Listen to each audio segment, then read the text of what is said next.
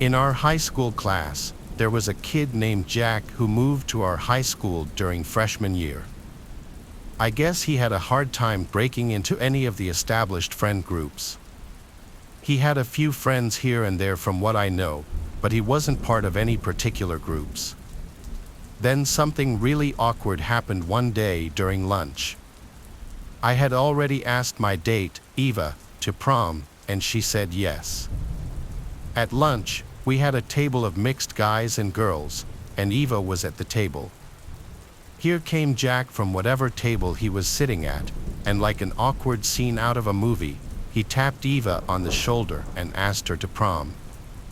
The whole table went silent except for one kid who cheered sarcastically.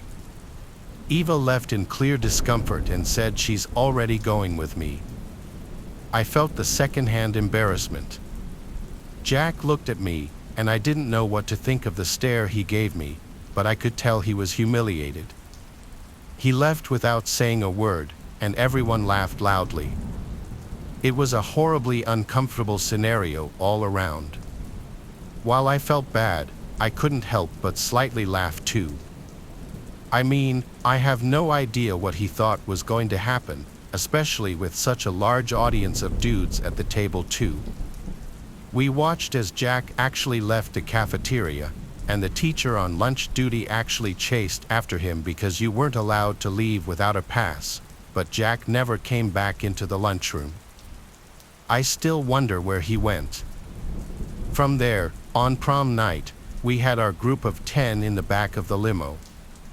The same 10 of us sat at the table together when at the dance. Everything was going as prom should, but then eventually that night, one of my friends told me, "Don't look now," but Josh was at that table eyeballing you. I waited like 10 seconds before looking over, and I saw Jack shooting a dagger at, I guess, Eva and I. I decided I'd go talk to him, but as I walked over to him, he got up and hurried away out of the dance hall. That was super weird, but I wasn't gonna chase after him. I went over to the table he was sitting at and asked a couple of the kids if they came with Jack. And they said no, he kind of just sat there randomly and wasn't saying anything.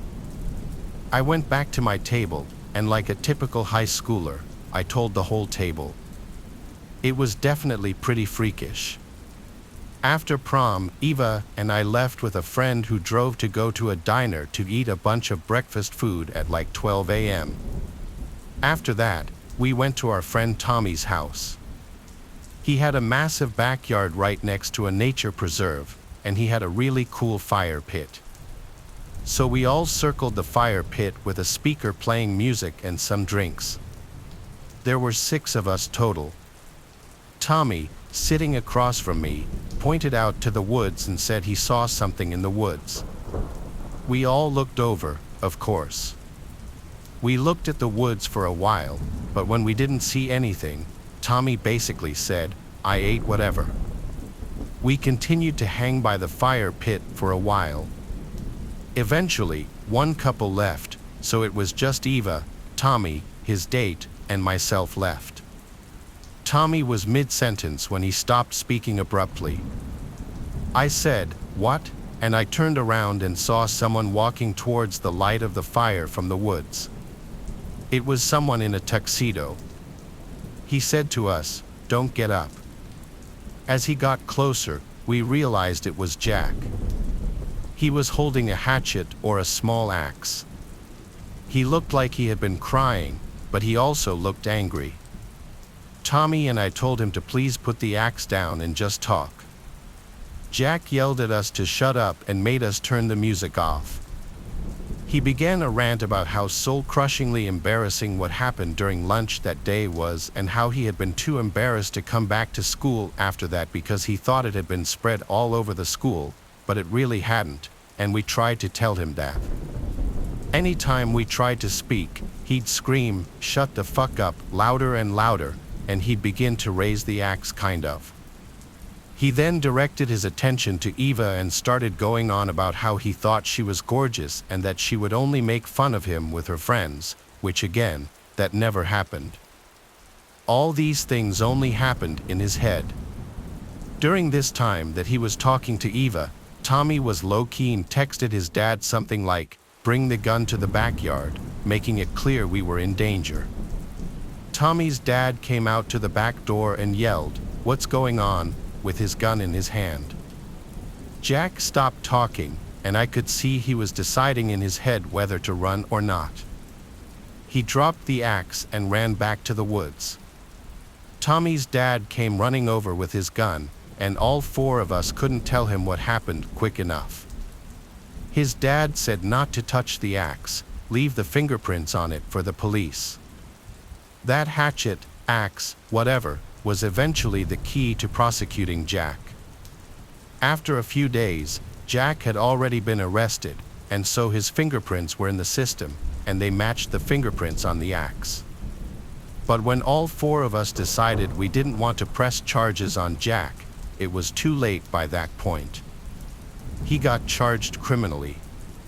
Tommy's friend said it was for menacing in the second degree.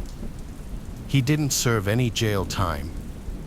I found Jack on Facebook shortly after this and reached out to him with a sincere message, not attacking him at all, and he read it.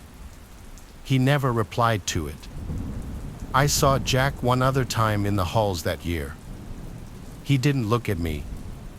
None of us ever saw him again after graduation. It was a dark, cold night when I got the call for a food delivery. I work as a delivery driver for a small restaurant in town. This call was different. The address was far from the town, near the forest. I had never delivered food to that area before. I put the food in my car and started driving. The road was long and empty. There were no streetlights, only the headlights of my car cutting through the darkness. Trees lined both sides of the road, their branches reaching out like long fingers. The wind blew through the trees, making eerie sounds. As I drove further, the houses became fewer, and the forest became thicker. I checked the address again. It was a house at the edge of the forest. I felt a chill run down my spine, but I told myself it was just another delivery. After driving for what seemed like forever, I saw a small dirt road leading into the forest. The sign had the same name as the address on the order. I turned onto the dirt road. My car bounced over the rough path, and the trees seemed to close in around me. It was so dark that I could barely see a few feet ahead. Finally, I saw a small house at the end of the road. The house looked old and run down. The paint was peeling, and some of the windows were broken. There was a dim light coming from inside. I parked my car and took the food out. As I walked to the door, I noticed how quiet it was. There were no sounds of animals or insects, just the sound of my footsteps on the wooden porch. I knocked on the door. There was no answer. I knocked again, louder this time. Still no answer. I felt uneasy. I looked around and saw no signs of life. I decided to leave the food on the porch and go back to my car. Just as I turned to leave, the door creaked open. A tall, thin man stood in the doorway. He had pale skin and dark, sunken eyes. He looked like he hadn't slept in days. He stared at me for a moment before speaking. I handed him the bag, and he took it without saying anything. I turned to leave, but then he gestured for me to come inside. I didn't want to go inside, but something in his eyes made it hard to refuse. I stepped into the house. The inside was just as old and creepy as the outside. The walls were covered in old wallpaper, and the furniture was covered in dust. The air smelled damp and musty. I sat down in a chair in the corner. The man disappeared into another room. I heard him talking to someone, but I couldn't make out the words. After a few minutes, he came back with another person. It was a woman, just as pale and tired-looking as the man. They watched me closely as I sat there. The silence was heavy, pressing down on me. I wanted to leave, but my legs felt like they were made of lead. They offered me some tea, which I accepted. The tea was bitter, and I struggled to finish it. They kept watching me, their eyes never leaving my face. I asked how long they had lived there. The man started talking about the house in the forest. His voice was low and monotone, and I found it hard to concentrate on his words. The woman just nodded along, her eyes never blinking. The longer I sat there, the more uneasy I felt. I noticed strange things about the room. There were old photographs on the walls, but the faces were blurred and hard to see. The furniture looked like it hadn't been moved in years. There was a heavy, oppressive feeling in the air. I tried to stand up, but my legs wouldn't move. My heart started to race. I looked at the man and the woman, but they just stared back at me with blank expressions. I felt a wave of dizziness wash over me. The room started to spin, and the edges of my vision began to blur. Suddenly, everything went black. When I woke up, I was lying on the cold, hard floor. The room was dark, and the only light came from a small flickering candle in the corner. The man and the woman were gone. I struggled to my feet, my head pounding. I felt weak and disoriented. I stumbled towards the door, my heart racing. The door was closed but not locked. I pushed it open and stepped out into the cold night air. The forest was dark and silent. I made my way back to my car, my legs feeling like they could give out at any moment. I got into my car and started the engine. The headlights cut through the darkness, and I drove back down the dirt road. I didn't look back at the house. I just wanted to get as far away from there as possible. As I drove back to town, I couldn't shake the feeling of unease. I kept checking the rearview mirror, half expecting to see the man and the woman following me. The road seemed longer on the way back, and every shadow looked like it was hiding something. When I finally reached town, I parked the car and sat there for a moment, trying to calm my racing heart. I told myself it was just a strange, creepy experience, but deep down, I knew something was very wrong with that house in the forest. I never took another delivery to that area again. The memory of that night still haunts me, and sometimes, when I'm alone in the dark, I can still feel their eyes watching me. This past October, I was talking to this girl I met at a party a month prior. For the purpose of the story, she'll be named Eva. We had been talking and hanging out like once a week for a few weeks. She wanted to do a bunch of October activities, so I came up with the idea that we go apple picking. She loved it, so we hopped in the car to take a trip to the nearest apple picking orchard, which was about a half-hour drive away, out of the suburbs and into the more rural part of the area. We live in Jersey, so there's an abundance of places to go, but I let her pick where. We were still about 20 minutes away, and we were driving down a scenic road with little to no traffic. We actually passed what appeared to be another apple orchard, so we turned down this dirt road up to a small wooden farm-like house. But there were no cars, no people, not even a little stand where people would go to pay to enter. It seemed it wasn't open for business, or maybe it just wasn't open to the public at all. The house was very poorly kept. It almost looked as though nobody lived there. As we walked around the property, Eva said she felt uncomfortable, so we got back in the car and continued the route to the originally planned destination. However, when we got there, this one was also void of people, though this one at least had a closed sign at the stand. I told her, what if we went back to that first orchard that looked almost abandoned and just go picking there? We'd have the whole place to ourselves. At first, she was hesitant, but I convinced her. So, I drove us back and found a low-key place to park on the grass by the woods. We walked through the crushing leaves on the dirt path. We were trying to be discreet, but that was out the window. There was a little wooden fence we had to hop, but it was easy. Once inside, we were hidden by the symmetrical rows of thick apple trees, but our feet were also covered in tall grass up to our shins. We started walking down the row of trees, filling the plastic bags we brought from my car with the best apples we could find. Though admittedly, there weren't many. There was a certain thrill in doing this, knowing we weren't supposed to. We had some fun with it. I was launching apples up in the air, and then I would start pretending like I was going to throw apples at Eva. She started screaming and running off, telling me to stop. She cut through a couple of trees to another row, and when I got to the other side, I didn't see her. "Where are you?" I said. She called back, "I'm picking my own apples," and she actually sounded like she was a few rows over. I apologized, laughing and telling her I'd stop, but she didn't answer.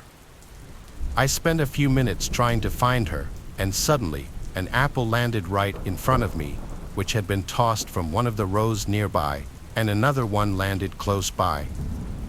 I yelled, "Stop," because I was actually afraid of getting hit in the head. I ran through a couple of trees, and each row I'd pass, I'd look left and right, trying to find Eva. I went down this row, went through the first couple of trees I could fit through to get to the next side.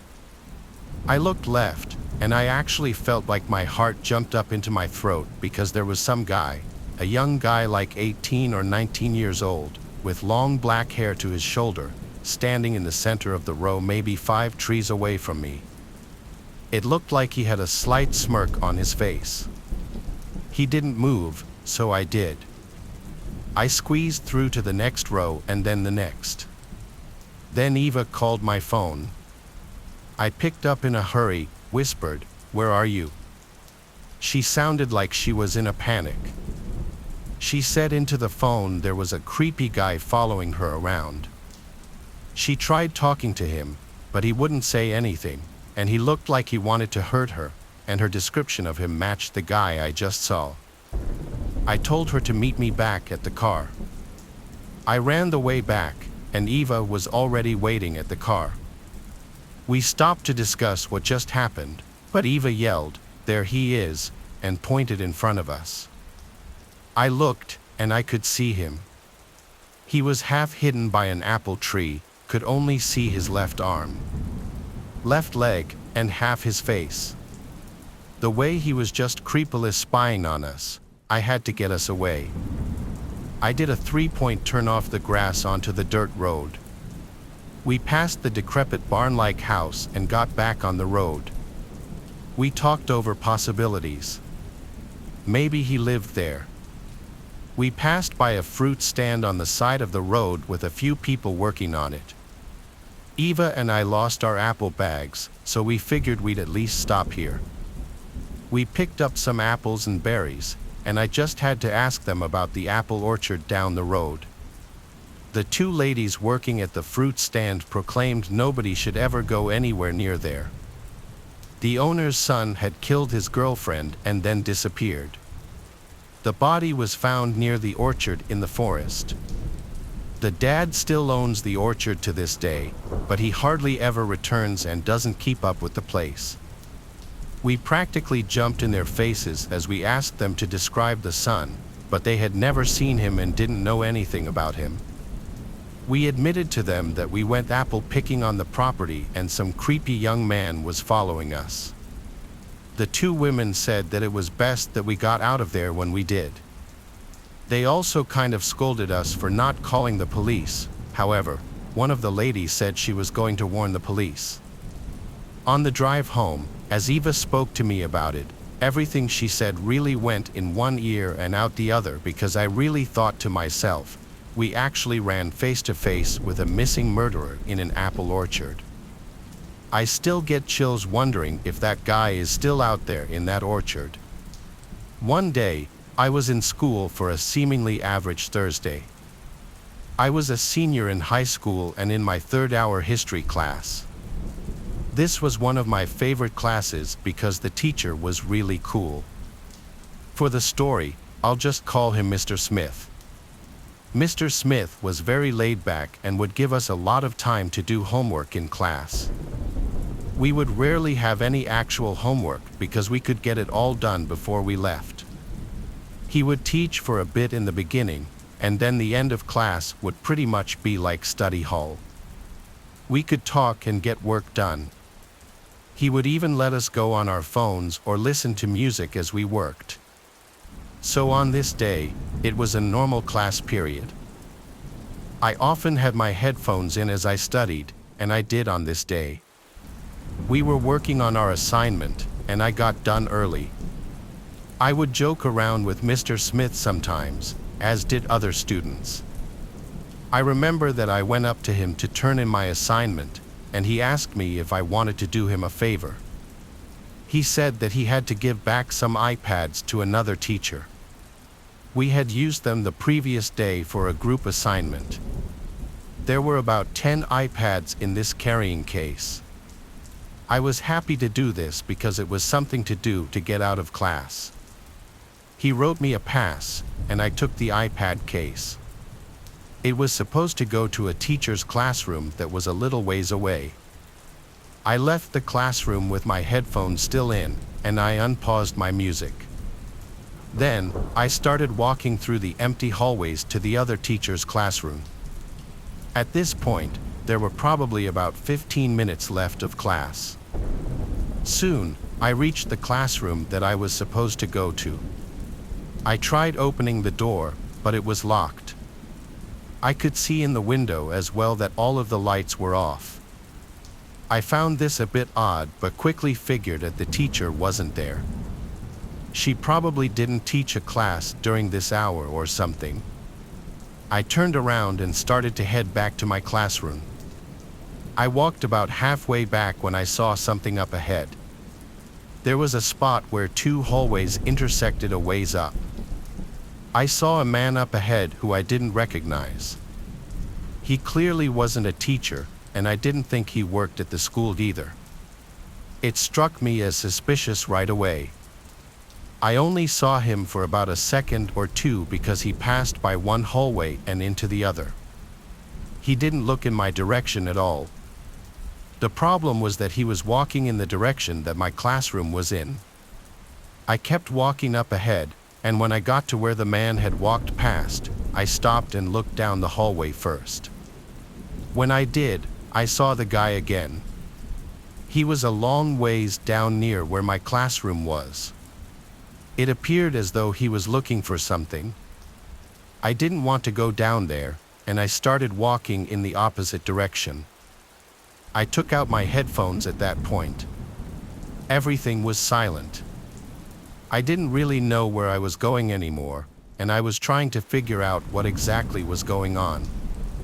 After walking around the empty hallways for like 5 minutes, I thought maybe the man was gone by then, and I started heading back for my class. When I got back to the hallway where I had last seen him, he was gone. I was just glad to see this, and I started walking down the hallway for my class. Just a few steps later, though, I heard footsteps coming from behind me and around the corner. They were going towards me, and there were some bathrooms right there, so I just went inside. I didn't know who the person was, but I really didn't want them to see me. By now, I figured that they weren't supposed to be in the school. After going inside of the bathroom, at first, I just waited inside, but when the footsteps got closer, I moved into one of the stalls. The guy passed by and did not go inside. I waited a little while longer before looking out of the bathroom. When I did, I saw that the person was a ways down the hallway once again near where my class was. I left the bathroom and quickly tried to walk to the other hallway away from this guy. I must have been loud or something when I did because as I was walking, I heard movement behind me. I looked and saw the guy looking right at me. He turned and started walking in my direction. The guy was really far behind me, at least over 100 feet. I walked as quickly as possible out of that hallway and took another one. By this point, I just wanted to get out of the school or far away from the guy. I walked down that hallway for a while and then took a left to another one. I was going to the stairs to go down to the first floor. As I approached the stairs, though, I heard somebody coming up the stairs. I stopped and didn't know who this person could be. When they came into view, I saw that it was a police officer. He asked me what I was doing, and I asked him what was going on. He told me that the school was under a lockdown, and they were searching for a suspicious man. I pointed him in the direction that I had last seen him. Then I went downstairs and saw several more officers. I showed them my student ID, and we found a nearby classroom, and I had to wait inside there until the lockdown was over. It lasted for probably about 15 more minutes, and then it ended. We were let out, and by then, it was time for the next class period. I'm not sure who that guy was or what he was even doing. I also don't know how he got into our school either. I hadn't been able to hear that we were going into lockdown, though, because my headphones were in and I couldn't hear anything. Looking back, if I would have known, I would have tried to go into any classroom. I don't know what would have happened to me if that guy caught up with me either, but I'm glad I didn't have to find out. When I was 18, I was very immature and naive. I was kind of a jerk when I was on the road, honking whenever I got impatient, borderline cutting people off. Looking back now, it was very stupid. If I ever have kids, I'll be that much more strict with them as far as their driving. That being said, I did drive a lot for someone my age. I went away to school 5 hours away from home. No matter what day of the week, traffic always gets atrocious the closer I get to home. So during breaks, I'll drive home at night to avoid this. What goes from a 4 to 5 hour drive down to a 3-hour drive? It was the beginning of winter break as the fall semester just ended. All my friends left for home on the same day. I just waited till later on in the night to head out because there's nothing I hate more than traffic. I used to drive a Mazda 3 that I would beat the ever-living crap out of, and admittedly, I used to be known for driving my car to a near-empty tank consistently. People would comment on it whenever they'd be in the car with me, and I'd always assure them that the car would still have at least 30 miles to go even after the needle would hit E. I found out the night I was driving home from school that I was wrong. I was only like an hour into my drive on the interstate. The needle was on E, and I was pushing my luck waiting for a gas station sign instead of looking up the nearest one on the map. The car started making these weird sounds suddenly and jolting, and that's when I realized I may have actually run the tank empty this time. I got off the first exit ramp and hoped it would lead right to a gas station. This exit was dark though, with no street lights, and there were just woods on either side. I was scared to slow down and lose my speed because I didn't know if I'd have enough gas to find a gas station. I blew through the stop sign at the end of the ramp and made a sharp left turn on the intersecting road, which was another dark road surrounded by woods. I was screwed. The car eventually came to a stop, and the engine died. Things only got worse when I took out my phone and saw I had no bars. I have T-Mobile, which is the worst possible reception anywhere far from a major city. I tried calling 911 because I was stupid and thought that 911 works even without reception. Of course, it didn't. I was terrified because I didn't know what to do. I turned on my hazard lights and just waited for someone to pass by. It was a long time before I saw headlights approaching. When I did, I flashed my headlights at them, and they passed me, made a U-turn, then pulled up on the grass behind me. I didn't know who was getting out of that car, though, and I was an 18-year-old defenseless girl. I just cracked the window down a little bit as this man approached my car. I told him I needed help. I ran out of gas.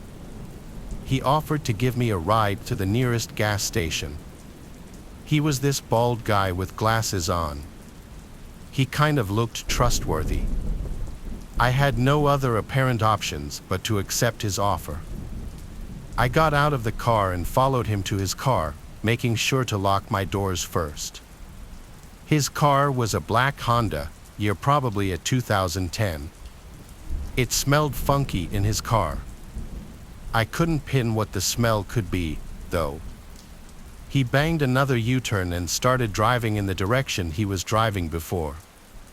He made conversation with me, asking where I was from and basic questions. I was honest with him that I was driving home from school. He said he lived in the area and that they don't get too many out-of-towners getting off the interstate for this quiet little town. The route we were taking lacked any buildings anywhere. It was just woods everywhere. I asked if he knew of any gas stations, and he said yeah, just a ways up the road.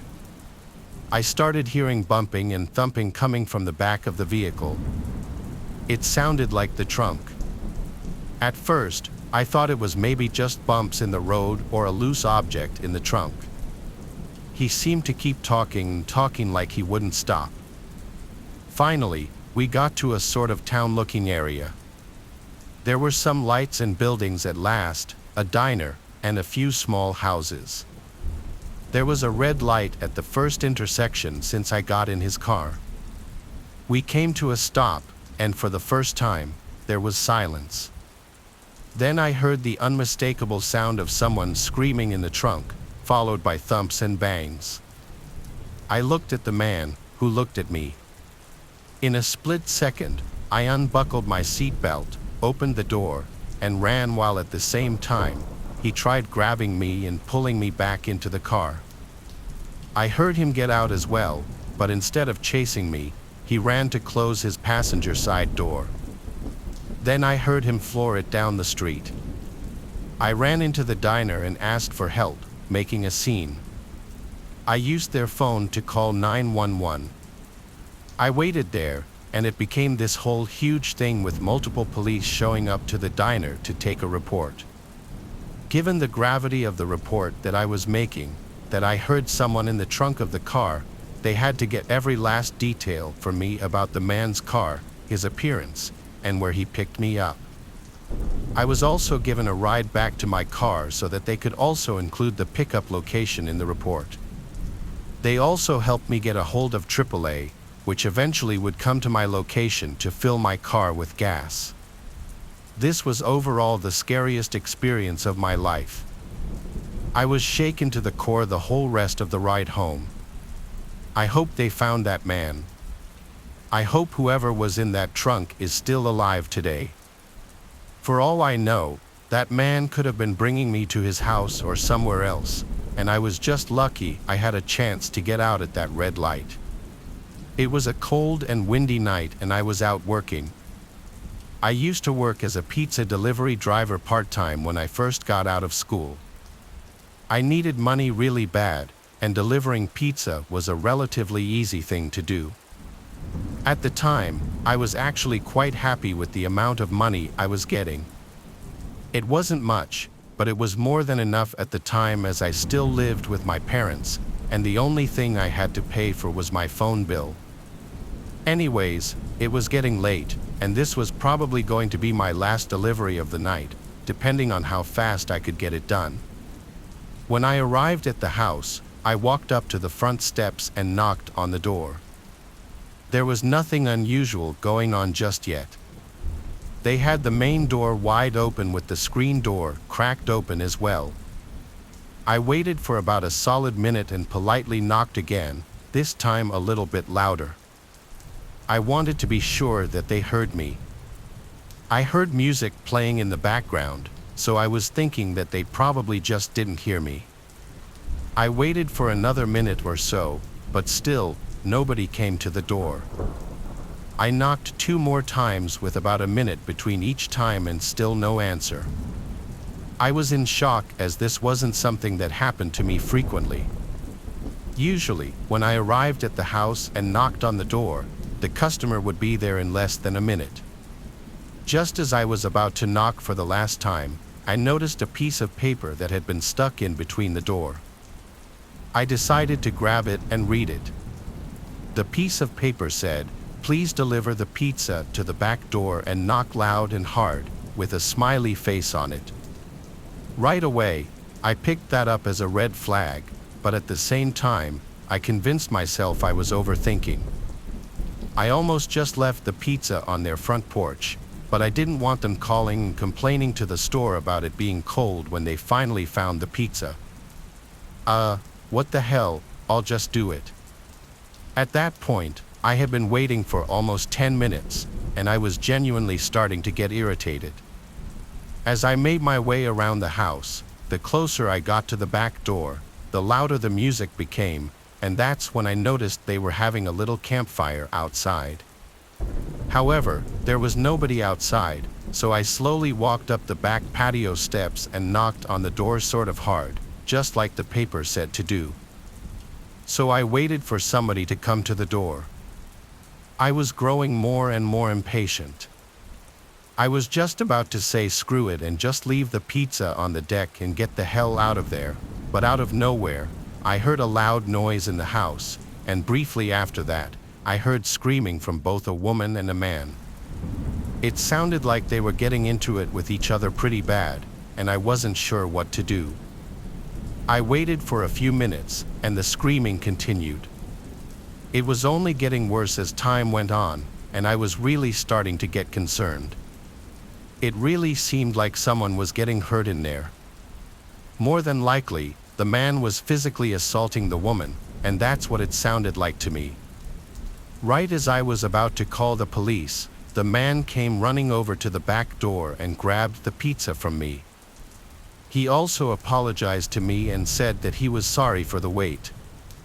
I told him it was no big deal and asked him if everything was okay. He was trying his best to act normal, but the way he gave me a response and from what I was hearing a few minutes prior, I knew he was lying to my face right through his teeth. "Look, man, here's $50. Please just accept my money and go. What's going on here is between me and her, and it's none of your concern." I then looked at him with a really unsettling look and told him that I didn't want his money and started walking away, already knowing that in the back of my head, I was going to call the police when I got to my car. When I made it back to my car in the driveway, all of a sudden, out of nowhere, the woman came storming outside in my direction and started begging for help. She had been beaten so horribly you would not believe it. Both of her eyes were so swelled up that you could barely even see her left eye at all. She was crying, and she had bruises all over her body, and she was bleeding from her nose and her stomach. She told me that he had sliced her stomach with a knife and that he threatened her with a gun. She said she managed to get away from him by hitting him in the head with a hammer. She then ran to the other side of my car, got in the passenger seat, and told me to drive off. She was freaking out and screaming, telling me that we needed to leave before he came out there and killed us both. She was literally begging and screaming that I help her get out of there. So we drove off, and she called the police using my phone. I took her with me back to my work, and my boss was very understanding after I told him the situation. I ended up quitting the very next day, though, as it was just too much for me to cope with. I thought that I was better off looking for a different job, something that would be safer. You know, the woman who I rescued, Angie, called the police with my phone as soon as she got in the car, like I said. By the time the cops arrived, Thomas was dead. The man killed himself by shooting himself in the head. Thomas had been abusing Angie for years, and she had no way of escaping it. She didn't have a phone or any friends in the area, and he had been keeping complete control over her for the past 2 years. Apparently, She was pregnant, and Thomas didn't want to be a father yet, and that's what started the argument in the first place. He most definitely tried to kill the baby, but to no avail. Angie and I are now good friends, and we have each other on Facebook. I reached out to her recently to ask her how things were going, and she said she couldn't be happier and that she's in a new relationship with someone that truly loves her and cares for her. She even sent me some pictures of her and her daughter, and they seem to be in a much better spot now, which makes me happy. The town I grew up in was pretty country, to put it lightly. Nothing but farms, crops, abandoned churches, and ugly worn-down houses. Everyone around us was pretty broke. Property taxes were like $1,000 a year, if that. With that came a lot of sketchball characters. Hell, even our neighbor was a weirdo, nice but weird. We weren't well off ourselves, but things at least got a little better for my family when my siblings and I were old enough to work too. When this app Hot or Not was still a thing many years back, I matched with this girl Laura, who I started seeing for a while. We matched in late summertime and we were seeing each other through September. Already this was early October, Laura and I were looking for a nice cheap date to go on. Really, there wasn't much to do around there. We've gone on hikes, explored, and gotten food, not much else going on. So we took a new route in the car this day, somewhere neither of us had been, just to find something.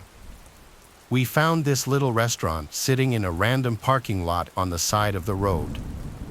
It had outdoor seating, so we went there. It was a warm, cloudy day when we arrived and got seated at a table outside the restaurant. We were there for 45 minutes to an hour, and after leaving, it grew noticeably foggy out. We continued to drive down this route we'd never been down before, a really desolate road with just open fields and farmland on either side with occasional patches of trees and woods. Then we passed something different. It was a sign for a pumpkin patch, only it was a very cheaply made sign. It wasn't some big billboard or anything like that. It was a wooden picket sign that said, "Pumpkin picking this way," and an arrow pointing to the right. Right behind the sign was a dirt driveway cutting through the field. Through the fog, we saw a house that the driveway led to, so in a spur-of-the-moment decision, we both agreed we wanted to check it out because why not, and drove off the road down the driveway.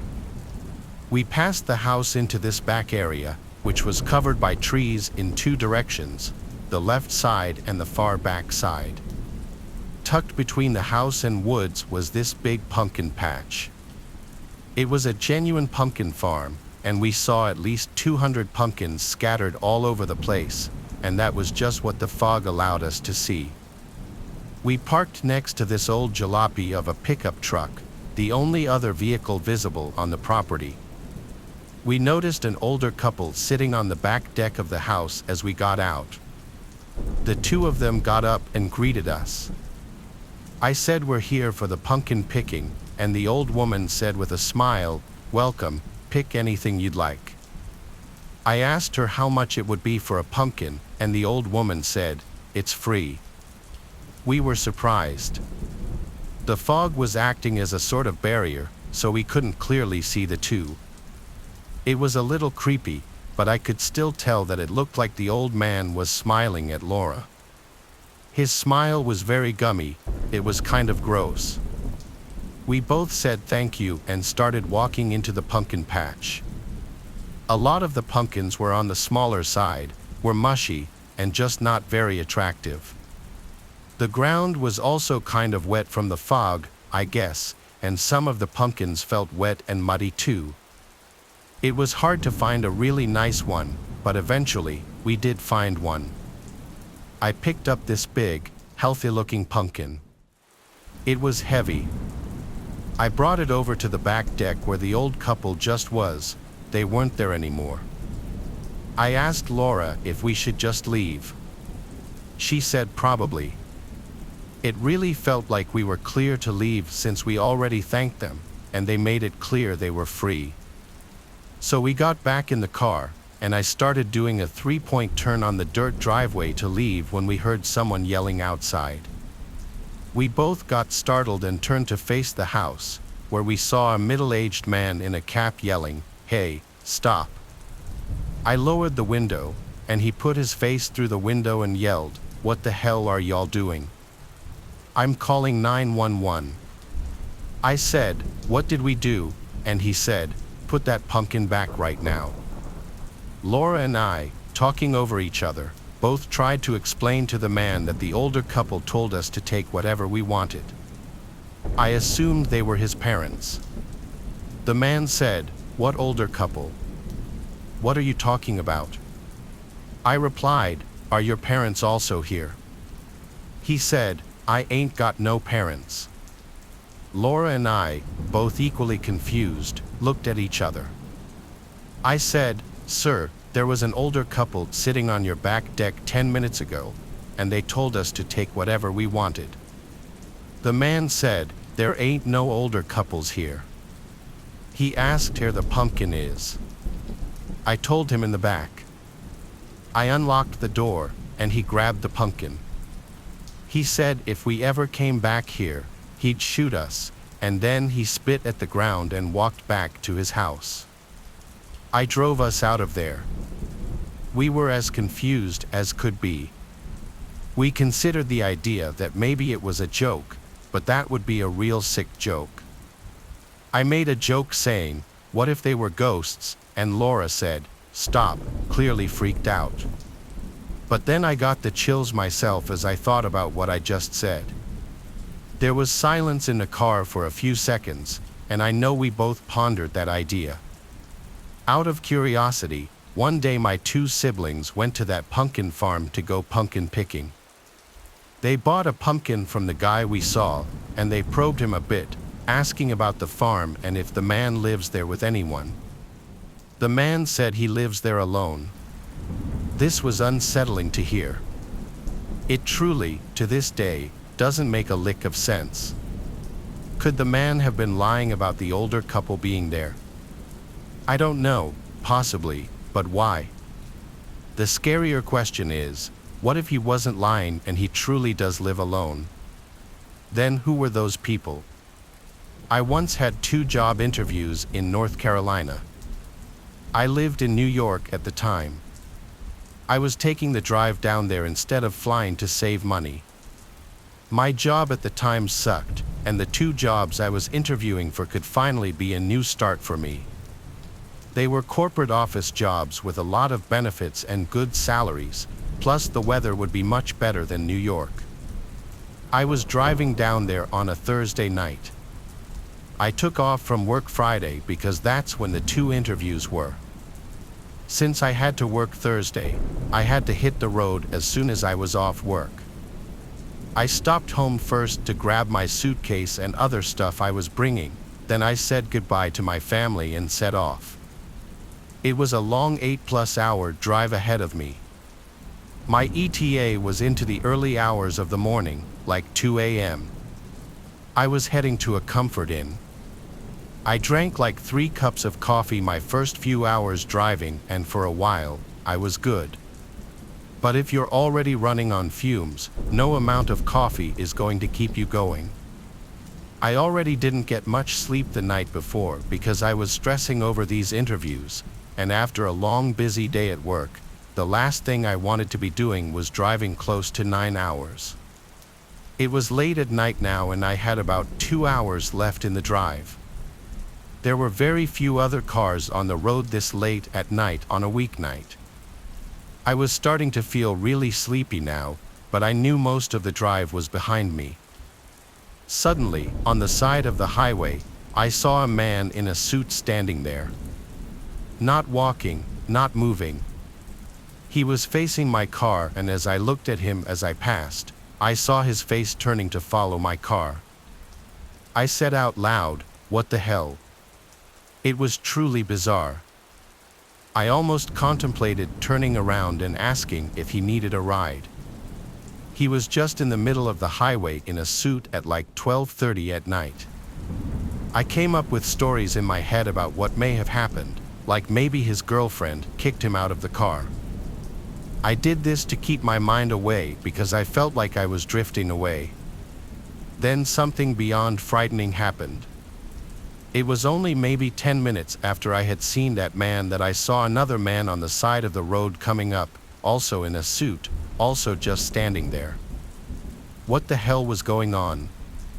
I slowed down to pull to the side of the road and possibly ask if everything was okay and maybe offer a ride. I don't know what I was thinking, but either way, when I was on the shoulder, almost to a stop, I looked in a rearview mirror and then turned around completely, and that man was gone, as if he just disappeared. I stepped on the gas and got back on the road. I was losing it. I needed to stop for another coffee. I had about an hour and a half to go at this point. I stopped at the first pit stop I could find and bought a medium coffee. I drank a few sips, but as I was sitting in the rest area gas station parking lot, I spotted a man in a suit again standing under a light post. Same man. This time I got a clearer view of his face. He looked like a middle-aged white man. Short, dark brown hair, clean-shaven, and a neutral expression. But it was the way he was once again facing my car that freaked me the hell out. I turned the car on and got out of there without looking back. I wanted to complete this drive, but the coffee wasn't doing it. I felt like I was going to pass out behind the wheel. I wasn't gonna make it, so I pulled off the highway and parked in a random parking lot. I angled the seat all the way down, and I attempted to go to sleep. As tired as I was, I couldn't help but be scared in this empty parking lot, scared that if I opened my eyes I would see that man in the suit again. I was drifting into a sleep when something made me wake up again and open my eyes, probably my mind playing tricks on me again. I looked around the outside of my car, scared I was gonna see him. I looked out each window and then the front windshield, and it was clear. Then I looked in the rearview mirror and I felt my soul leave my body for a second, because there I saw for a second a person in the back seat was the man in the suit again. But I didn't look long enough because I opened the door, screamed, and fell backward out of the car. As I crawled back, I kept screaming until I finally got up, looked inside the car, and saw nobody. The back seat was empty. As I came to my senses, I realized my mind had been playing tricks on me all night. There was no man in a suit, I'm just completely exhausted and need to sleep. I got back in my car, my heart racing. Honestly, now though, I was too awake to go to sleep. I turned the car back on and finished my coffee and banged out the rest of the drive. By the time I checked into the hotel and got to the room, I fell into the bed and passed out right away. The next day, my first interview was at 11 a.m., so I didn't get much sleep, but I definitely felt somewhat recharged. However, the second my interviewer walked out to greet me, I froze up. My interviewer looked identical to the image of that man in the suit I kept hallucinating the night before. I know the interviewer noticed me freeze up. I could see it in his face. I tried to recover from this, but it set the tone for the rest of the interview and I was completely nervous and out of it. I felt like I was in a dream. I left that interview with only an hour to get ready for my next one. My next interviewer was a woman. I did much better with this one because I actually got the job. I still work here and live in North Carolina now.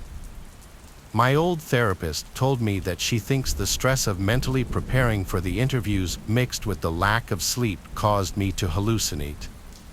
The main cause of my fear and stress was that I hallucinated a man in a suit because that's who I pictured would be interviewing me. I feel like it doesn't sound too far-fetched, but it doesn't change how downright horrific the whole ordeal was. This is something that happened back when I was a 10-year-old kid. During this time, I lived with my parents and sister in a very populated neighborhood. It was a residential area with countless streets, houses, and parks. Every year on the 4th of July, there would be a huge parade. The parade route would go down our street every time, so we would go outside, sit on the edge of the yard, and watch it. Our house was somewhat uphill from the road, so the yard slanted down a little, giving a good view of the parade. The parade would be sometime in the late morning, and I remember on the year of this story, we went outside a while before it started. Some people had already started to gather around and sit on the curbs of the street and such. We went to our usual spot, and I remember that my sister and I would always go really close to the street. Soon, the parade started. I enjoyed it because a lot of the people in the parade would toss candy at the kids, and I would get a bunch every year. The parade was ongoing, and there were tons of people involved. There were a lot of floats as well as people walking. The first strange thing I noticed was a guy dressed in a red, white, and blue jacket with a long beard. He was walking and waving to people, but then, when he went past us, he appeared to walk into our yard. There were these two huge trees at the end of our yard. Well, one of the trees was in our yard, and the other was on our next-door neighbor's property technically. He sort of went between the two trees, and I didn't really know what he was doing there. That area is sort of out of the way because there was also a really big bush nearby. Yet, with all of these people around, I couldn't be the only one who noticed him, but it kind of seemed like I was. He went out of my sight, though, appearing to go into our next-door neighbor's property. I went right back to watching the parade and forgot all about it. As a kid, I didn't really think too much of it. The parade went on for probably another 20 or 30 minutes. And I had forgotten all about the man. When the parade ended, people slowly started to clear out. My family was going to my grandparents' house, who lived only a couple of miles away. We went back inside for maybe an hour and then left. So, we were at my grandparents' until probably around sunset. At that time, I remember we left and headed back home. After the probably 5-minute drive back to our house, we got out of the car and headed inside, but when we got to the front door, we noticed a couple of things that were strange. One was that the screen to our house was open a little. We had a screen door and then an actual door, and the screen door would never shut all the way unless you forced it shut, which we always did. So, it seemed as though somebody had been to our door. Also, there were some flowers planted below a window out front, and some of them appeared to have been trampled. We realized somebody had been in our yard while we were away, and this person had either tried entering our front door or had knocked on it. We figured that with it being the 4th of July, there were probably a lot of people out in the neighborhood. Many people on the street were having barbecues and that sort of stuff. It's possible some people were just messing around and cut through our yard or something. Perhaps some teenagers or drunk young adults did it. Either way, we went inside the house, but were a little bit nervous. However, after turning on all the lights, everything seemed to be just fine. I quickly felt much better and was no longer worried. We were going to go out into the backyard and play with some sparklers. We were also going to have a fire in the small fire pit that we had in the yard and make s'mores. I can't remember what my parents and sister were busy doing inside, but they said that they would be out in a minute. I decided to go out into the backyard first. I went into the dark backyard, which was only lit by a light in the back of the house. When I got back there, almost instantly after closing the back door, I heard a noise. I really wasn't sure what it was, but I knew that a bush had moved. In our neighborhood, with how populated it was, we really didn't get many animals, maybe an occasional rabbit and lots of squirrels, but whatever made this noise was definitely much larger. I looked over in the direction but did not see anything. There were several trees and bushes in the yard all around, and it wasn't well lit. I stayed out there, and after a few moments of nothing, I convinced myself that it was just some sort of an animal. I started to walk around the yard just waiting for my parents and sister. During this time, I was walking near the back of the house when I saw something. There was something blue on the ground underneath a bush.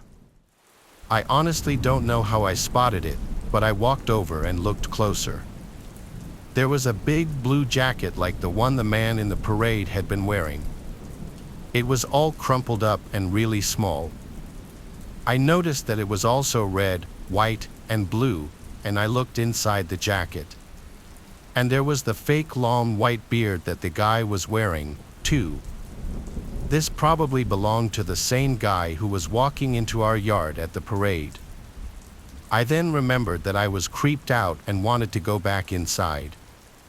Now, when I moved away from the bush, that's when I saw the guy. There was a man standing at the far back of our yard near the fence, and he was walking slowly along the edge of it. I quickly ran to the back door and went in. I locked the door behind me and found my parents. When I told them about the guy, they called the police. Then, we waited inside without hearing or seeing anything from the man. When the police got there, they searched the backyard, but the man was gone. His things that he had hidden in the bushes were also gone. After the police left, I was pretty nervous the guy would return, but he didn't. I think that when he noticed I saw him, he must have decided to leave. I don't know what would have happened if I hadn't noticed him. This happened a few years ago. I was hosting a 4th of July party at my house. It wasn't actually the 4th, but it was the weekend of the 4th. I live in a smaller and older house not far outside of the city.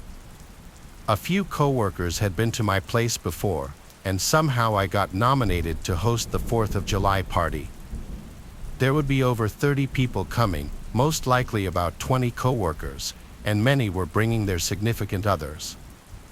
My house has 2 stories and a small front yard and a small backyard as well. The entire backyard is basically just a patio. There's a few feet along the west side of it that's grass.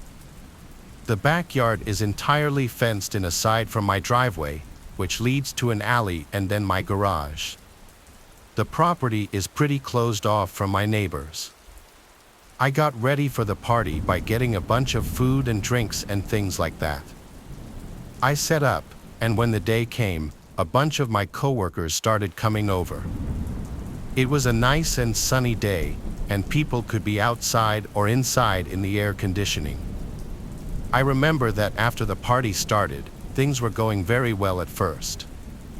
Everybody seemed to be having a good time, and I was outside but then went in. I was talking with a few people in my house for a while when I went into the kitchen.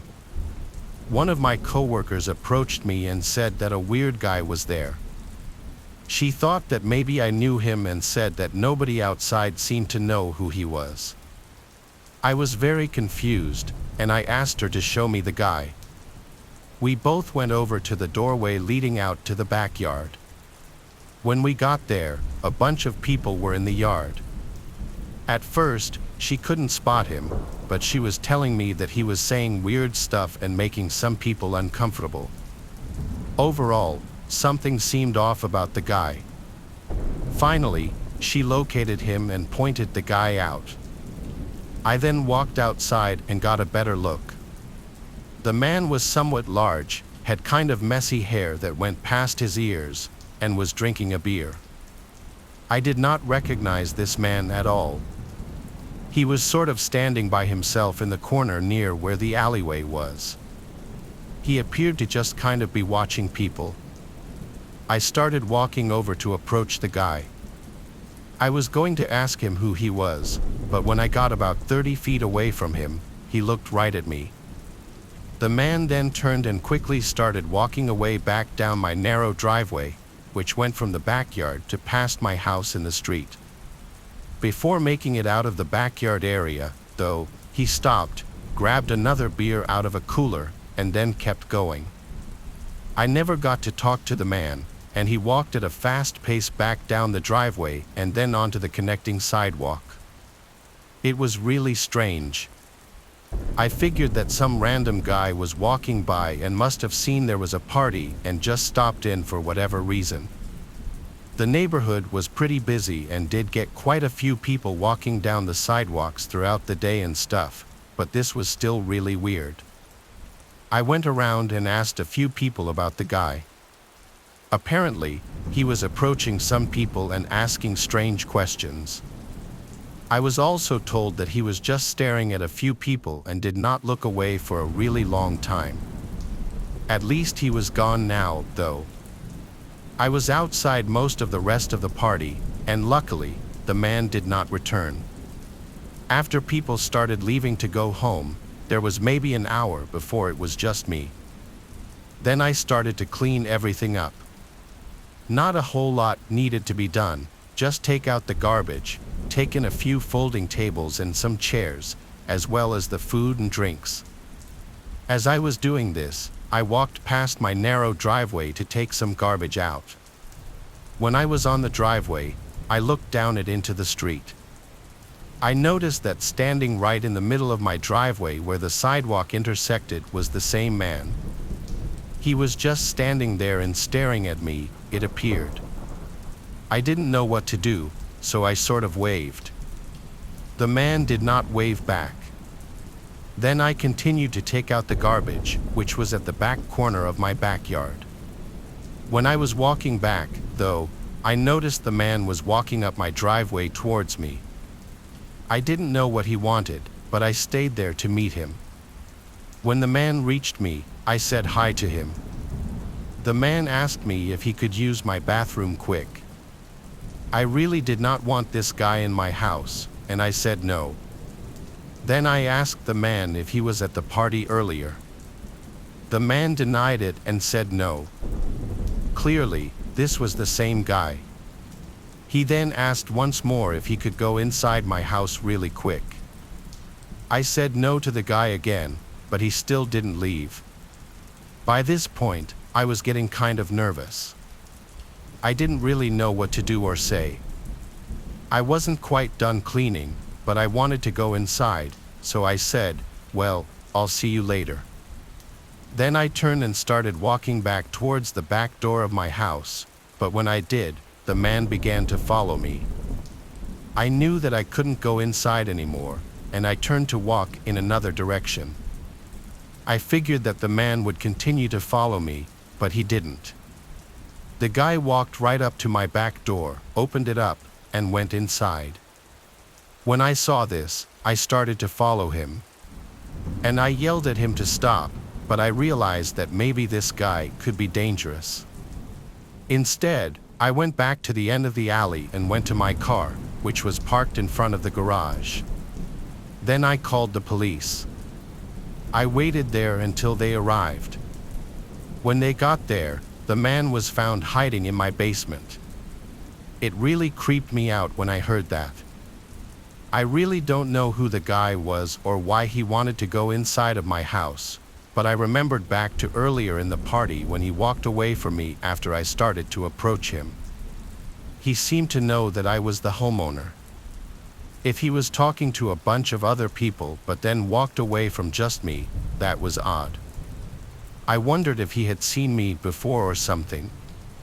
I'm really glad that I didn't go back into my house after him. I'm not sure what he was capable of. This is the story of my freshman year in college. I went to a smaller university. There were only a few thousand students that attended it, so the campus wasn't very large. But I liked that about this place. However, my first year I had to live in the dorms to save a little bit of money and maybe make a friend. I chose to have a random roommate. This decision backfired. I didn't know anybody at the college when I got there, and the first person that I met was the roommate. He told me that his name was Dermot. Dermot was a strange guy overall. He was rude, unfriendly, and he never left the room other than to go to class. He was not at all the type of person that I would normally hang out with, and by the second week, I had given up all hope of being friends with him. I had a TV and a PS4 that I brought with me to school, and Dermot said that I could never use it because it bothered him. He also demanded that all lights be off after dark. I tried to reason with him once, but he threatened to report me to the dean of students. I wasn't scared by the threat. I didn't really think they would do anything. But I would rather just try to get along with my roommate instead. I would do my studying in class buildings around campus. I made other friends at college pretty quickly, and when I was talking with them about Dermot one day, they suggested that I get a new room. I hadn't even realized this was an option until they told me, so I put in a request to get my own solo dorm room. I was told that when one came available, they would contact me. About 2 weeks later, so now about a month and a half into the school year, I was contacted. I was told that I could move into a different dorm building that was across the street. This building was a little bit newer and nicer. It had a room that was available, and I accepted it. I decided not to even tell Dermot. I didn't know if he would be happy or sad about it, but I didn't want him thinking that I hated him or something. So one day, when Dermot was gone at his classes at a time that I didn't have class, I packed up all my stuff and just left without saying a word. My entire half of the room was now gone. I moved into my new building and got my new room. It was so nice to finally have a place all to myself. I could watch TV, play PlayStation, and not have any complaints. I could even have my friends over to hang out. However, I did want to be careful not to see my old roommate Dermot. Like I said, it was a small campus, so there was a chance that we would cross paths. If we did, I didn't want him to ask me why I left or something. I was careful to avoid him, and I didn't see him at all for a couple of days. As for my new room, at first it was great, but on probably the second or third night that I was there, something happened. I was playing video games late at night, and I heard somebody try to open my door. It was locked, so it didn't open. After a few seconds, I got up to look out of my peephole. When I was walking towards the door, I heard somebody knock on it. There weren't even that many people that knew I lived here yet, so I found this to be really strange. When I got to the door, I saw Dermot standing there. I did not want to answer it, and I quietly moved away from the door. He knocked one more time, and I didn't answer that either. I was really creeped out. I mean, how did he even know that I lived here? I didn't tell him, and I wasn't friends with him on Snapchat or anything where he could see my location. This was really strange. I went back and looked like 15 minutes later, and he was finally gone. I didn't know why he came here. There was no reason that I could think of. Well, the next morning I got up and had to go to class. When I left my room, I walked down a couple of hallways to get to the front of the building. In one of the hallways was a sort of lounge study area. When I was approaching it, I saw Dermot sitting in one of the chairs there. I couldn't believe that he was in my dorm building. He didn't live here. I didn't know what he was doing. I turned around and left out of another exit. I thought maybe he was following me. It was really, really strange. Later on in that same day, I was walking on campus, and I happened to notice him again. There were a lot of other people walking around, and I saw him a ways behind me. I walked back to my dorm building, and he seemed to almost follow me there. He wasn't walking close enough to follow me inside or anything, but I was very suspicious when I noticed. I got back in my building and was wondering what this guy's problem was. Well, that same night he was back at my room once more. I was up late, and he tried entering. It was locked like always, and he then knocked on the door. This time it was louder than before. I didn't answer, but was watching him through the peephole.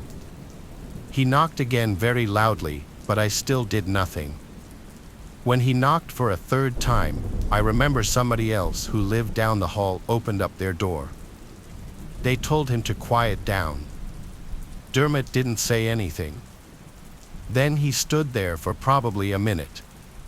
After that, he backed up a step and then kicked my door extremely loud and hard. I was honestly afraid that the door might break, but it didn't. Dermot then turned and stormed off. After this, I made up my mind that I was going to report him, and the next day I did. Somebody must have talked to him or something because I stopped seeing him after that, and he did not return to my room. I was still very suspicious that he would follow me around or show up again or something for like a month, but luckily he didn't. A while after this, I met somebody that used to know him. They weren't really his friend, but had several classes with him. They told me that he had dropped out and also said that his name wasn't even Dermot. None of these things really surprised me. I'm not sure why he gave me a fake name, but he was a weird guy. Looking back, I'm really glad that I moved out when I did. This particular story took place when I was in the Air Force and stationed in Louisiana. This story took place a few years after I had been stationed there. I first arrived at this base in 2005, and upon my arrival, I, along with many other new troops, were greeted with many different stories of horror. There were stories about a man in a top hat who walked a dark, long, and narrow dirt road on the outskirts of a storage facility area. There was another story about a crazy man who was hit by a patrol car and ran off into the woods next to the same place. But my story relates to a separate story that was told to me. It was my second night on shift, as I recall. I was posted with an airman who had been there for several years. He gave a rundown about some little girl who had been visiting her father when the storage area we were working in was being constructed, which was well before any of our time. The story went that the little girl was playing on some of the structures while her father was working but had fallen to her death by slipping off the edge at the top of the structure itself. Most of the story didn't make sense to me at the time, but regardless of the facts, it still scared the out of me. To make matters worse, the airman had taken me to the exact place where the supposed story took place. He would shut off the engine and turn off the music as we just sat there in silence. He startled me a few times, but nothing ever happened. Now skip forward about 3 years. I was scheduled to work that particular spot of the base this night. Keep in mind that I'd been visiting this spot for years now, but at this point, the storage area had been completely closed down except for a few minor areas, which required us to do physical drive-throughs and checks of this area. The shift itself started out rather shitty. Me and my Steven partner had been given a cattle truck to do this patrol, as our normal vehicle was in the shop for maintenance. Yeah, I'm not kidding, a cattle truck. I know this part doesn't seem very important to the story at the moment, but it will tie into the story eventually. So to save on time, let's skip forward a few hours. We were scheduled to do 3 random checks of the storage facility that night, and we had already completed 2 of the 3 prior without any issues. So, come about 4 o'clock in the morning, we decided to do our last check. Seeing as all the main maintenance guys had gone home for the night in this area, the only way to access the area was with 2 very large separate gates, which took forever to open. We piled in, locked the gates behind us, and continued on our way. Steven was driving during this check, and I was the spotter who used the flashlight to check the lock on each structure. An important detail that I left out, which may be necessary here, is that the story of the little girl had taken place on a road within the storage area, which we called Echo Street. By this point, everything was fine, and we had finished our rounds. Steven made the final turn down Echo Street. We had both been pretty talkative during most of the night, and we were just shooting when I got an uneasy feeling. Something felt different, but I couldn't make out what it was. We were about halfway down the road when things became almost completely and frighteningly silent. Even the rumble of our cattle truck and the faint noise of the radio playing seemed to become less audible as we approached the structure from my previous story. And I must stress at this point that even telling or typing this part still brings a chill down my spine and makes my eyes tear up in fear. But as we approached the structure itself, I turned my head to the outside of the window opposite the structure, and out of my left ear, I heard a sound that nearly caused me to piss myself. It was the sound of a person groaning or moaning in distress, sort of like the moan of the girl from The Grudge. Yes, I'm very serious. The faint, creepy moan began to ring inside the cab of the truck between the two of us, in between the dark emptiness of the middle seat. I felt my blood turn cold, and I quickly turned to Steven and yelled, "Dude, cut that out." Steven turned to me with a confused look on his face. At this point, he began to take his foot off the accelerator and asked, "Am I going too fast?" I remained silent for a moment, with my hand in a pausing gesture, and I listened. I heard the noise again. My partner interrupted and asked, "What's wrong?" I quickly turned the music off without saying anything at first, and then I whispered to him, "Do you hear that?" He stopped the truck in confusion and listened closely. It was almost dead silent for a second or two when we both heard at this time that long, chilling groan of a woman. It echoed in my ears. It sounded like someone was struggling to breathe and taking in a giant breath of air while someone was trying to strangle them. The sound was beyond terrifying, and the fact that I wasn't the only one hearing it only made it more of a horrifying experience. I found myself beginning to ask him my original question again, but he quickly interrupted and said with a strong sound of fear in his voice, "What the is that?" We stupidly waited to see if we could hear it again. The rumble of the gates on the back of the truck was easily heard and recognized as they made a sort of metal-on-metal clatter, and the diesel engine had that typical rumble as well. But in between both the noises, we heard it again for the final time, that groan. It sounded even louder, but this time it sounded like it was coming from both inside and outside of the truck, like we were being surrounded by whatever was making that noise of distress. Without even making a peep, Steven put the truck in drive, and he hauled our asses off that street quicker than I have ever gone on any other street, and that entire base veered us off the road to speed back. He nearly flipped the truck going around a curve, but it didn't bother us one bit. We were both in an unspoken agreement that we wanted to get out of there quickly. We got to the two gates again, and I hopped out of the truck as fast as I could. Steven watched my back as I quickly opened both gates. He jumped back into the driver's seat, sped out, and waited for me to close both gates as well. Once we completed that task, we quickly returned to the main part of the base, and we requested to meet with our flight chief to tell him what had happened.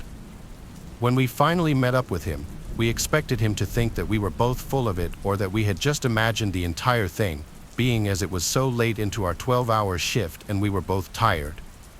But I clearly remember him saying to both of us, "I completely believe you." As a matter of fact, I had something like that happen to me twice, once in that same place and the other in that building behind you, as he pointed at our jailhouse. Again, I know that sounds completely cliché with that grudge-like moan we had heard, but it honestly happened, and it still brings those tears of fright into my eyes every time I tell it.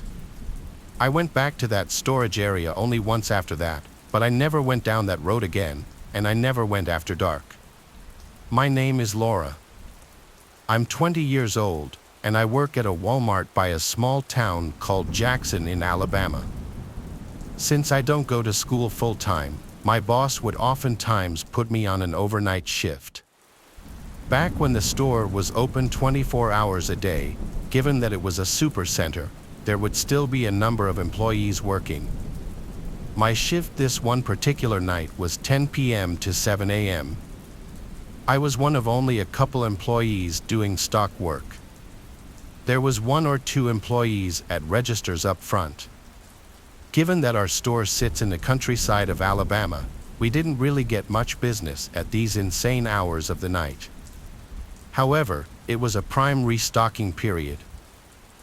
I didn't personally know the other employees working that night, but it's not like we'd run into each other in the giant store anyway.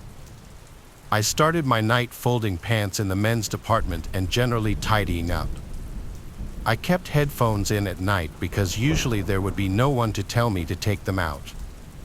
A customer came to the jeans section, and at that time, it was around 11:30 p.m. So, it wasn't really that weird. People would still come in and close shop till usually around midnight. The customer came up to me and asked me if we had any more of the specific pants he found in a different waist size. I apologized and told him only whatever was on the rack. He thanked me and walked away. I made accidental eye contact with him as soon as he stood by the rack, putting the jeans back. It was kind of awkward. He walked away, and I continued with my work. Some time passed, and the store started to look like a ghost town. No one to be seen as far as the eye could see. I think it was like 1 a.m. I had made my way over to the appliances section.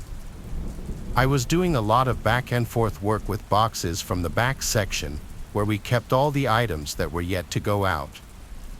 I brought a wagon full of boxes to one of the aisles and started stocking the shelves. Because the shelves were empty, though, I was able to see someone through the next aisle over. And they were watching me. Well, only up until he noticed me notice him, then he looked away. But his eyes looked really familiar. I stepped closer to get a better view, and I realized it was the same customer from like 2 hours earlier. How in the world could he still be in the store without making it obvious? I took the wagon with me and passed the next aisle over just to get a look and see if the man had any items in his hands. His hands were completely empty. No way could he be shopping for 2 hours and not pick up a single thing. Something wasn't right. I quickly finished up restocking the shelf with coffee machines and other appliances, then brought the empty wagon to the back area. I chilled out in there for a while because, quite frankly, I felt like that guy might have been following or watching me longer than I realized. I played on my phone for a little while in the employee lounge. Then, when I figured it was time to get back to work, I decided I would do grocery work instead, just to be in a different part of the store. I went into the dairy cooler and filled a bunch of crates with dairy products like milk and yogurts. This took a lot of time to do because I had to check the dates on the products and such. Over the loud sound of the giant refrigerators keeping the cooler cold, I heard the door to the dairy cooler burst open. There was conveniently a gap in the boxes sitting on one of the pallets that allowed me to peek through it to the door of the cooler, and I swear, it was that same customer. I ran to cover under one of the shelves and pushed a big box full of eggs in front of me. Didn't have to worry about making noise because the refrigerators were so loud. For anyone wondering why I decided to hide, well, I already assumed this guy was hanging around the store watching me. Seeing him in the employees-only section, never mind that, coming into the dairy cooler, seemingly something bad was definitely about to go down. I hid behind that box with my head down for the longest time, expecting to hear the doors to the cooler open and close. Eventually, after a while of hiding and not looking, I assumed maybe he left after looking for me. I lifted my head from my arms for the first time and looked up in front of the box and screamed. He was right there, smiling at me, standing over the box. But his smile vanished as soon as I started to scream. He tried putting his hand on my lips to muffle my scream, but I didn't allow that to go any further. I pushed the box of eggs over right into him, and the eggs falling to the floor made him step back, looking down at his shoes. I ran right past him, but he didn't grab me, so I continued to run until I found another stock worker and told him to help me. The employee's name was David. I remember from his name tag. Suddenly, the man from the dairy cooler came up to the two of us and apologized, explaining that he was from corporate and was coming to make sure everything was running smoothly. He said he didn't mean to scare me and was simply checking up on me in the dairy cooler to make sure I wasn't slacking off. This David guy seemed to believe it all, but then again, he didn't seem very smart at all. I asked the man why he put his hand on my mouth, and he said he was trying to avoid making a scene. Then, shockingly, he gave me the order to finish up the appliance section, and he disappeared as he was speed walking away down the aisle. I called out, "What's your name?" and he called back, "Jerry," and just like that, he was gone. The next day, I called one of the managers and asked if there was supposed to be a visit from corporate the night before and if a creepy man named Jerry sounded familiar. My manager, Margaret, said it sounded like complete nonsense. There was no record of anyone from corporate named Jerry who was supposed to come visit, nor would anyone from corporate ever be in the store at 2 a.m. They then went ahead and checked the camera footage, and a police report was filed when they realized this was a random man, and the cameras proved this man had been stalking me between the aisles for the better part of the first few hours of my shift. I told Margaret I couldn't do night shifts anymore after that, and she understood. I still work there, but more so as a day stock person or a cashier. One of my best friends from when I was 14 was Michael. His family lived out in the country, on the corner of an intersection adjacent to miles of cornfields. It was right on the edge of going out into the middle of nowhere. They had a wooden fenced-in backyard with a barn they used to store everything for their lawn and garden. However, there was a second story with a balcony that we turned into our hangout spot, and we'd often run power up there and camp out during the summer. It would usually end up being about 6 to 8 of us just hanging out and having a blast. Being out there and not wanting to be holed up in the barn all night, we would usually go out in the yard, walk down the country roads at night, or go through the cornfields and walk the creeks. It sounds boring, but we always had a blast doing it. Exploring at night with nobody around, keeping the flashlights off and adjusting our eyes to the darkness, not having to worry about cars or people being around, we would always feel safe. Being that we would always go out in groups of 6 to 8 of us. That, and the farmers of the area gave us permission to go through the fields. So one fall night, after the 6 of us got bored of playing video games for hours on end, we decided to go walk through the adjacent fields. It was around 11 p.m. when we decided to head out, so we threw a couple of flashlights in the backpack and headed out. It was a nice cool night, the moon was just a sliver, and the sky didn't have a cloud in it. It was perfect. We tricked through the first field, just laughing it up and having a great time, but all of our cheer soon turned to absolute dread.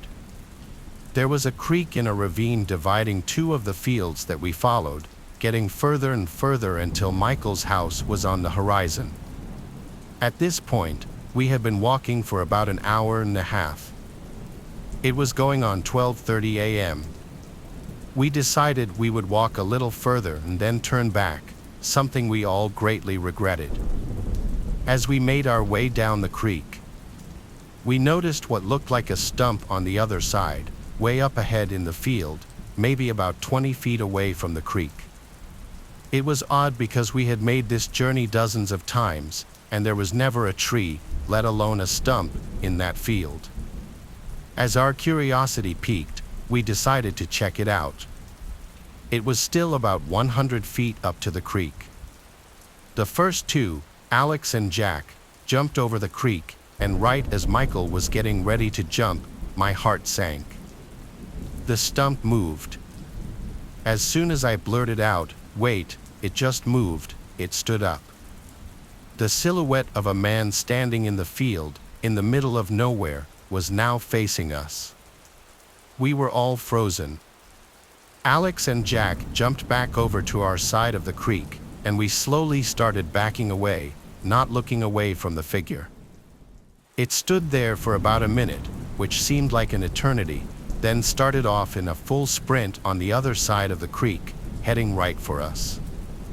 We instantly turned around and ran as fast as we could away from the creek to the road and went straight for Michael's house. We could vaguely make out glimpses of it from the road, just waiting for it to jump the creek and catch up with us. The adrenaline had my feet moving so fast it felt like I was floating. As we came up on the last fourth-mile stretch of road before making it back, we noticed the figure had stopped, barely making out its silhouette across the field. We ran around the back of Michael's house and went straight to our loft in the barn, locking the doors behind us. A huge sigh of relief filled the air. We were safe. Shaken, we all couldn't wrap our heads around the fact that there was some psycho just crouching in a field in the middle of the night. We finally started to calm down and relax a bit. Being too afraid to leave the barn, we just decided when we had to piss, we'd piss off the balcony. As the night went on, around 2:30, Jack went to go do his business. Not 10 seconds later, he came bursting back in, his face pale white. "He's walking through the neighbor's backyard," he said. At this point, I seriously thought we were going to die. Why is he following us? Why is he so persistent on finding us? What does he want? We quietly made our way down the stairs and got to the door. At this point, we had no idea where he was, so we could either wait it out and hope he didn't see or hear us or make a run for the house. We all agreed that we would be much safer behind the deadbolt of a house versus the small lock that could be kicked in on the barn, so we ran for the house, key in hand, ready, praying it wouldn't get dropped on the way. Shortly after we all piled in the back door, we all stood silent as we heard the gate to the fence creak open. After hearing silence, we slowly crept into the house, trying not to make a noise. Michael made his way to his parents' room as we stood still in the kitchen, peering out the window to the backyard, unfortunately only seeing darkness. We woke his parents, told them everything, and they instantly called the police. As this was going on, we all listened in horror to what sounded like something demolishing the barn. We all hid in the living room, hoping this freak wouldn't break into the house before the police arrived. After what seemed like forever, the police showed up and stormed the backyard. Whoever it was that was after us was now gone. The barn door was kicked in, the hole upstairs looked like a tornado went through it, and creepiest of all, the back door handle to the house had been smashed off. Thank God for the deadbolt, or we might have been hanging on meat hooks by daytime. We never slept up there again, never went on night walks, and never returned to those fields. Michael's family moved a few years later, and I've never gone back to that area. They never caught the guy, and we never saw his face. I think about it all the time. It just gives me a chill every time I think about the fact that he wasn't caught. He could still be out there. I'll never understand why he was crouched in that field in the middle of the night, a good mile at least from the nearest house, and what caused him to snap and want to get us so badly. I really wonder if it was someone drugged up on PCP, but how did he end up there? There are so many questions that I'll never get answers to, and knowing he wasn't caught is the worst part.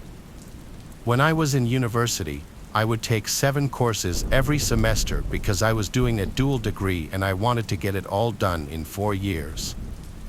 This meant a lot of semesters I was up to my neck and ears in homework and studying all the time. My university had a library that was open until midnight. I was also interning that semester, so I really had almost no time to do my work. I still lived on campus at this point, and my suite mates could be very loud and distracting sometimes. This was a Wednesday night. I had 4 classes that day and my internship. I also had 2 exams the following day, so right after I finished up at my internship, I went straight to the library. Our campus library was very big. When I got there at 8:30 p.m., there were still a decent number of people everywhere, but from 9 to 10 o'clock, it quieted down a lot, and I was planning on being there until 12 o'clock, studying for my 2 exams the next day. Around 10 o'clock, most people were gone, but there were still some around. I was sitting at one of the tables sandwiched between 2 bookshelves on either side, so it was a little more private and secluded where I was sitting, with fewer distractions. By 11 o'clock, some guy who looked to be in his upper 20s came into the section past one of the multiple empty tables and came to mine, where he sat down diagonally across from me at the table. I looked up, and he looked back at me and smiled as he was setting his books down. I looked back down and just tried to focus on my studying and not wonder too much why he decided to sit at my table. I was going through the slides to study on my laptop when the guy at my table said, "Excuse me," then asked me if I, by chance, was taking a specific economics course. I politely told him, "No, sorry," hoping that would be the end of it. But then he started explaining why he asked that, because his professor gives pop quizzes every day. I said, "Wow, that really sucks." Then I tried to go back to studying. Mentally, my mind wasn't completely into the material anymore. Now I was distracted by the presence of this man who I had a feeling was going to keep trying to talk to me. I looked up from my laptop screen and saw that man looking at me, smiling with his lips. I looked back down at my laptop, contemplating getting up and moving elsewhere or just leaving. He then asked my name. I made up a name and said, "Linda." He said, "You have such blue eyes, Linda." This was when I started to wonder if this man was really here to study or creep on women, and the fact that he looked like he was almost 30 didn't help. I asked him what the name of his economics professor was.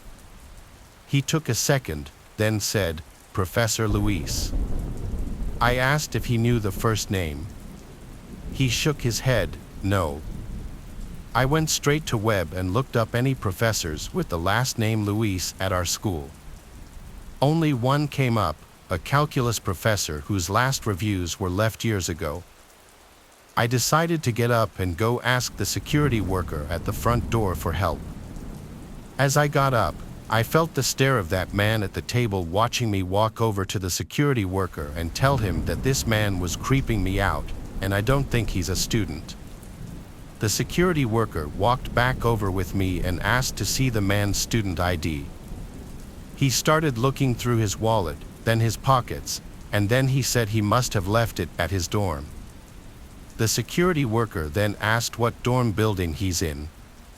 The guy was clearly lying because he didn't know what to say and eventually just said, "I honestly don't remember what it's called." The security worker walked him out of the library and came back and told me to just be careful while walking back to my dorm. I thanked him. The whole rest of the time at the library, my mind was so distracted just thinking about what a creep that guy was. I did my best to keep studying, and around 12, I knew it was time to wrap it up so I could get some sleep. I packed up and left through the same way the security guard escorted that man out. He wasn't standing there at that moment. I don't know where he went. I started walking through the basically deserted campus. No one walks around that late on a Monday to Wednesday night. That's why eventually, when I was nearing my dorm building and I heard at least one loud sound of a shoe hitting the concrete behind me, I turned around but saw no one there. I knew for a fact I heard a footstep, though. I started to run now, which may have been a mistake because the second I started to run, which was made more difficult because of my backpack, I heard running footsteps behind me. I turned and saw that man from the library sprinting towards me. I screamed at the top of my lungs, but only for a second before I was tackled to the ground and had a hand over my mouth. He kept threatening me, saying, "You better shut up or I'll kill you." I genuinely thought my life was about to end. I was trying to call out for help still, but it was muffled by his hand. He then got to his feet and started to drag me by the throat out of sight of the main walkways. I saw he was dragging me in the direction of the woods right by the dorms.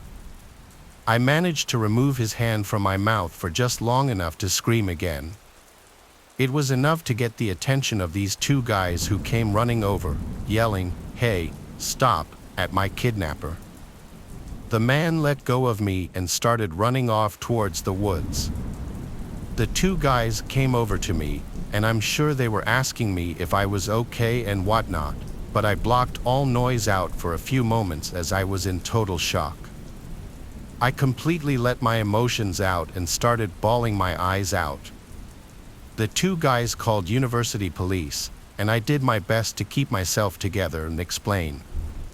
We went to the library to ask the security worker for his description of the man as well. It matched my description of the man. The police were also able to use the footage from the library cameras to get a clear picture of the man's face. The picture was sent out to all students' phones, emails, and the school website. That same night, there was an anonymous tip that the man was at a late-night dive bar down the road from the school. The police arrived at the bar and arrested him. The level of trauma this induced on me was incredible. I can't even imagine the trauma for those who weren't as lucky as me in situations like this. I had a really creepy experience the last time I went bowling. It was a couple of years ago. And I went to a bowling alley that's probably like 10 minutes from where I live now. I went with two of my friends, Nellie and Della.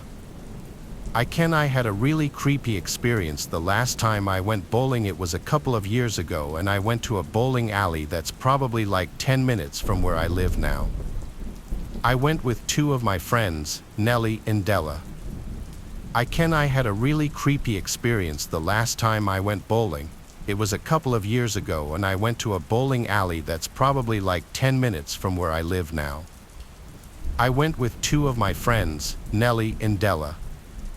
I can't remember how, but Lizzie had several games of free bowling at this particular alley, so we were using them. The place was actually pretty nice. There was also an arcade, a bar, and many food options inside as well. It was pretty busy that night, and most of the lanes, if not all of them, were being used. I remember that probably like 30 minutes into bowling, this employee guy came up to us. He asked us how everything was going, and we said good. He came back like 20 minutes later again and asked us once more, and then he said that our lane had had some problems recently. We said everything had been working fine, and it had been. The guy then told us to let him know if anything happened. We thought the place just had good service, and he was friendly. But the guy approached us again not long after that. He asked us if we were having a good time again, specifically me, and by now it seemed kind of weird how he kept coming up to us. This place was not like Topgolf or some bowling alleys where, as you're playing, you have a waiter or a waitress and they get you food and stuff. For this bowling alley, he just ordered food up at the counter, and it was like most of them.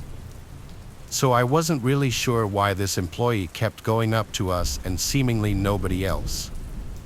After we told him that we were still having a good time, he asked us if we had any plans for later. We told him we were just hanging out and maybe we'd get some food. We didn't really know for sure. The guy then asked us if we lived around there, and we said yes. During this time, we were all in college but back home for the summer. This guy appeared to be around our same age, maybe slightly older. After talking briefly about how we were in college and stuff, he left. It just seemed like a friendly employee for the most part, but a little bit off. A short time later, though, I went back to the table behind our bowling lane to get a drink of water. When I did, the man was standing behind it. He told me that I was pretty good at bowling, which also indicated that he had been watching me. He then invited me to come back and bowl with him another time, saying we could bowl for free because he worked there. By this point, it seemed like he was probably interested in me, and that's why he kept going up to us. I was nice, but I told him that I was not much of a bowler and I would not be doing that. He tried convincing me for a moment, but then it was my turn to bowl again, and my friends called me over. I left, and they asked me why the guy was talking to me again. After this, I figured that he wouldn't be back, but only about 10 minutes later, he returned. He just walked up to us like he was part of the friend group. The guy told us that he was getting off very soon, and he was going to this club and asked if we wanted to join him.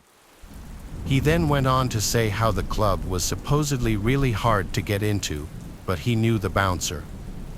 We found this an odd thing for an employee to say to us and did not have an interest in joining him, so we declined. He finally left us alone after that. Now, at this point, we did not have much more bowling left and finished within probably 20 minutes after that. When we were at the counter returning our shoes to an employee, a different employee, she asked us how it went. Della told her that an employee of theirs kept bothering us the whole time. The girl working asked us who it was, and we described him to her. She was confused and said she didn't think anybody looking like that worked there. We looked around to see if he was still within sight. The place was really crowded. After looking around for maybe 10 seconds, though, I noticed him. He was sitting at a random table by himself, sipping a drink. When we pointed him out, she said she had no idea who he was but was confident that he did not work there. Then she told us she would be going to ask him who he was. At that point, though, we all just left. We had taken Della's car, and she drove the three of us. After leaving the bowling alley, we went to a local restaurant in town and stayed there for probably almost an hour. Then we continued back, and Della dropped me off back at my house. She pulled into the driveway, and I got out. Then they left. As I was walking up to my house, I remember hearing another car driving down the street. A street was usually very quiet, and I just looked over to see it. When I did, I saw the car come slowing down and appeared to pull over on the side of the road in front of our house. I was still walking towards the front door of my house, but I slowed down to see the person. What I saw next was the car pulling over and the driver's window rolling down. I saw that the same guy from the bowling alley was driving the car. I quickly hurried up to get inside. I got out my keys and tried to unlock the door as quickly as possible. While I was doing this, I actually heard the car door opening and then closing right after. I also heard footsteps and knew that the guy was approaching. Before he was able to get even halfway into the yard, though, I got the door open. I quickly went inside and then locked the door behind me. I hurried to find my parents and let them know of the situation. Maybe 30 seconds to a minute later, we returned to the front of the house and looked out of a window. When we did, the man and his car were gone. He had left, and after that, he didn't come back either. I'm still pretty creeped out by the situation. To go to my house, he must have followed my friends and me the entire rest of the night. I'm not sure what he was planning to do by going to my house. I'm just glad that he didn't come back. This is a fresh story happening pretty recently. My family and I were driving to college to help me move in, as I'm currently a first-year student. Once we arrived, I found out that I would be living in a Jack and Jill, which means you and another room shared the same bathroom. So, essentially, I'd be living with 3 other guys. I already knew one of them in the other room.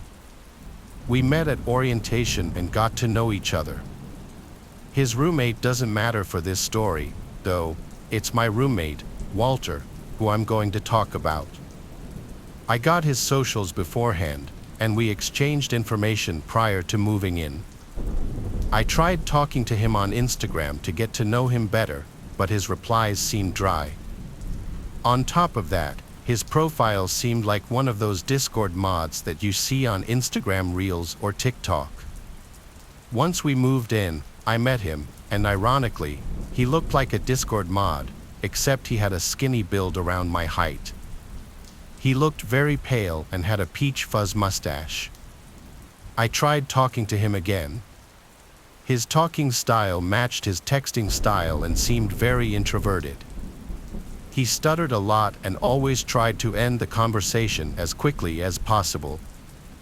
I tried to lighten him up by asking what kind of music he listens to, but he said he doesn't, as music wouldn't fill his cup of emptiness. To make things more weird, when he set up his PS5, he immediately started gaming. It's not him gaming that's weird, it's what he does when he games. Walter makes these weird grunting noises, violently shakes his body, and laughs when he spams the controller. He puts his feet in his desk cabinet, occasionally grabbing his feet and pulling them towards his body during his shakes. He also whispers to himself as he plays, whether by himself or with his online friends, and he usually repeats what he whispered twice in a giggly manner. He stays in the room 24/7 and almost never does homework. His movements alone freak me out as I'm trying to sleep, but there's more to the story. Sometime around the first week, I went out with some friends that I met in my dorm building, and I came back pretty late to my dorm. Around 1 a.m. Walter looked asleep in his bed, so I nudged it off as I went to my cabinet, which was right next to my bed. I felt my arm hairs get goosebumps and felt the urge to turn around, so I did. Walter was staring right at me with a slight grin on his face. I yelped and said, "Holy, Walter, why are you looking at me like that?" He laughed it off and said, "Dark time," and turned around to face the wall. This creeped me out, and it happened, I want to say, 3 more times. I tried to move out, but my college said they didn't have any dorms open, so I tried to move into the other room, but one of the other roommates didn't want to leave as well. This meant I was stuck with Walter for the semester, and I just had to deal with it. About 3 months passed by, and I came back from my English class.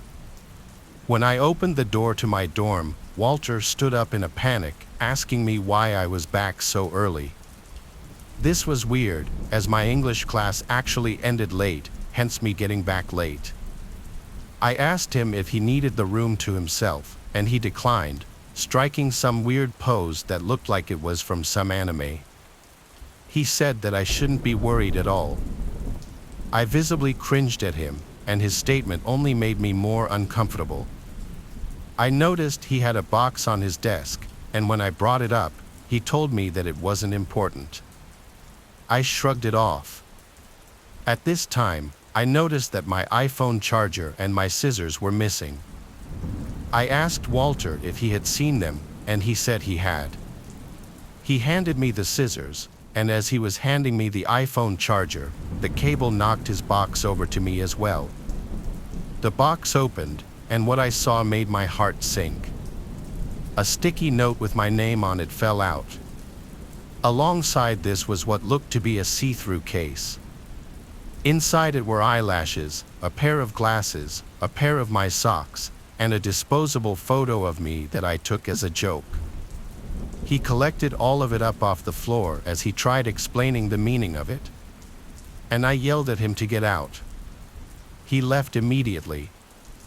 I texted my RA about the situation, and he told me that he was out at the moment, but when he came back tomorrow, I should show him the box as evidence so that they would have a reason to kick Walter out. So, I got the box and hid it within my laundry bin. I felt really rattled, and the sight of my roommate disgusted me. However, in an hour, he came back. I just told him to stay on his side and not to talk to me. After that, no words were spoken. I tried to stay awake out of fear that he might try to find the box, but after a long day, I fell asleep around 2 a.m. When I woke up, I saw Walter was gone, and it felt good seeing him out of the room for once. But then I remembered the box. I went to my laundry bin, and it was gone. I panicked, and not long after, my RA was knocking on the door. I let him in and told him the story. While he did believe me, he said he couldn't do anything without that box, otherwise, he'd just be going off my word alone. Which wasn't much. I felt like I was losing my mind. The RA left, and about 5 hours later, Walter came back. I asked him what he did with the box. He played dumb and said, "What box? I don't know what you're talking about." I pressured him to stop playing dumb, but Walter kept denying it. I couldn't stand to look at him or be in the same room with him anymore. It's now the second semester, and yes, I'm still dorming with Walter, unfortunately. He did let me know that he will never do it again, and that if he does, he'll let me know and we'll move out immediately. I took his word, and we're still dorming as of today. However, I stay out of the room as much as I can. He still creeps me out. The worst part is that I can't sleep sometimes nor focus during the day as I keep thinking of what was in the box. Why did he steal my photo? Why did he steal my socks? What were the glasses for? The part that leaves me scared each time is what those eyelashes were doing there, and perhaps weirdest of all was that he labeled the box with my name. My junior year in college, I had a strange experience. First, a few background details. My dorm room was attached to my roommate's, so I had to go out through hers to get to the bathroom or the hallway. She was a light sleeper, but I wasn't the type to be out late, so it didn't matter. I had 2 normal operations in my life at that time and discovered that while under anesthesia, I would wake up briefly toward the end before I was supposed to. If I got a mosquito bite, I had to deal with it for at least a month. I'm not a fast healer. One night, I had the most vivid dream of my life. I woke up briefly somewhere else and then went right back to sleep. In this dream, I looked left, I looked right, and then I passed back out, just like if I was in surgery. I was on a hospital gurney, slightly inclined, facing the wall. There was ambient noise behind me, and the echo suggested it was a very large room. There was nothing sinister about the noises. On either side of me was a row of empty hospital gurneys. At my feet, just to my right, 2 people were having a conversation sitting on a bench against the wall. One was a person in a dark suit, the other, I don't know what it was. It was small, and I saw its hands, which appeared to have darker, grayish skin.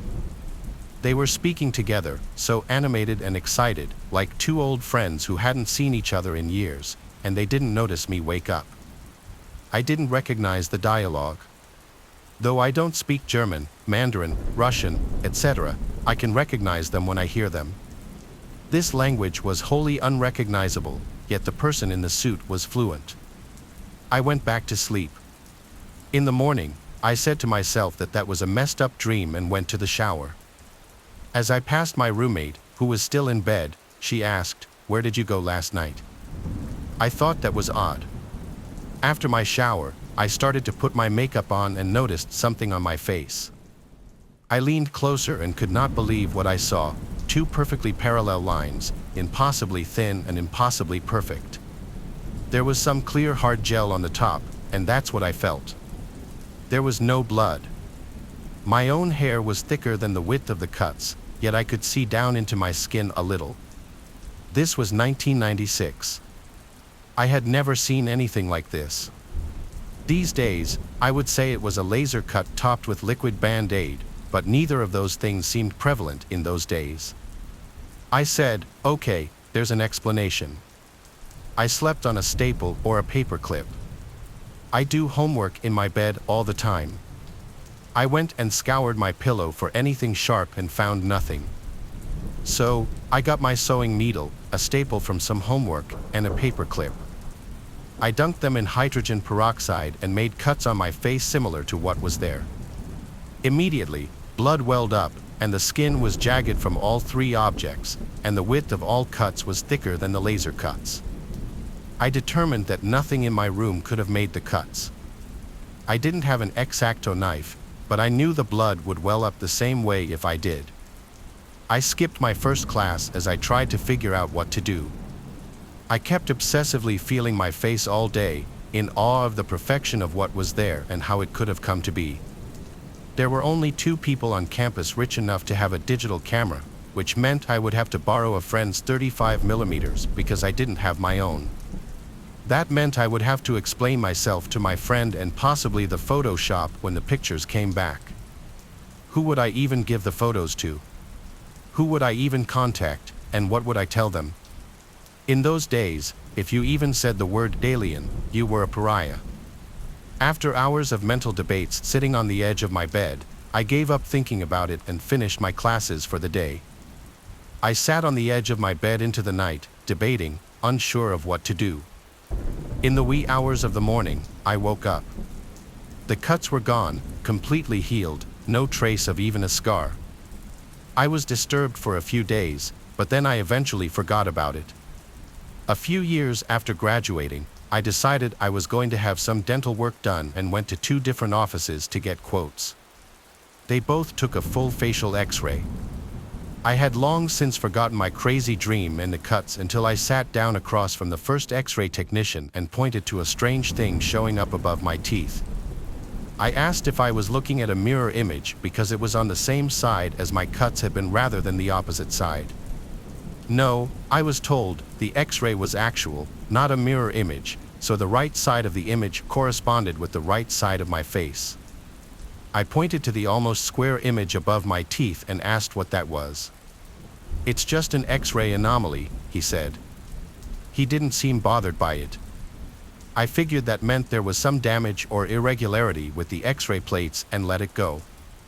Then I went to the second dentist, an orthodontist, and had another X-ray done. You guessed it, the square was there in the exact same place. This time, I didn't even try to make polite small talk or beat around the bush. I pointed to the square and said, "What is that?" This time, the tech looked at me funny and said, "It's an X-ray anomaly," and she leaned closer and whispered, "We see them all the time," in a way that gave me goosebumps. This was in Spokane, Washington. I didn't know what else to say, so I said nothing. Could it be that whatever negatives or plates or whatever they used for an X-ray were damaged in exactly the same spots and exactly the same shape? Maybe, I guess. I don't know much about X-rays. But after that, I reflected on my situation. I don't feel freaked out, but I think there might be something in my face put there by somebody else. Here's what I know, we do this all the time to other species. We chase them in helicopters, shoot at them with tranquilizer darts, take rectal temperatures, take blood samples, stamp radio tags in their ears with no regard to if it hurts or the trauma of the event, or if their furry buddies will ostracize them later because they have something funky on their ear. In my situation, I was clearly well cared for, if it really happened at all. Someone was there as some kind of representative on my behalf. I was handled in such a way that if I didn't have a weird metabolism, I wouldn't have known what even happened. I never once felt pain. My cut healed instantly. If this is some kind of research-driven radio tag for the purposes of data collection or preservation of habitat or species, like we would do, they did it with far more regard for me than we have for other species on our own planet. I don't know what might happen if I get another X-ray 20 years later.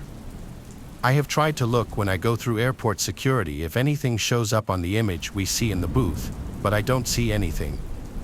Surprisingly, I'm okay with this.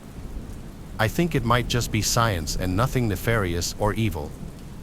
I wish my consent to be asked first, but I suppose it's hard to ask for consent when you're not even supposed to exist. I'm currently 25 years old, although at the time of the story, I was 20. I live in Newark, Delaware, a usually small and quiet town that is until college season rolls around in the fall and spring. Newark is home to the University of Delaware, which is a large and widely respected school in the U.S. It also has a reputation for being a big party school, so when the college kids arrive, things get a lot more lively. Anyway, I work as a bicycle delivery guy at Jimmy John's, a job I still work at as of me telling this story. This event took place during a Tuesday or Wednesday night in the spring, either late April or early May, I can't remember exactly. It was my typical 7 p.m. to 2 a.m. shift.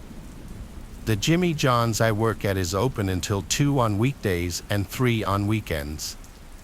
This means we're one of the few places still open in town aside from the bars, so a lot of drunk college kids storm the place wanting to order. Needless to say, it gets pretty hectic. Deliveries would pop up like crazy, which did get very annoying, but it meant a lot of tips, so I always put up with it. This was my last night working the shift, and just as 2 a.m. was about to roll around, one last delivery came in, and I was next in line to take it. This annoyed me, as I just wanted to end my shift and go home to get some sleep. I sucked it up and took the delivery since I didn't have a choice. I knew the street by heart and knew where to go immediately. I should mention that the reason we do bicycle deliveries is that the roads tend to be busy sometimes during college season, so using bicycles sometimes allows us to do deliveries faster. I rode my bike as fast as I could to the house in less than 10 minutes. I knocked on the door loudly, but there was no answer. I knocked again, louder this time, still nothing. I became a little pissed when I remembered if someone didn't come out, I'd have to take the order back to the store, meaning this delivery would seriously be wasting my time. I called the number on the receipt, but no one answered. I was getting ready to call the store when I first heard it, rustling sounds coming from some bushes directly across the street from me. I figured it was probably the wind, but decided to look anyway. When I did, I felt my stomach drop as a strong sense of dread flowed through me. I saw the dark figure of a person directly across the street from me, in someone's yard, crouched behind a few bushes. Even though I couldn't make out any facial features, I knew that I figured it was he was looking right at me.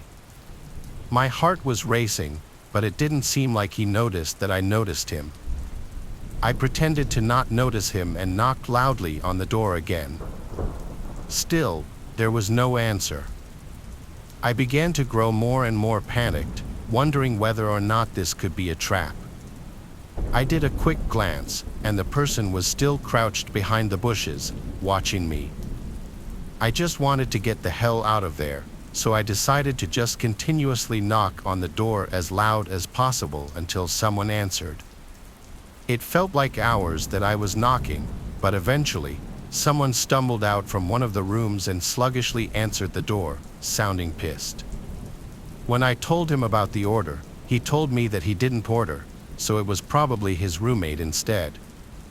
To my misfortune, the person who actually ordered was upstairs in his room, passed out drunk.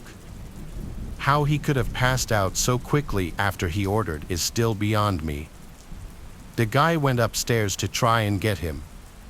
Not even a minute after he went upstairs, I suddenly heard more rustling and did a quick glance back. When I did, I noticed the man had moved a little closer, probably to get a better view of me. I could tell he was still watching me. My fear intensified. I almost wanted to come inside to get away from the man watching me, but I figured he'd steal my bike, meaning I couldn't do my job anymore. Plus, I didn't know if this person was armed and if he would actually try something if I went inside, which would put the two of them in harm's way. Luckily, he was only upstairs for a minute. He said his roommate's door was locked and that he wouldn't answer the door when he knocked. At this point, I really wanted to get out of there, so I told him he could sign for his roommate's order. He hesitated at first since there wasn't a tip charged to the order, but a tip was the last thing I was thinking about at this point. I insisted over and over, and eventually, he signed for his roommate. I handed it to him and gave him a quick thank you. When he shut the door, I hurried to my bike and hopped on, ready to get the hell out of there. But just as I put the kickstand up, I heard the man suddenly lunge out from behind the bushes. I quickly turned to my left and saw that the man was now dashing toward me. I was able to see he was wearing what looked like jeans, boots, and a black hoodie with the hood over his head, and what I think was some sort of mask on his face, as I could only see his eyes. Although I'm not 100% on this, it looked like he was holding a blade in one of his hands. I knew I had to act quickly. I couldn't make a U-turn because he'd probably catch me before I could get away. To make matters worse, all the surrounding streets led to dead ends. My only chance was to head to a bike trail that was nearby. Even though it wasn't lit up and I didn't have a light on my bike, I knew it would be my only chance. I pedaled faster than I ever had before onto the pitch-black trail and rode it, all while looking out for shadows and listening for footsteps. Luckily, the trail wasn't long, and I knew it by heart. Still, I was extremely paranoid by this point and got startled whenever I heard any noise at all. I didn't see the man while I was on the trail, however, and I made it back to the store safely. I was hyperventilating like crazy as I tried to wrap my head around what the hell just happened. I didn't tell my boss or coworkers, nor did I call the police since I didn't get a good look at the man. I simply got my stuff and clocked out and went to my car, putting my bike in the trunk, so thankful I decided to drive that night. I made it home safe without anyone following me, and that was that. I never saw the man again. I don't know what he wanted, whether he wanted to rob me or worse. I haven't worked another midnight shift since then, and now I carry nunchucks on me whenever I do any kind of night shift. New York isn't known for being a dangerous town, so the fact that this happened here truly showed me that anything can happen anywhere to anyone at any time, no matter how safe or dangerous the area may be. And I were 19. At the risk of sounding pretentious, the two of us come from well-off North Jersey families and get to enjoy our summers down the Jersey Shore. My house is in Belmar, New Jersey, and his is in Lavallette. It was a random summer night during the week, and Alex was driving the two of us from my house in Belmar down to Lavallette, about an hour's drive. To be completely honest, I preferred hanging out at Alex's house not only because it was a little nicer, but because the general vibe of Lavallette is more geared towards kids our age. If we weren't scouring the area for a party, we could enjoy some drinks on one of the many private beaches we technically weren't supposed to be on. I could go on and on about things to do down the shore, but for the sake of brevity, I'll try my best to get to the point.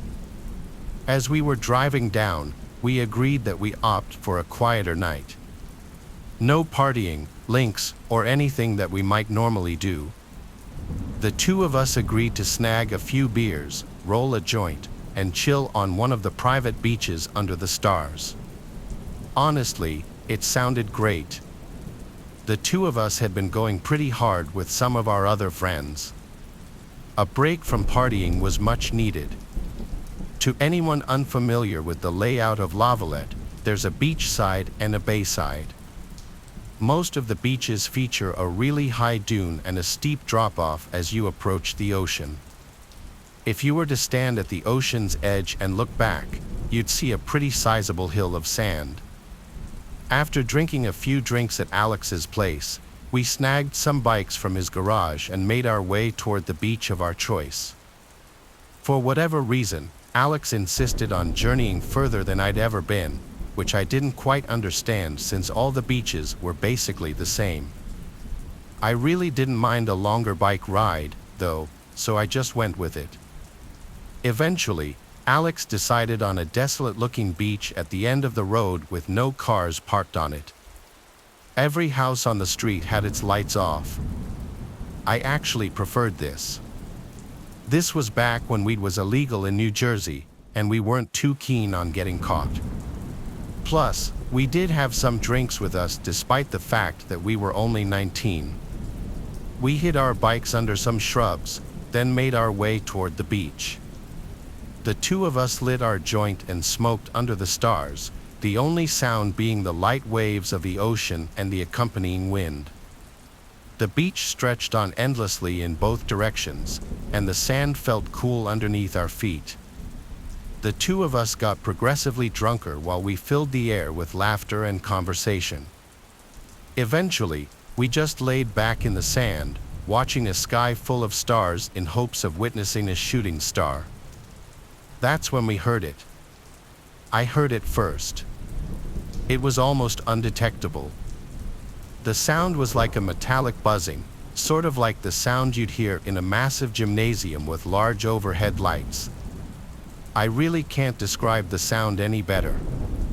It was a faint metallic buzz that couldn't possibly be anything caused by at the beach. I sat up and stared at Alex, and I could tell the moment he started to hear it too. The two of us whipped our heads in every direction, looking into the darkness for the source of the drone. Strangely, it was difficult to pin down exactly where the sound was coming from. It was just too faint to tell. We were beginning to get freaked out, but were too terrified to move. We assumed that whatever was making that noise would go away and we wouldn't have to worry about it. There was literally no way we could be seen from our spot on that beach. It was way too dark, and the sound of the ocean definitely drowned out any sounds we had been making. I know it doesn't exactly sound scary, but I'd be lying if I said my heart wasn't pounding out of my chest.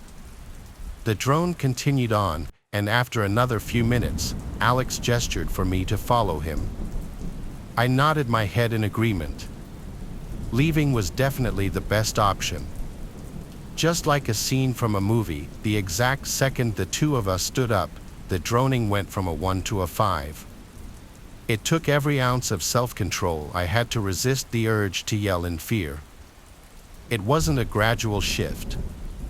The sound literally increased in a split second, and it was definitely coming from our right. I felt the hairs on my neck stand up, and a wave of fear washed over me, tensing my body from head to toe. We stared into the darkness and still didn't see anything, but now the drone sounded so close to us that we instinctively started running toward the sand dune. I didn't even know what we were running from. All I knew was that something was seriously wrong and there was someone or something after us. As we were about halfway to the dune, I felt Alex place a firm hand on my shoulder, abruptly stopping me from continuing to run. At first, I was confused, but then I saw what his gaze was fixated on. I glanced up toward the dune and saw it. There was a dark figure standing motionlessly at the peak of the dune.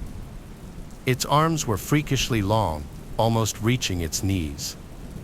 It was ridiculously tall, and I was shocked at how it managed to stand so still. It was truly terrifying. Alex shouted at me, breaking my gaze from the figure, and we continued running, this time parallel to the beach. We ran to the next dune entrance and sprinted up the slope. As we made our way to the peak, we looked back at where we had just come from. I can still remember the terrifying sight that followed. Not only was the dark figure still on the dune, but there were maybe 3 or 4 more standing motionless on the slope. Each one looked like they were facing us. We didn't have time to go back for our bikes, instead opting to run the entire way home. The next morning, we retraced our steps but couldn't, for the lives of us, find those bikes. Maybe they had been stolen, or maybe whoever or whatever was stalking us the night before had something to do with it. Either way, I've never experienced anything scarier on a beach and still have trouble explaining most of these events. The weirdest thing for me is that I was never able to determine what the buzzing drone was, and to this day, have not heard anything even remotely close to it. Beaches have always terrified me, well, not always. My fear is a direct result of what I'm about to tell you. As a kid, I used to love the shore. I remember spending many summers in eager anticipation of the weekend when my family and I would hang out at our beach house, or if I was lucky, they'd let me spend it at my friend Charles's beach house, which was even more fun. I was 16, and this was one of those special summer weekends. This happened way back in 2006. I was 17 and living in Uvalde, Texas, a very low-income neighborhood, the kind you'll find sprawled out all over the place in rural Texas when you're not right outside of a city. The closest city to me was San Antonio.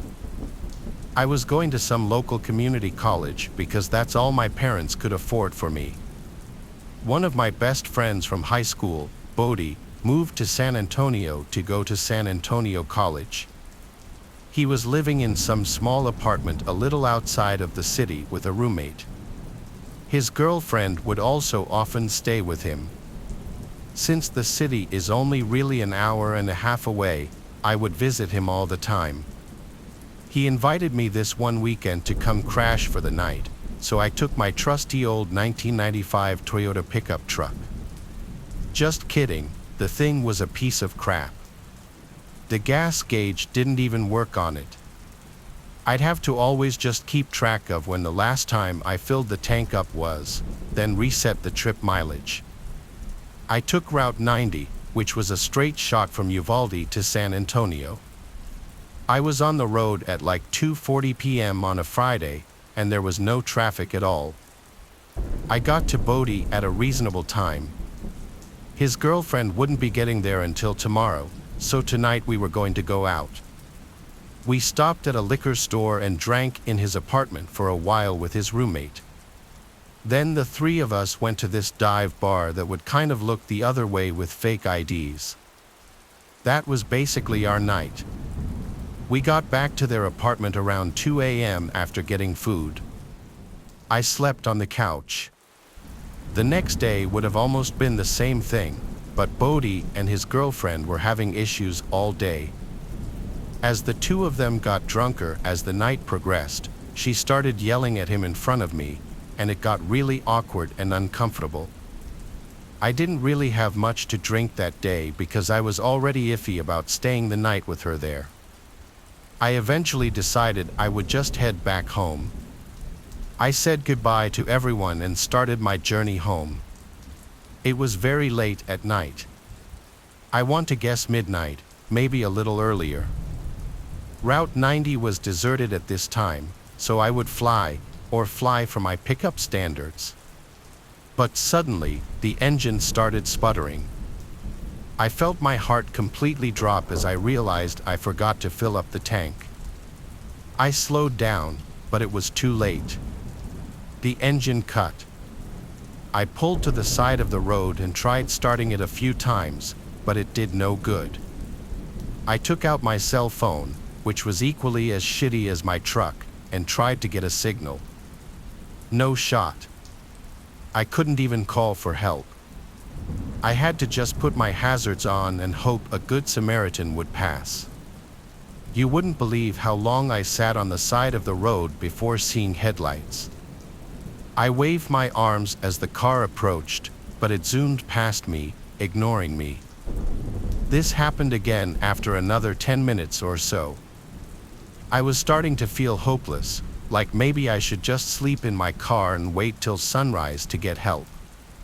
So that's what I was going to do. I got inside my car, took the key out of the ignition to cut the battery, and just angled my seat back to go to sleep. I would hear the occasional car zooming past, like once every 10 minutes, but it didn't feel worth waving people down in the dark. It seemed sketchy for myself and to the people in the cars. But when I was starting to actually drift away to sleep, a car door closing from behind me woke me up. I looked in the rearview mirror and saw a car pulled up behind me with its headlights off. I turned around now to get a better look. There was some big pickup truck, but I couldn't see anyone inside of it, nor did I see anyone outside of it. Maybe someone pulled over to help. I got out of the car and said, "Excuse me," to no response. I walked closer to the truck just to confirm no one was inside. Then I walked back to my car. This was weird. I looked towards the trees on the side of the road. Maybe someone was pissing in the woods. I went back inside my car and locked the door. This was just too weird. Suddenly, there was a tap at my window. I jumped. I looked to see a man looking down at me into the car, smiling. I didn't do anything yet. He said, "Hey, buddy, need a hand?" I lowered the window a crack and said, "Hey, I ran out of gas." The man said, "That's quite the predicament. Step out and give me a hand with this real quick." When he said this, I thought he meant help him with a gas jug to fill up my tank or something, honestly. So I stepped out of the truck and shut the door, expecting him to lead me to his truck. But he stood there, looked down at me because he was much taller, still smiling, and said, "I need you to empty your pockets, please." It took me a second to process what he meant. I was literally a broke college student driving a piece of pickup truck. I wasn't about to get robbed of the only cash I had in my phone. I ran for it in the direction of the trees. I'm small but fast. I turned around and saw he was chasing after me. Once I made it into the trees, I zigzagged all over the place until I seemed to lose him. Then I crouched behind a big tree to catch my breath. When I heard him approaching closer, I quieted my breath. I heard him say out loud, "I'll kill you, you piece of." I don't know if he was just saying it out loud out of anger or if he wanted me to hear it, but I was too scared to move. Even after I heard his footsteps move away, I didn't move. In fact, I stayed in this position the rest of the night, eventually laying behind this big tree up until dawn. I went back over to the highway to my truck, and the truck behind me was gone, but my truck's doors were both open. I found that my glove box had been gone through and completely emptied of anything somewhat valuable. My flannel hoodie was also taken, which had something in the pocket, I'm sure. I finally managed to wave down a good Samaritan, and he gave me a ride to the closest gas station. I bought a fuel can, filled it with gas, and the man brought me back to my car, where I filled my tank just enough to drive the truck to a gas station to fill up completely. Then I went straight home. This was a real-life learning experience for me, that there are bad people out there who will try to take advantage of you when you're in a vulnerable spot. But there are also good people, like the man who helped me. Throughout my life, I would go through phases of different hobbies. I'd pick something that interests me, obsess over it for a year or so, and then find something new to keep myself entertained. During the summer of 2022, I was big into fishing. About an hour's drive away is a shore house my family has owned for decades that's on the water with a lagoon and a small Boston whaler. My friends and I would take frequent trips there to fish and just chill.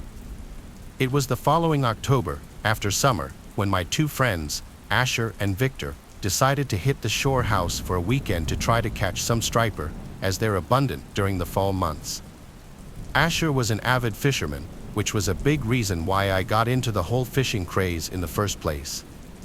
Unfortunately, during this time, our boat was out of the water due to maintenance, so we'd have to fish off the beach and piers. This was no problem, though, as Asher had all the necessary rods and gear to do so. We got together on a Friday afternoon and I drove us all down. When we got there, we fished during the day off of different piers along the inlet. Night rolled by, and only one of us had caught a fish, which was Asher, of course. It was just a small bass though, nothing too exciting. Bummed about our luck, we decided to stay up late to fish off the beach during the night. Asher said he knew a good beach spot about 20 minutes away, which took us down a desolate road with woods on both sides. It opened up into a small gravel parking area, or at least what seemed like one. Asher said since we'd have to walk a little ways to the spot, we should take everything we need now so we wouldn't have to go back to the car to get anything. We planned on staying up to catch the sunrise, so we packed accordingly. We walked about 5 minutes down this path, which opened up into a massive beach. We set up camp, which consisted of beach chairs, a speaker, and 2 coolers, one filled with ice for fish and one filled with snacks, water, and beers. Asher brought these massive fishing rods that were ideal for beach fishing and also rod holders that you would hammer into the sand. He also had these little bells that connect to the tip of the rod to notify you of any movement. We all cast our rods, cracked a couple of beers, and played the waiting game. Within 2 hours, each of us had caught decent-sized fish, which definitely lightened our spirits. We were having a great time, music blasting, knowing that no one was around on this deserted beach. Mid-conversation, Victor stopped talking, lowered the music, and jolted his head to the left. He asked if we heard that, to which we replied, "Heard what?" It looked like he was concentrating on something for a second and then said, "I heard someone yell something."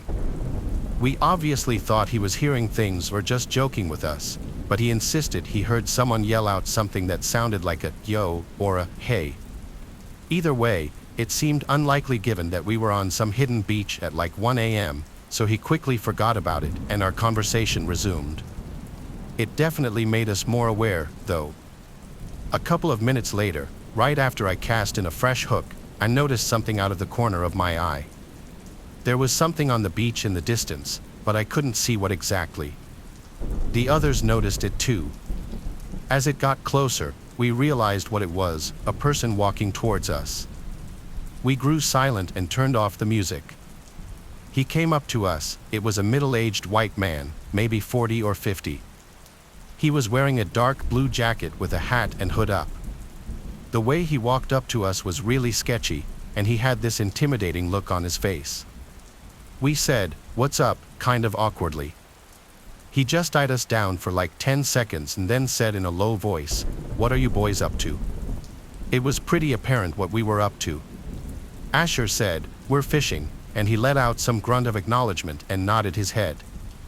He didn't say a word after that and just stood there, looking at us, then at the rods, and then at the water.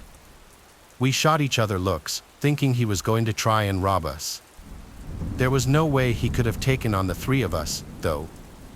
The bell on one of our rods broke the silence, notifying us that we had potentially hooked a fish.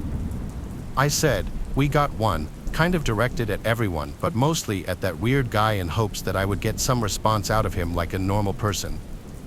I walked over to the rods and reeled in a small striper.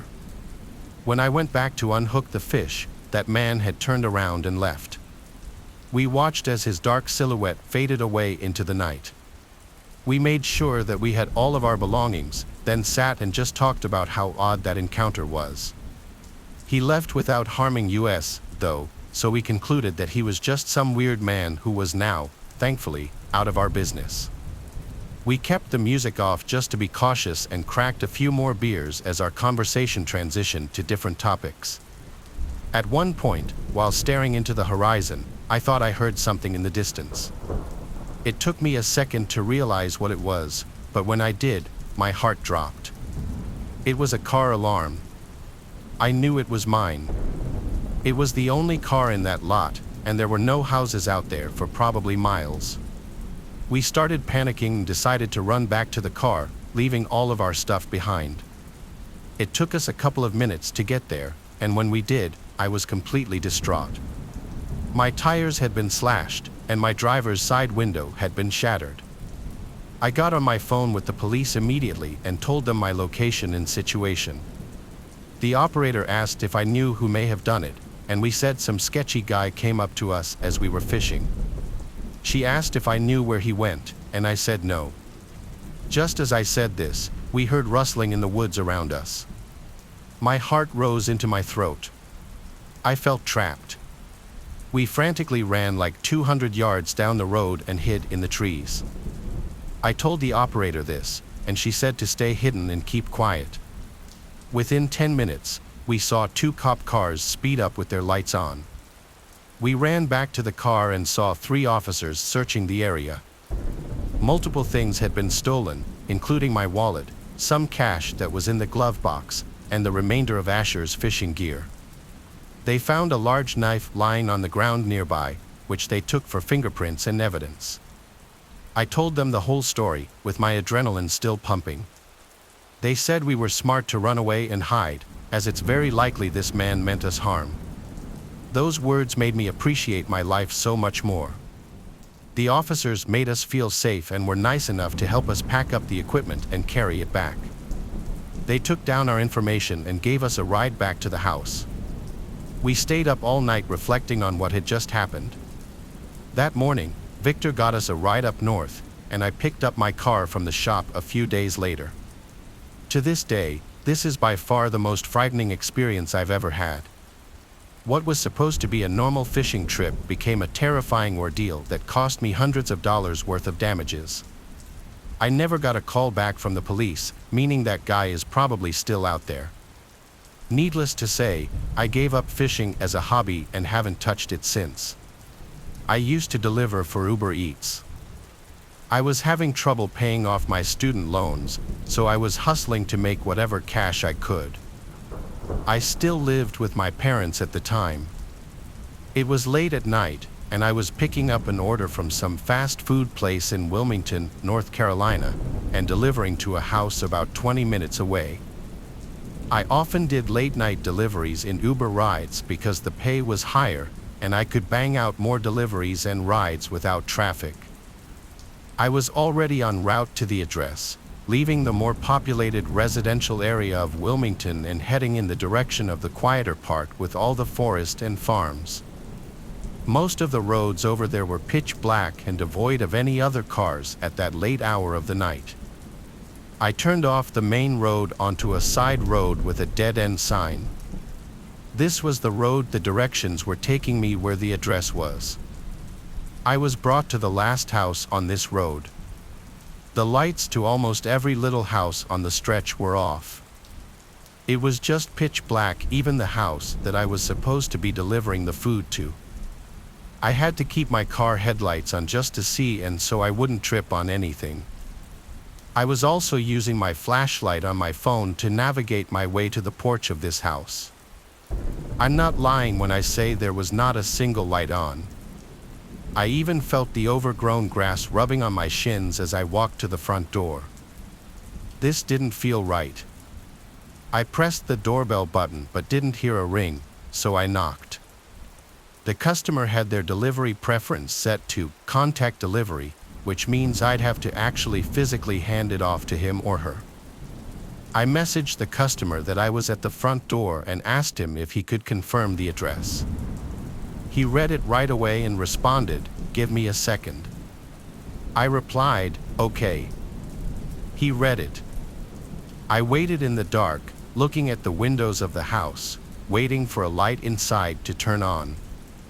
I was thinking there's no way this is the right house. I followed up again, asking him if he could type out his address. He started typing. It took a while before he sent a message saying, "I see you. You're at the right house."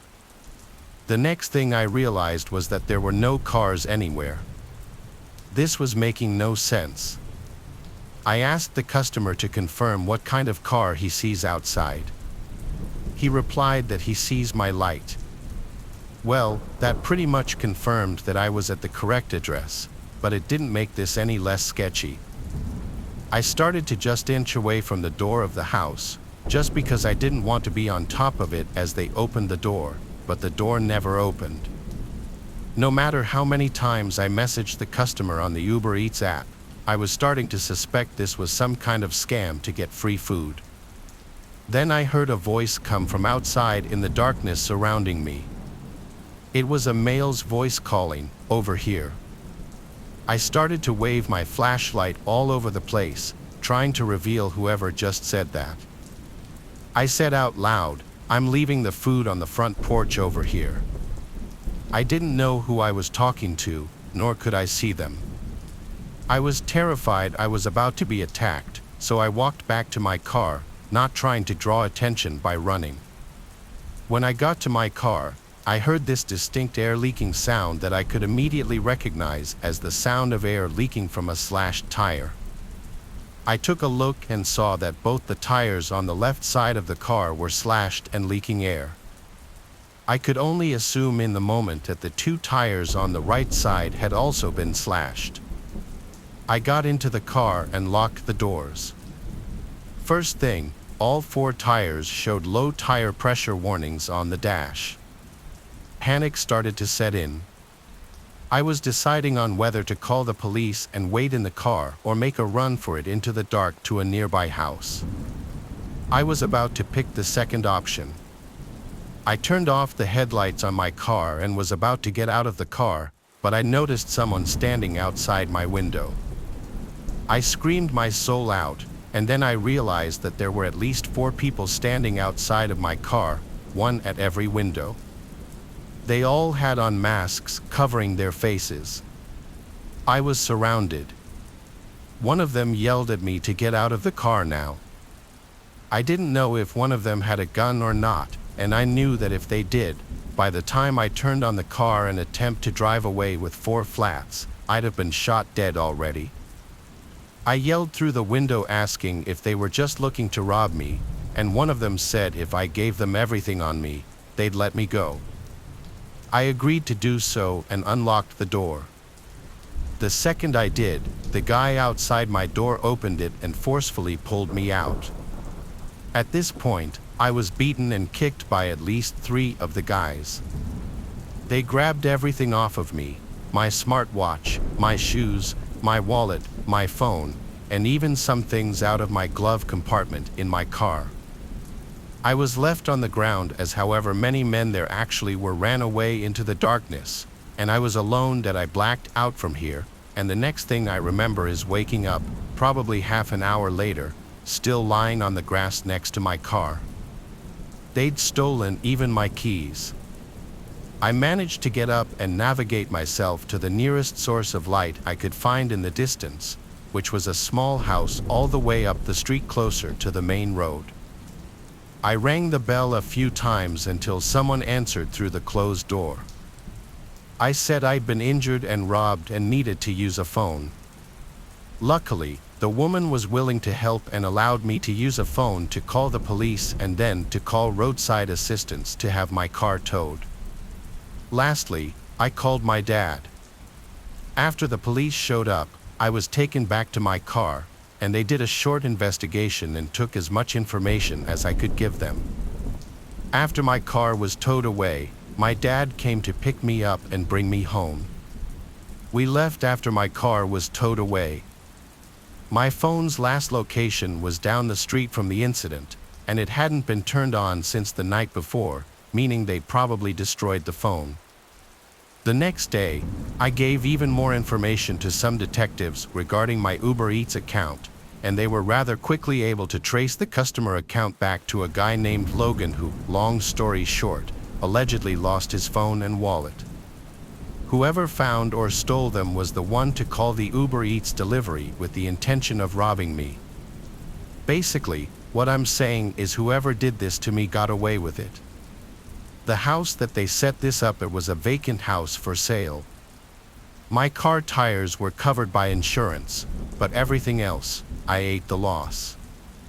This was a painful and expensive but also valuable lesson to not be so naive ever again in a situation like that.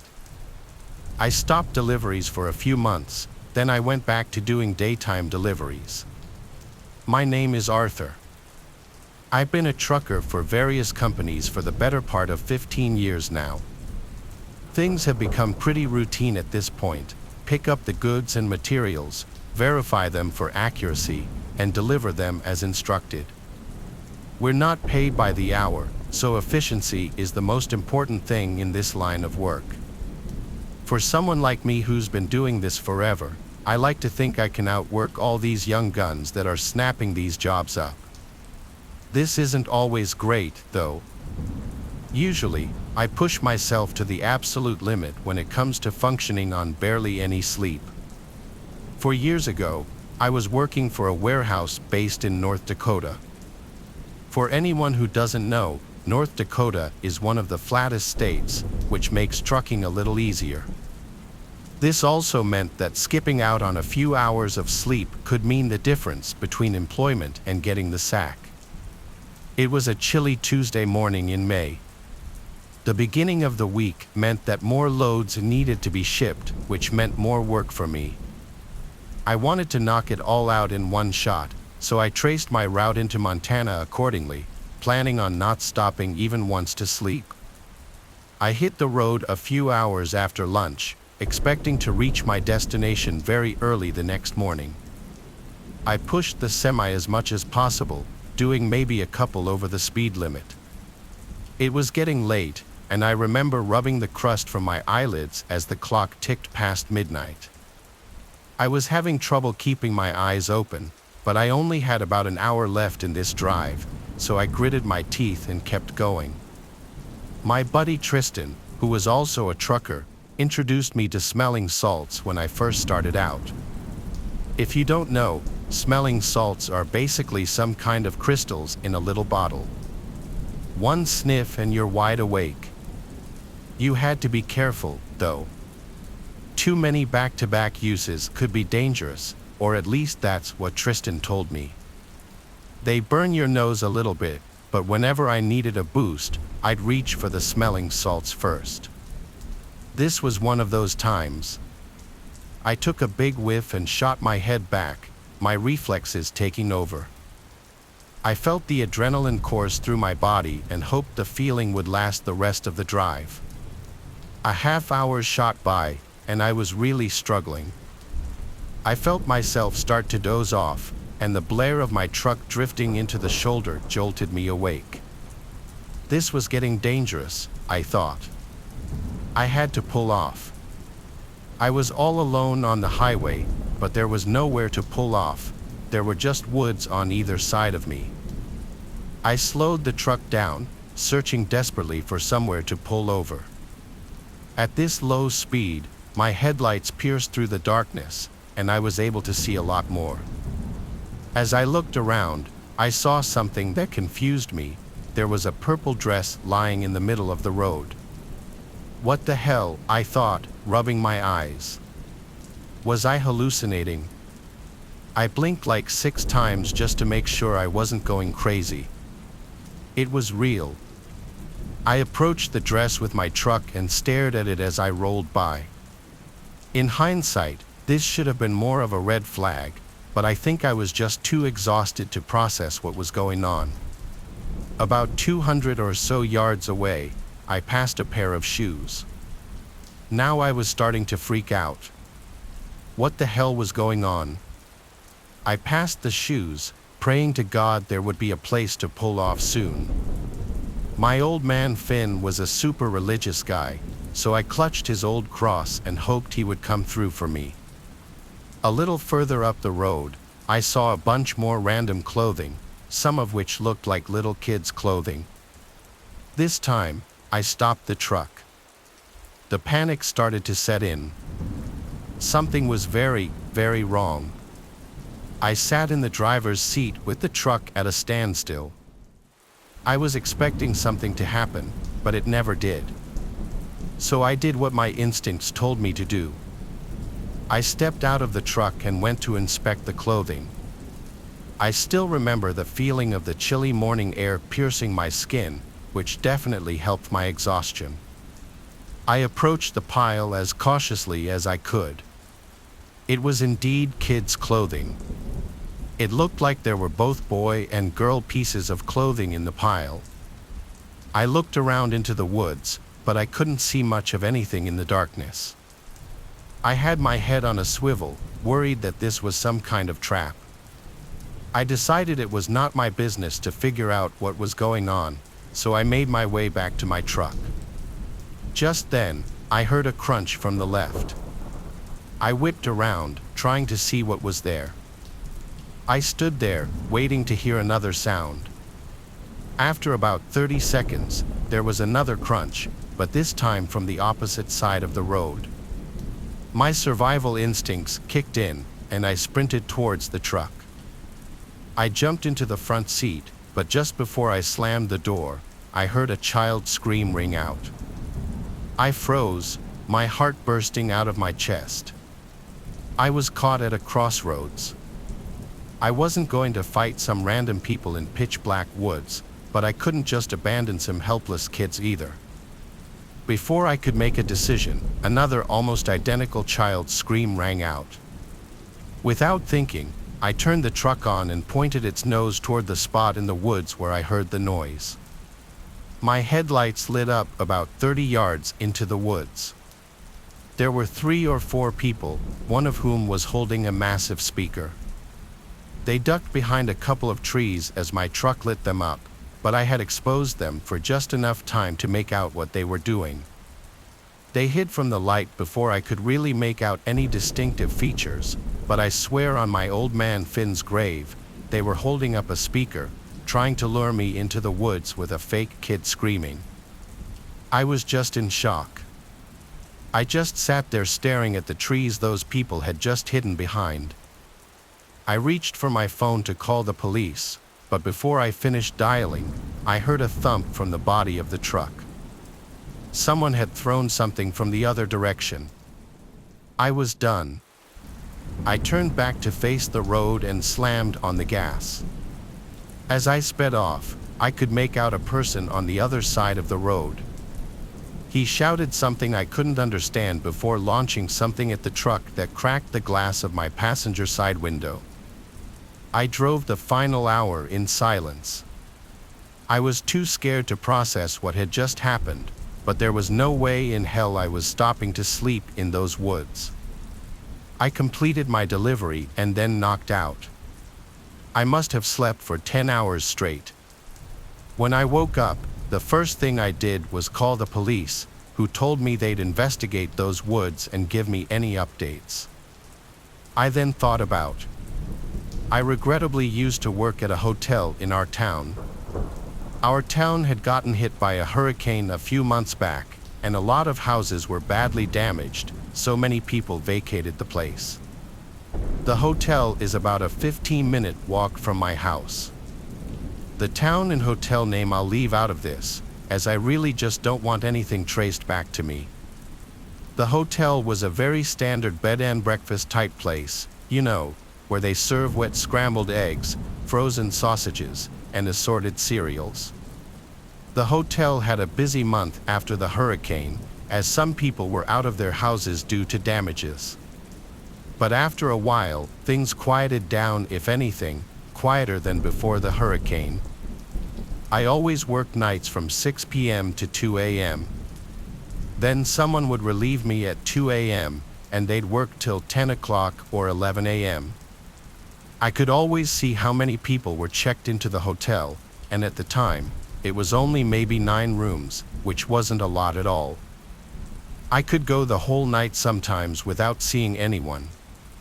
There was a back break room for employees with a coffee machine, fridge, table, and a couple of sofa-type chairs. The employee bathroom was also back there. At night, I spent most of my time back there. There was a bell at the front desk that people would ring if they needed anything. I was in the back when I heard a deep voice from the lobby saying, "Hello," repeatedly. I got up and went through the door leading to behind the counter and saw a man on the other side of the glass.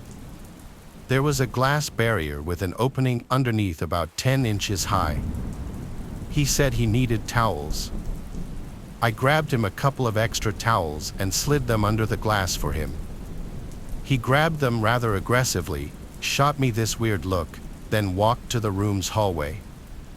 I stayed in the lobby, now sitting in the rolling chair by the monitors, and I just watched that man on the camera walk down the hallway. He was looking around weirdly, then he started rubbing the towels on his face. I said out loud, "What in the world?" Then he got in the elevator, so I went back to the break room. It was maybe 10 minutes later when I heard a voice again from the lobby. It was the same voice.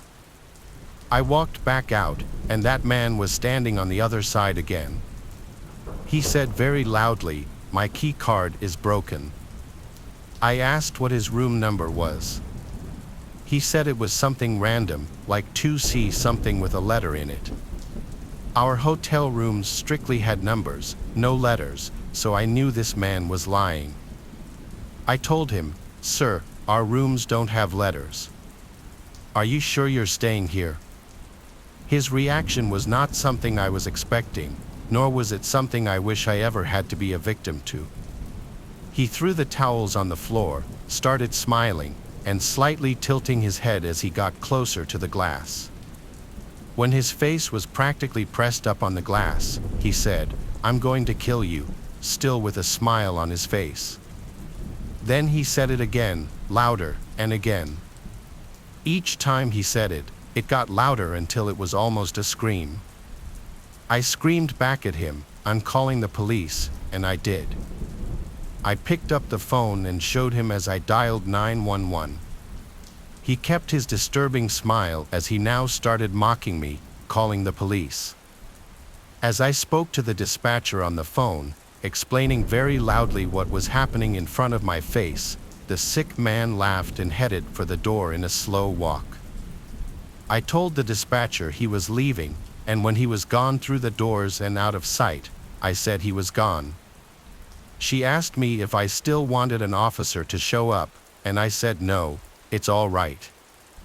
So the next couple of hours of my shift went slow. I decided for obvious reasons to hang around in the lobby now instead of the break room. There was one guest who checked in during this time. At around 2 a.m., my relief came, and I clocked out and was free to go home. I walked outside to the parking lot. It was cold out. I remember wishing I had brought my coat. I walked with my hands in the pockets of my light jacket and my hood up. Then I heard a voice in the parking lot. I turned around. There was a line of bushes that covered the first floor windows of the hotel. It came from the bushes. I don't know what the voice said. I didn't care. I walked faster now. Once I got out of the parking lot, I was on a main road for a brief minute, but there were no cars on the road in this quiet town at this hour. After a minute, I turned left down a residential street that would eventually turn onto my block. It was dead silent out, not even the sound of any distant traffic, just the sound of my shoes hitting the pavement. And then the sound of someone else's shoes hitting the pavement behind me, only it was the sound of someone running as if on their tiptoes, trying to be quiet. By the time I turned around, they stopped. There was a car right behind me, and I almost knew that there was someone hiding behind it. I heard laughing and then a familiar voice saying quietly, "I'm going to kill you." Without even seeing him, I knew it was that man. I looked around, planning out my next move. I couldn't outrun a man, let alone wearing my work shoes. I looked at the nearest house. It had an upstairs light on. Someone was awake. I would go run and ring the doorbell for help. I looked back at the car, and I saw him, that man, peeking his eyes out from behind the car as he inched around it to the front. When he got to the hood, the rest of his face and upper body were exposed, and I could see his disgusting, crazy smile again.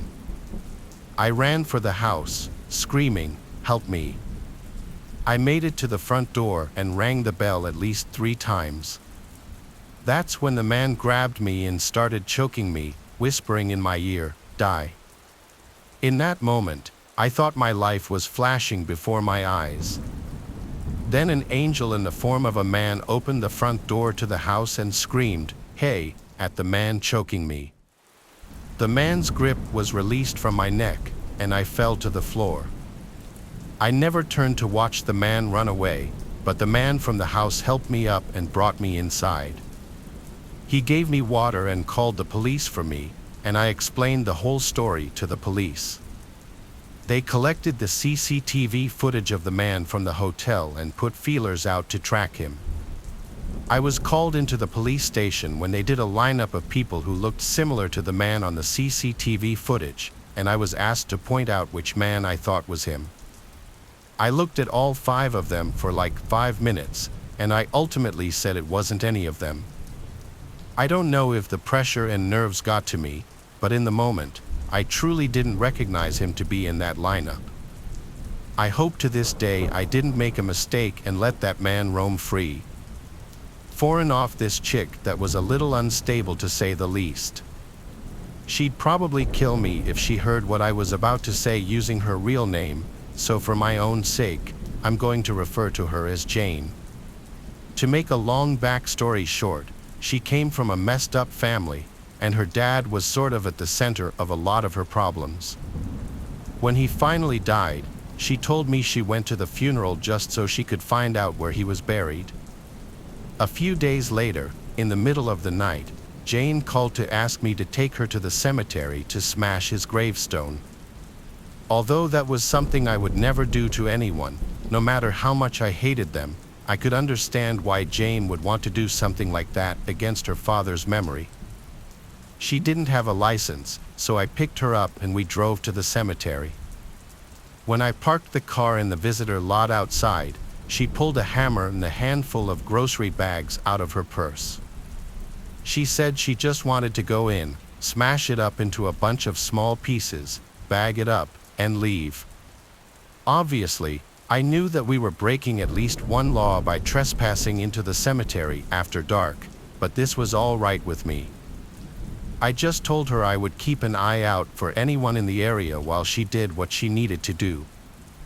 On that note, we got out and hurried over to the grave.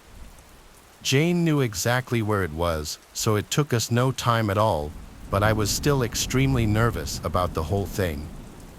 It wasn't just the threat of being arrested, but the vibe of the cemetery itself. I really felt like I wasn't supposed to be there, like we were disturbing all those dead people by marching through in the middle of the night. I kept my hat on straight and tried to give Jane space.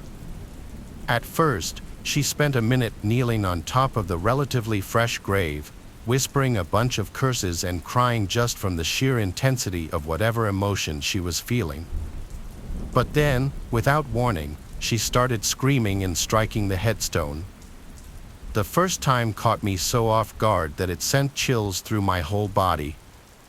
I spun around and was about to tell her to quiet down, but at first glance, I knew she wasn't going to hear me. She was going absolutely berserk on this stone, screaming and wailing at the top of her lungs.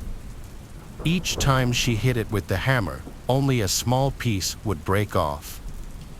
I realized we were going to be there for a while if it went on at this pace, and she was making so much god-awful noise I was terrified that somebody in the nearby neighborhood would hear us. I also thought about how blood-curdling it would feel to be walking by the graveyard and hear Jane's banshee-like shrieking in the distance, and to be unsure if she was like a ghost or a serial killer or something. My instincts set in and I became more concerned about my own safety than anything else. Here was this completely unhinged, crazy person violently thrashing her way through a mixture of grief and unhealed trauma, seeing red with total tunnel vision, and I was alone with her, surrounded by darkness and dead people. I was worried that if I got near her, she would forget it was me and think I was the ghost of her father and start trying to kill me or something, so I backed away.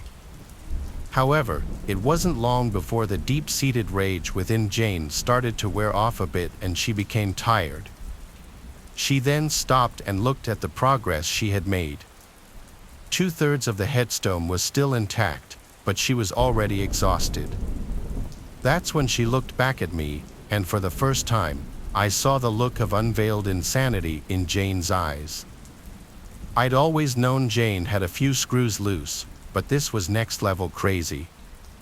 All her movements were sudden and jarring. She stood and shoved the hammer into my chest, telling me to take it and finish the job.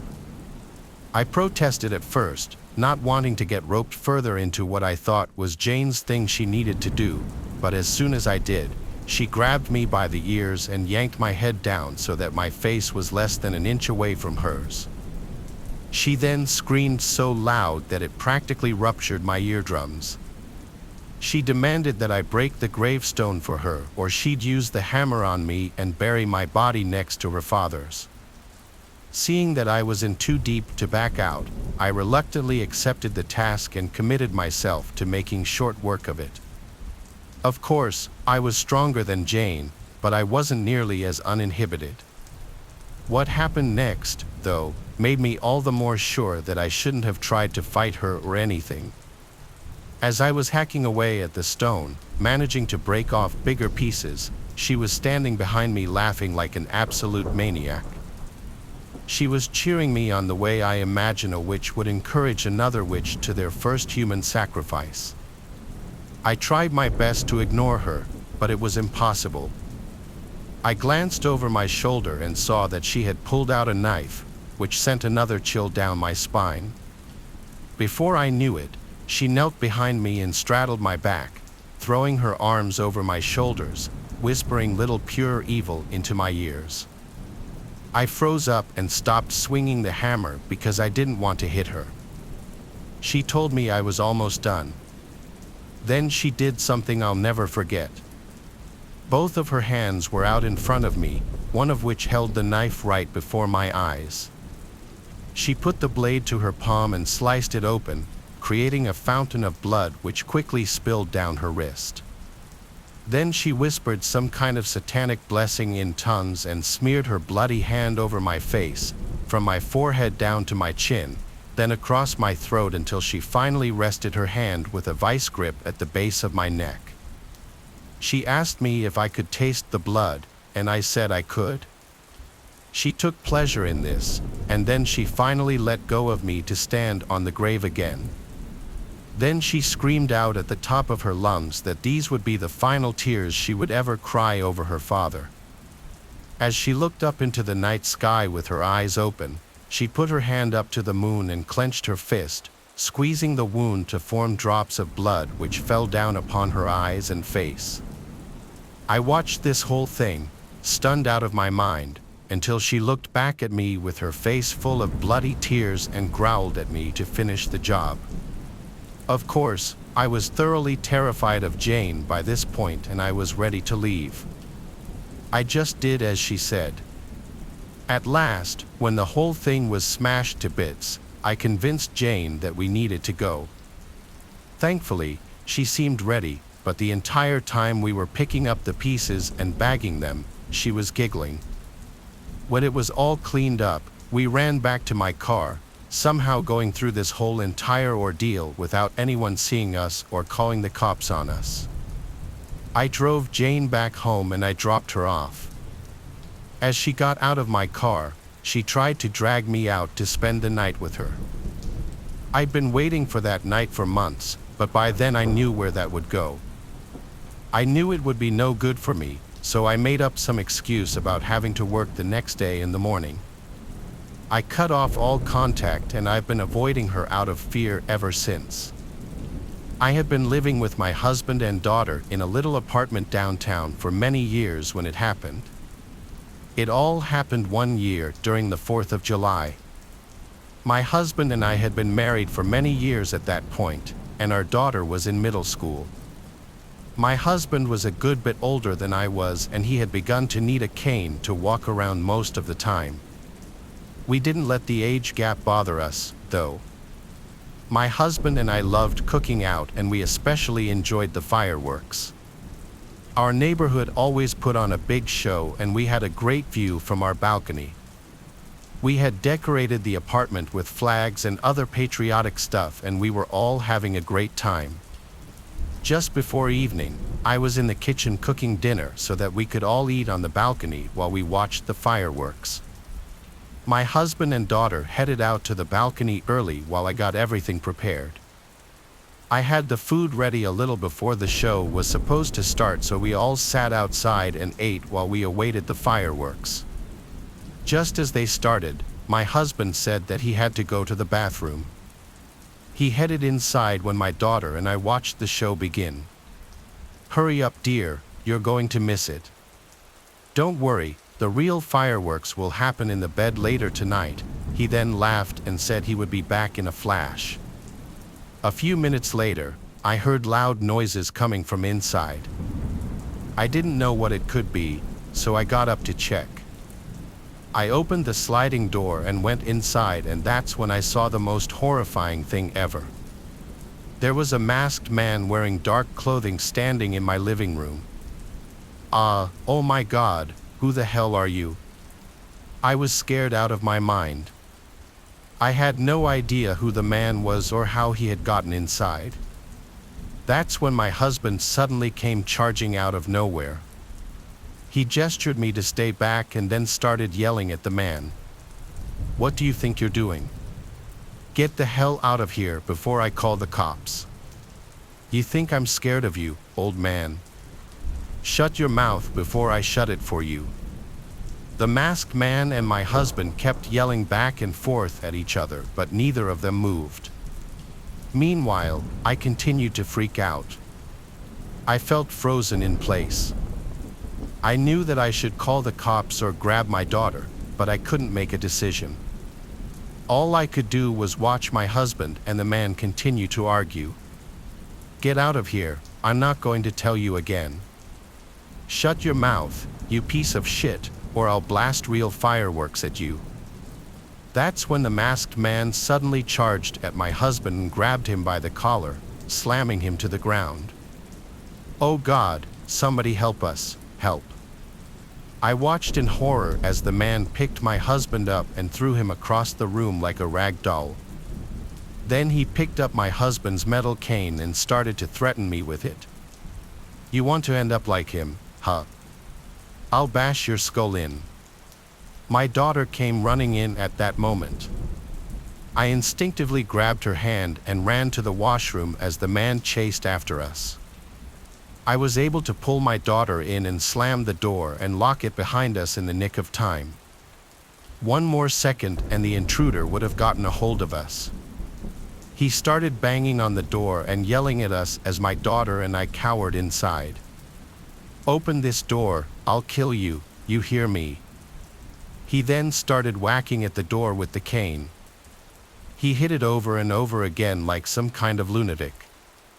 With every swing, the doors shook more and more, and it seemed like he was going to break it down. I wanted to call the police, but I didn't think that they would get there in time. I immediately called my husband's brother instead. He lived very close by and I knew we needed help immediately. There was no way that my husband would last very long with the intruder since he was on the older side and the crazy man had a cane. As I called his brother, I heard loud tussling coming from the other side of the door. I begged him to hurry up. "Please, you have to help us, he's going to kill him." I thought I had made the right decision, but to our demise, my brother-in-law's car was being repaired. He had no way of getting to us in time. I knew then that it was too late. "Just stay in the washroom, I'm coming as fast as I can. I'll take an Uber."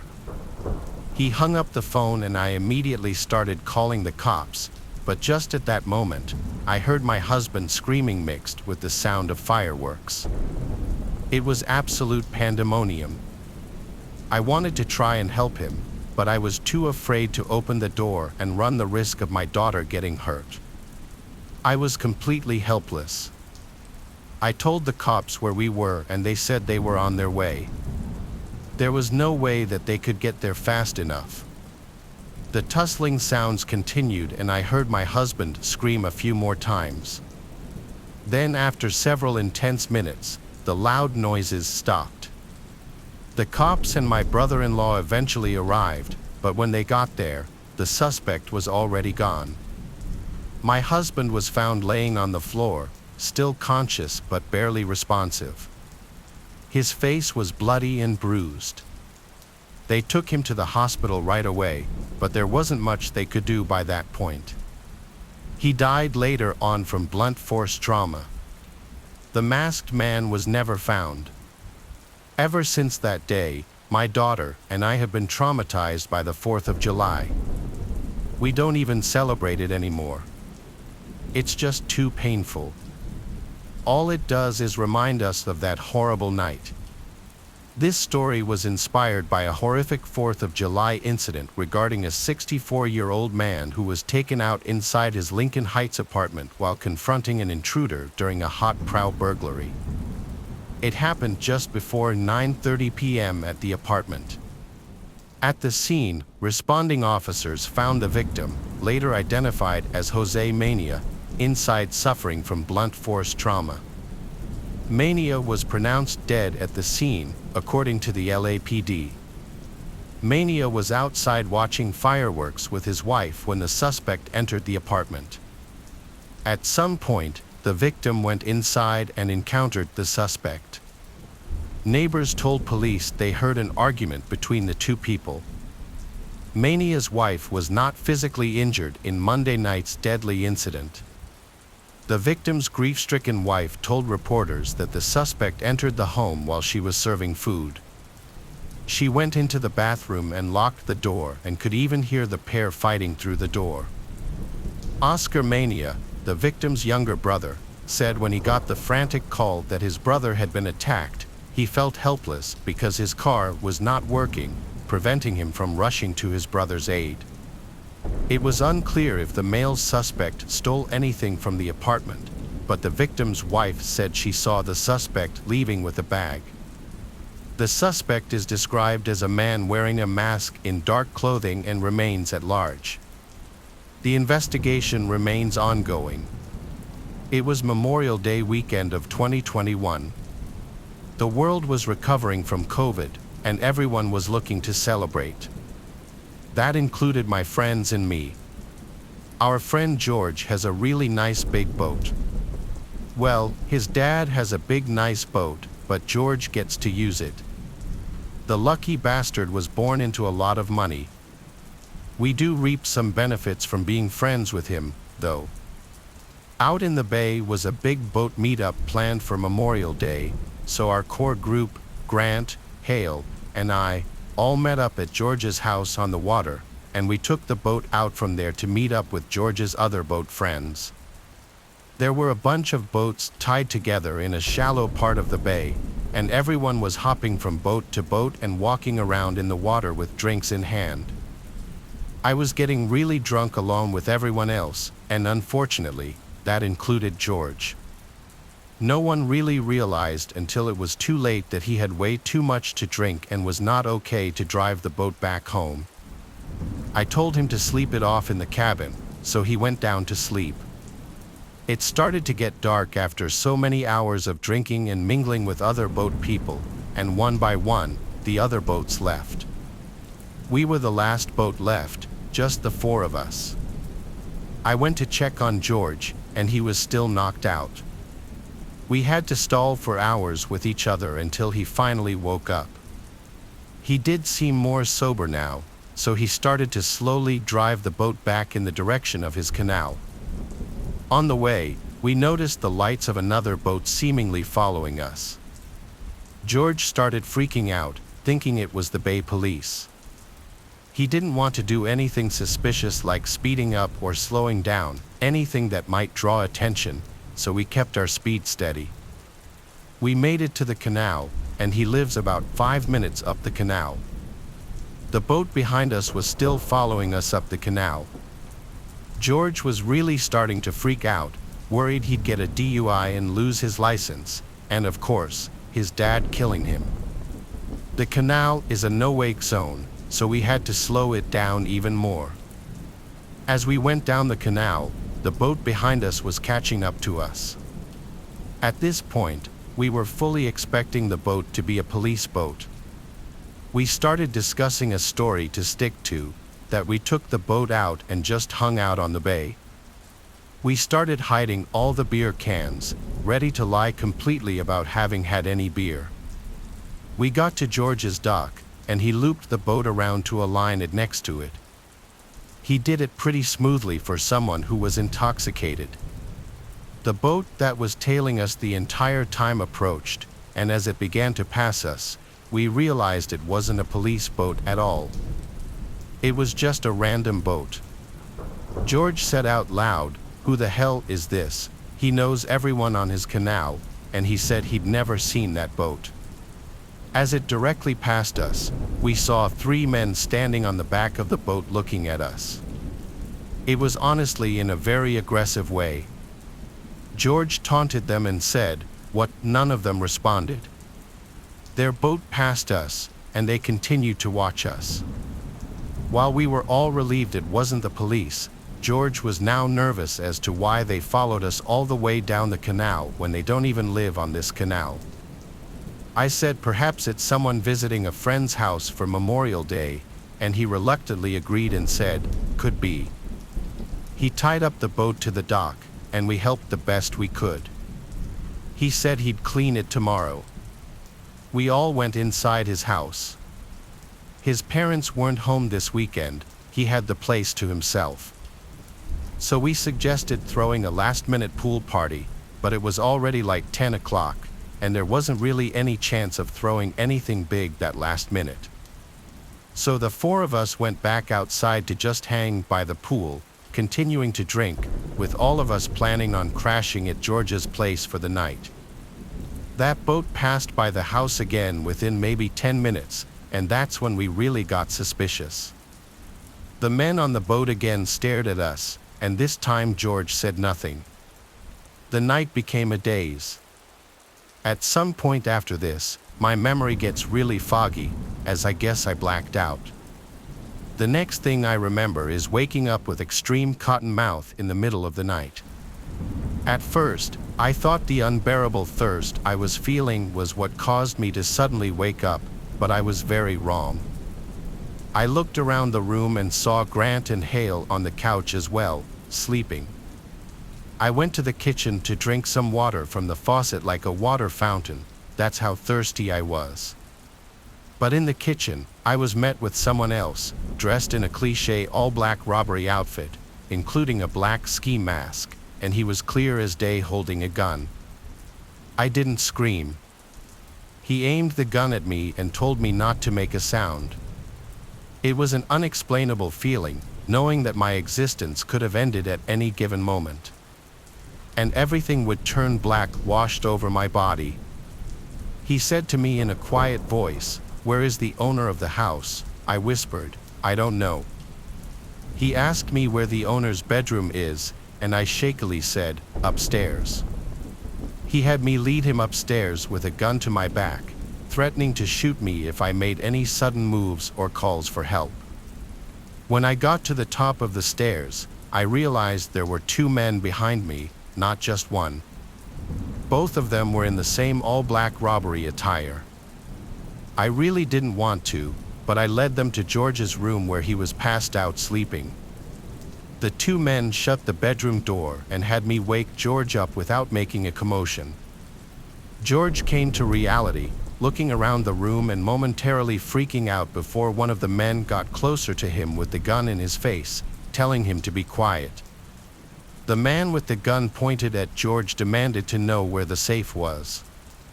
George's family is loaded, and their house is huge along with their boat, and it's common for rich families to have a safe somewhere in the house. George led the two men and myself to his dad's room, to a certain closet. At this point, they forced him to call his dad to get the combination. George explained to his dad that we were being held at gunpoint and he needed to give the combination. George's dad complied. The two men took all the contents inside the safe and put them into a bag. This included savings bonds, cash, jewelry, and various important documents. After this, they ran out of the house. We didn't hear a car speed away or anything, so they must have had a getaway vehicle further away, not on the block. After posting on multiple outlets, including the Ring Neighbors feature and reporting it to local news outlets, no one could identify the two men. I think it's fairly safe to say those men on the boat followed us to find out where George lived, since it was a very nice boat and they must have seen potential dollar signs. I'd never been so scared in my life. I actually could have been killed if I made one wrong move. Hunting season at least once a year I try to travel up to Maine and rent an Airbnb to go hunting. I never bought my own place because I can't really afford it just for a single trip every year, so doing a weekend rental makes more sense for me. Plus, I'm not exactly an expert, I'm still trying to get more experience. Some years I'd go with my uncle, but in recent years he hasn't been in the best shape health-wise. He's not really up to it anymore, so I've been going alone more recently. Last year, which was 2022 at the time I'm writing this, was the last season that I went hunting. It was November, and the Airbnb I rented was near a national park. I arrived late on a Friday because I had to come home from work, get ready, then head out on the road trip. When I pulled up into the long stretch of private dirt road to get to the cabin-type Airbnb, it was pitch black outside, and it was dead silent too. This time of year, there's obviously no bugs or crickets left, so the nights are dead silent and dark up there. Especially if the place you're staying is secluded like this one. I pulled up as close as I could to the cabin, and the owner told me the key would be hidden under the mat. Sure enough, it was there. I brought my 2 bags inside the cabin and unpacked my things onto the bed in the 1 bedroom. It was a very cozy cabin, and the owner already had the heat turned up for me, which was nice. Maine gets pretty cold up there in November. There was cable and Wi-Fi in this Airbnb, so I set an alarm to get an early start at dawn, which in my opinion is the best time to find deer or even moose if you're lucky. The next morning, I was up as soon as my alarm went off, and I was out in the woods in less than half an hour. Since this was foreign territory to me, I posted up behind a blowdown I found, some knocked over trees. Usually, this would now be a waiting game, but I heard a man's voice call from behind me. I had a mini heart attack and turned around to see some man with gray hair but who looked like he was only 50. He was approaching me slowly. He said slowly in a very angry-sounding voice, "What the hell are you doing here?" I responded, "Excuse me." He said, "Hunting is restricted here." I actually was unaware of this. When I explained this to him, he said, "I watched you right up here. You best leave the way you came." This scared me. I said, "What do you mean you watched me right up here?"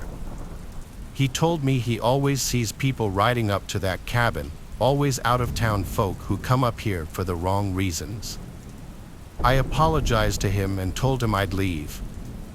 I grabbed my things and started walking back the way I came, and when I looked behind me, the man was gone out of sight.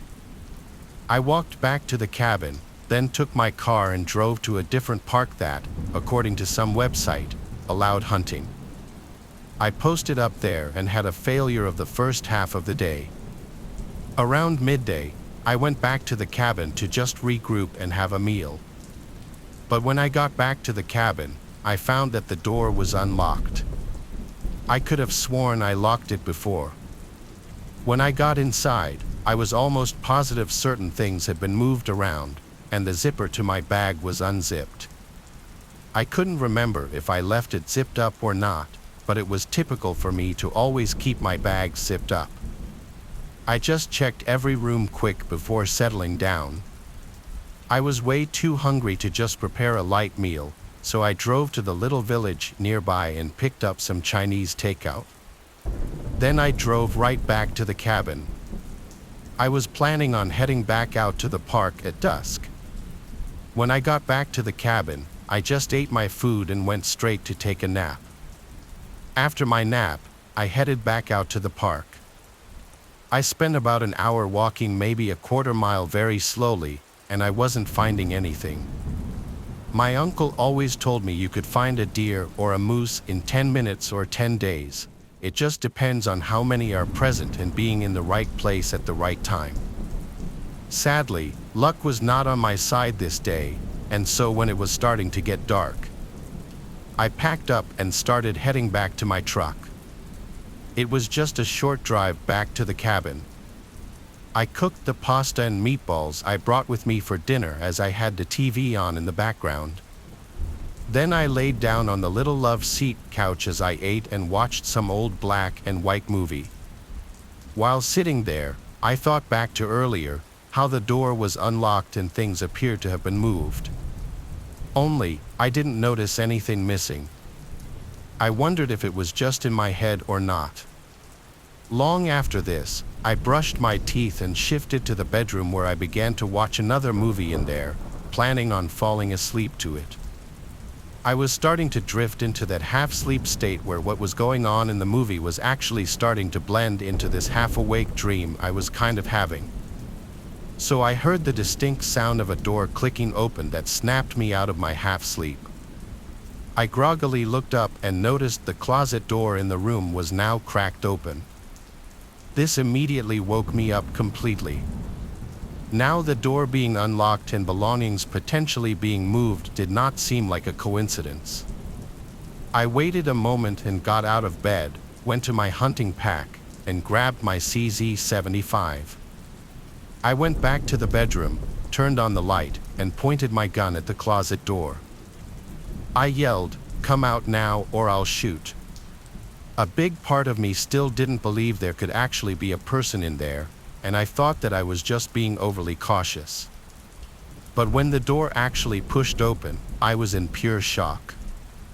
That older man from earlier in the day stepped out, and his unhappy-looking face switched to a gross smile missing a front tooth. He said, "You got me." I said, "Don't move," as I went to grab my cell phone and call 911. Thank God I had service here. The sheriff's department was on their way, and I let them know I was armed and had the intruder at gunpoint. It was an excruciatingly long wait before the sheriff's deputies arrived. During that time, the man was telling me how he's sick of people like me having no respect for the parks up here. I had no idea what he meant, but I wasn't entertaining him. I kept telling him to shut up. When deputies got there, it was an obvious arrest for breaking and entering and possibly robbery, though I don't think he ever actually stole anything from me. The man claimed the door was simply unlocked, though I don't know if that was true or if he had somehow picked a lock or even climbed through a window. The Airbnb host said that there were no other hidden keys and that I definitely left the door unlocked. He seemed more concerned about whether anything of his was stolen and putting blame on me as opposed to asking me if I was okay and apologizing for the experience. He said he had no idea who the man could have been, even after getting his name. I still don't think I left the door unlocked, but thank God I was on a hunting trip and had my firearms with me to quickly neutralize the threat. It was the middle of October. The leaves were just starting to change to that beautiful mix of orange and yellow. My wife Michelle and I are a gay couple. We've been married for 2 years now. We wanted to take advantage of the fall foliage and go to the Catskill Mountains in New York. We booked an Airbnb by Overlook Mountain, a popular hiking destination. We're avid hikers, so we go all over the country to explore national parks and famous hiking destinations. This was our 3rd time going to Catskill, New York. The owner of the Airbnb was an adorable-looking, sweet woman who was definitely in her 50s or 60s. Out of respect, I'll just name her Candy. Candy was very easy to work with and very responsive. She had the key to the little house hidden in a Codelocks mailbox, and she gave me the code. Inside was a very rustic and cabin-like feel with wooden walls and floors, but bright-colored rugs covered the wood floors. It was well kept and nice, spacious enough for 2 people. Outside were woods in all directions. There was a shed converted to a little clubhouse outside with a pool table and dartboard and a bunch of things hung on the walls. We drove to the base of the Overlook Mountain Trail, and there were some people around. Not many, but a few. As we were ascending the mountain on foot, we'd pass occasional hikers on their way down.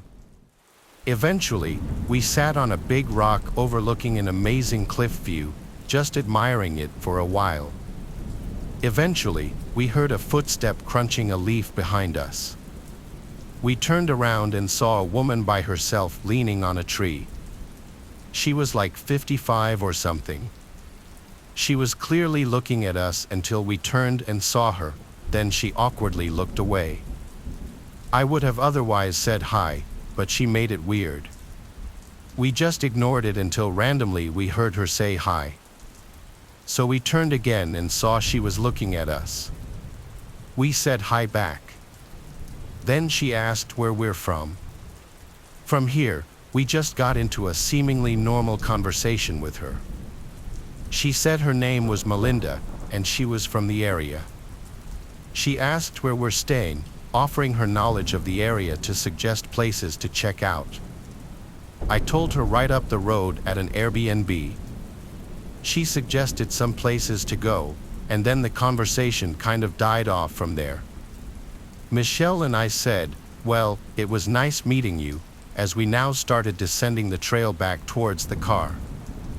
Weirdly, we noticed the Melinda lady was now also heading down as well, but she was keeping a bit of a distance, not within earshot.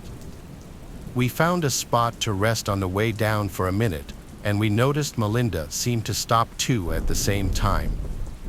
She was still out of earshot. This was weird. We felt like she was following us, so we decided to just stay put and wait her out to see if she'd move. After a while, she finally did continue making her way down past us. She looked at us and smiled and said, "Okay," as she walked past us.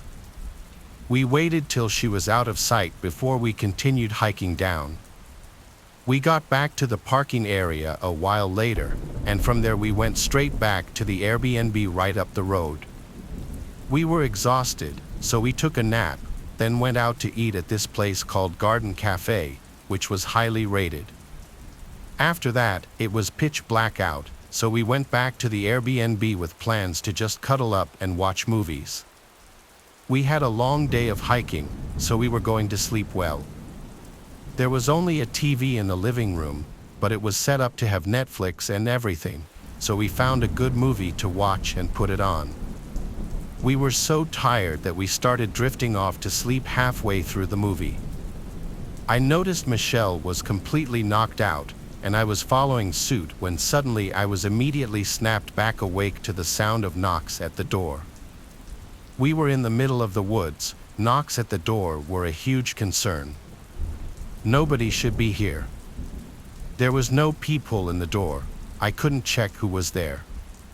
All the blinds were closed, and I wasn't going to dare peek out of one of them. I shook Michelle awake and told her someone's at the door. I muted the TV, and we waited for a second set of knocks that came only seconds later. We both agreed there's no shot we were opening the door. It was still early, like 9 o'clock, so I texted Candy asking if she was at the door. There was then a knock at the window and a woman's voice on the other side asking if someone was in there. Michelle and I were now freaked out. I'd say we were in a panic.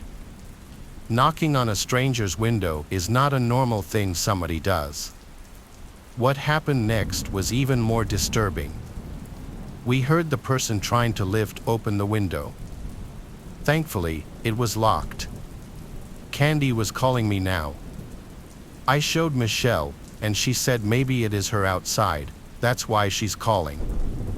I picked up in a low voice, and Candy on the other end told me she was at home, and she asked who was outside. When I told her what was happening, she sounded confused and concerned. None of her friends or relatives would go to that house. She said she told us not to open the door, and we took her advice. After hanging up, there were now knocks on another window, and the voice called, "I need help. Please let me in." We knew better than to fall for this. Something bad would happen if we let them in. We started to realize it could have been that weird lady from the hiking trail. Like, what if she followed us back to the Airbnb? We honestly wouldn't have even noticed. I went to the bedroom where it was completely pitch black, and I ever so delicately moved the blind up just a crack to peek outside. There was a man walking past the window. He didn't notice me. I went back to Michelle to tell her that there were multiple people out there. This was an invasion. We called 911. I gave them the address and stayed on the line. There were a few more knocks at the door, but we never answered. The people outside eventually gave up, I believe, because the knocks and yells stopped. The police took a while to get there, but when they did, we felt a lot better. The officers were very nice, and they stayed with us while we figured out what we wanted to do. I called Candy again and explained what happened and why we didn't feel safe staying there tonight anymore. She was completely understanding. We still paid for that night, but the rest of the stay was canceled, and the officers stayed with us while we packed our things and loaded the car. One of them led us in his car to the nearest motel where we stayed for the night. Given the circumstances, we drove home the next day because honestly, we just didn't want to be in the area after that.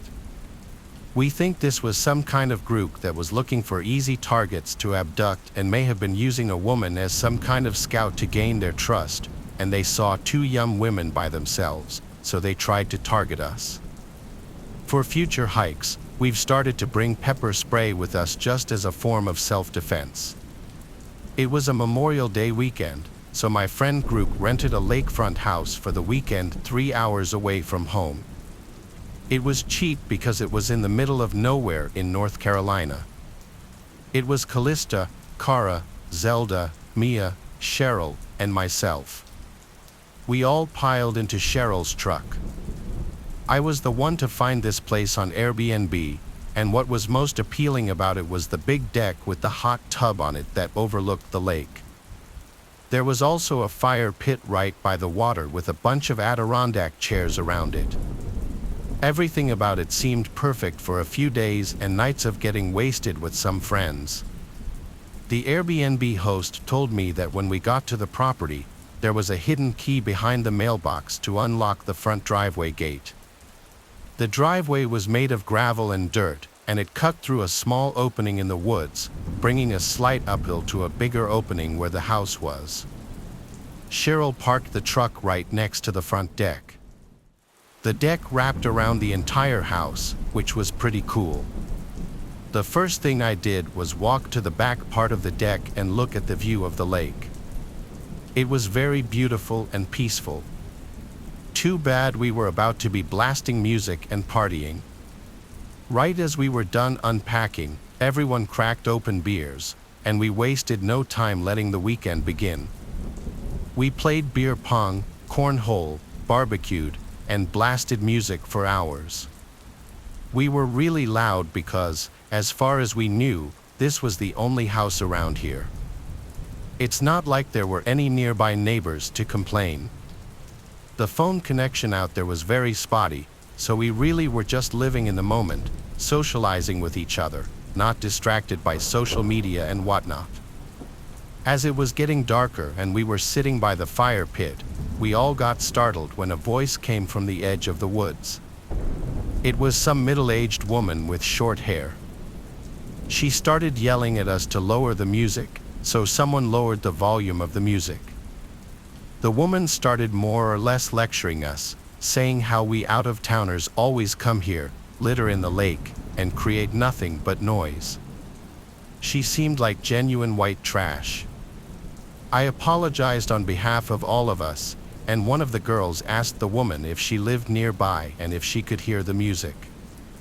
The woman responded, still in a yell, that she couldn't even hear herself think. She didn't acknowledge the other question regarding if she lived nearby. Then, she just walked away into the woods, like literally into the dark woods. It was so strange. When we were sure she was out of earshot, we all erupted into laughter. As bizarre as the encounter was, we had to make light of it, but it also did put a slight damper on things considering we thought for sure we were far enough away from any neighboring houses to blast music and be loud. But we continued to drink, and pretty soon that concern was forgotten about, and we got loud again. Some immeasurable amount of time passed before a song ended, and it went quiet for a second, and we heard a voice calling out from the lake. We paused the music and listened, and sure enough, a voice was calling out for help in the middle of the lake. We all looked at each other nervously. I stood up and went to the water and yelled out, "Who's out there? Are you in the water?" The voice called back, "Yes, help adrenaline started to kick in. There was a kayak leaned up against the deck by the water with 2 sets of paddles. Cheryl and I agreed to paddle out there in an effort to save whoever was out there. We yelled out at them to keep calling out, but as we got in the water, the calls seemed to get further away no matter how deep we got into the lake. After like 5 to 10 minutes of rowing out to the complete darkness of this lake, calling out repeatedly for that man, we heard it was just utter silence. All we could see were the lights from the house sitting at the edge of the lake, and then just darkness in every other direction. It was only the sound of the light splashes of water and then screams, female screams, coming from the direction of the house. They sounded gut-wrenching, like genuine screams of danger. It sounded like more than one, at least 2 of the girls' screams.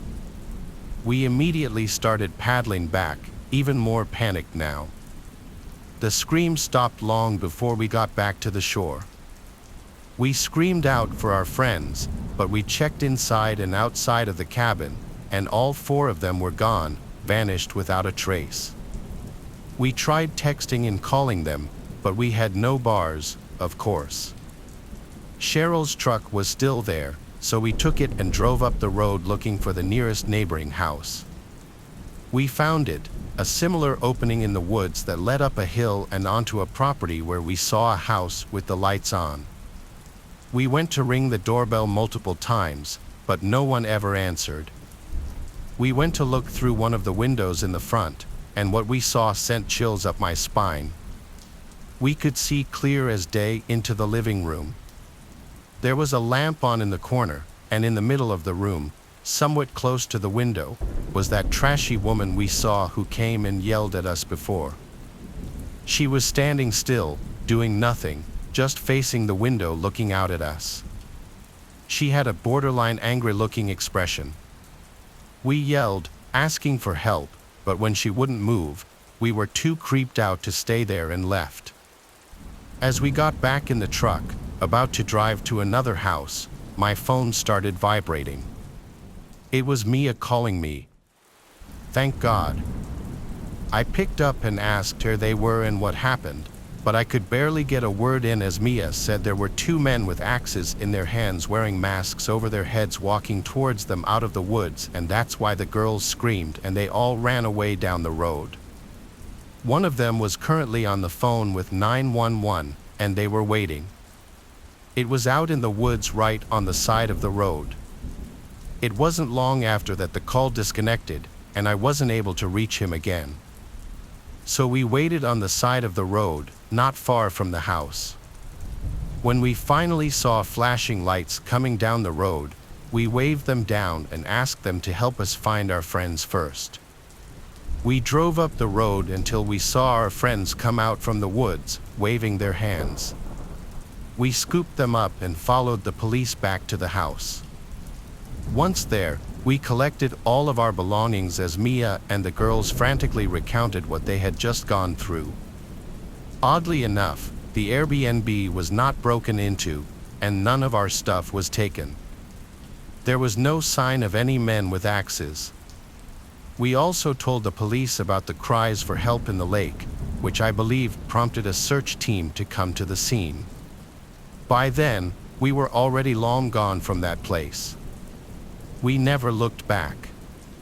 After much persistence and battling with Airbnb and the host, we got our money back for the stay, well, most of it. None of us could ever figure out this situation, like if it was all a trap.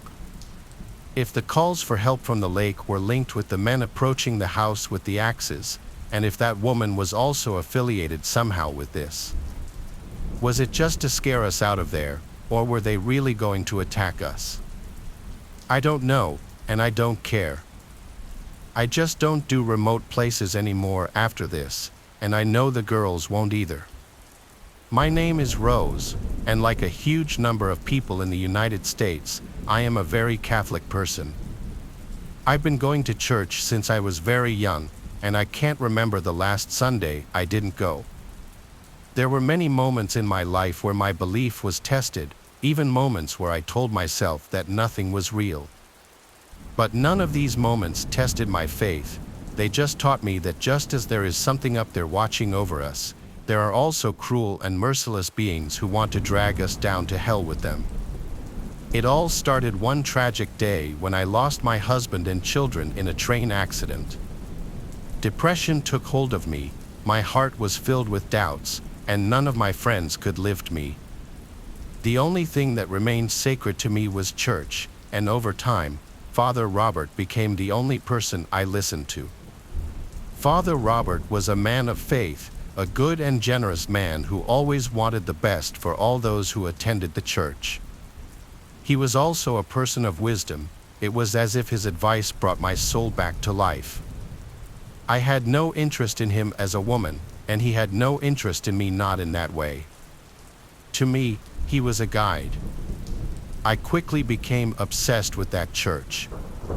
My friends would tell me that I spent too much time there and that I did nothing but talk about the church or Father Robert. Part of me thought they were jealous, but I lied to myself. They knew they were right, I just didn't care. I only cared about spending time at the church. As time went on, I realized that Father Robert was behaving much more strangely than I thought. Every time I went to pick him up, he would come to me. At first, I thought it was a gesture of kindness. But as time went on, I realized that he didn't want me to come into his office. At the time, I thought it was probably for something good, something beyond my comprehension that Robert didn't want me to get involved with. I thought I didn't have to distrust him, no matter what. But after what happened a few days later, I realized that there was a big difference between being devoted and being innocent. Rose, my daughter, yesterday I noticed that you were spying on me coming into my office. Is there something bothering you? As always, Father Robert was very attentive but at the same time imposing. Oh, I'm sorry. I must admit that I'm very curious. I always wanted to see your office. It won't happen again. You must be careful with curiosity, child, since that's the way the devil operates. Yes, I'm sorry, Father. Don't worry, Rose. You know what? I can show you my office if you come tonight. You've proven you're a child of God several times, and I'm sure you're ready to know a little bit more about this church and what its walls hide. Oh, you think so? I don't want to be invasive. No one is invasive in God's house, Rose. See you tonight. Excited, I continued with the Mass that Sunday, and in the evening after lunch, I went into the church. I was afraid it might be a little late, but Father Robert was there waiting for me, as always, with a huge smile on his face. He pointed me in the direction of his office as if I didn't know it all the way. We walked in silence. Robert was still with a huge smile, but I felt very uncomfortable. I felt something was wrong, but I refused to follow my instincts. I was in God's house, after all. When we arrived at the office, I entered with great curiosity, and with the door closed, I thought Robert had come in with me, but surprise, I was alone. Father. With no answer, I began to examine the office. It seemed totally normal. There was nothing about it that caught my attention except for one thing. On one side, there was a huge, terrifying painting. I never liked horror movies, but even so, I knew where it was from. This painting was from that movie. Was it The Nun? What is it doing here?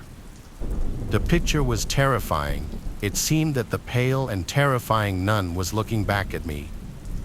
I stopped looking at it and headed for the exit, but from 1 second to the next, the lights went out and then came back on. Terrified, my eyes darted around the office until I came across something I would not have liked to see. No, no, no, no, no, no, no, this can't be possible, this can't be possible. The nun's painting was still in front of me. It's empty. The lights went out once more, but the light didn't come back on.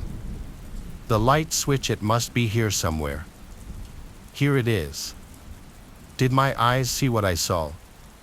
No, this has to be a mistake. I had to be hallucinating. I ran towards the exit door. I had to get out of there as soon as possible. My body, it hurts. As I looked up in the direction of the attacker, I saw not the nun but Father Robert with his characteristic smile. Father, what is happening? Curiosity. Are you the devil?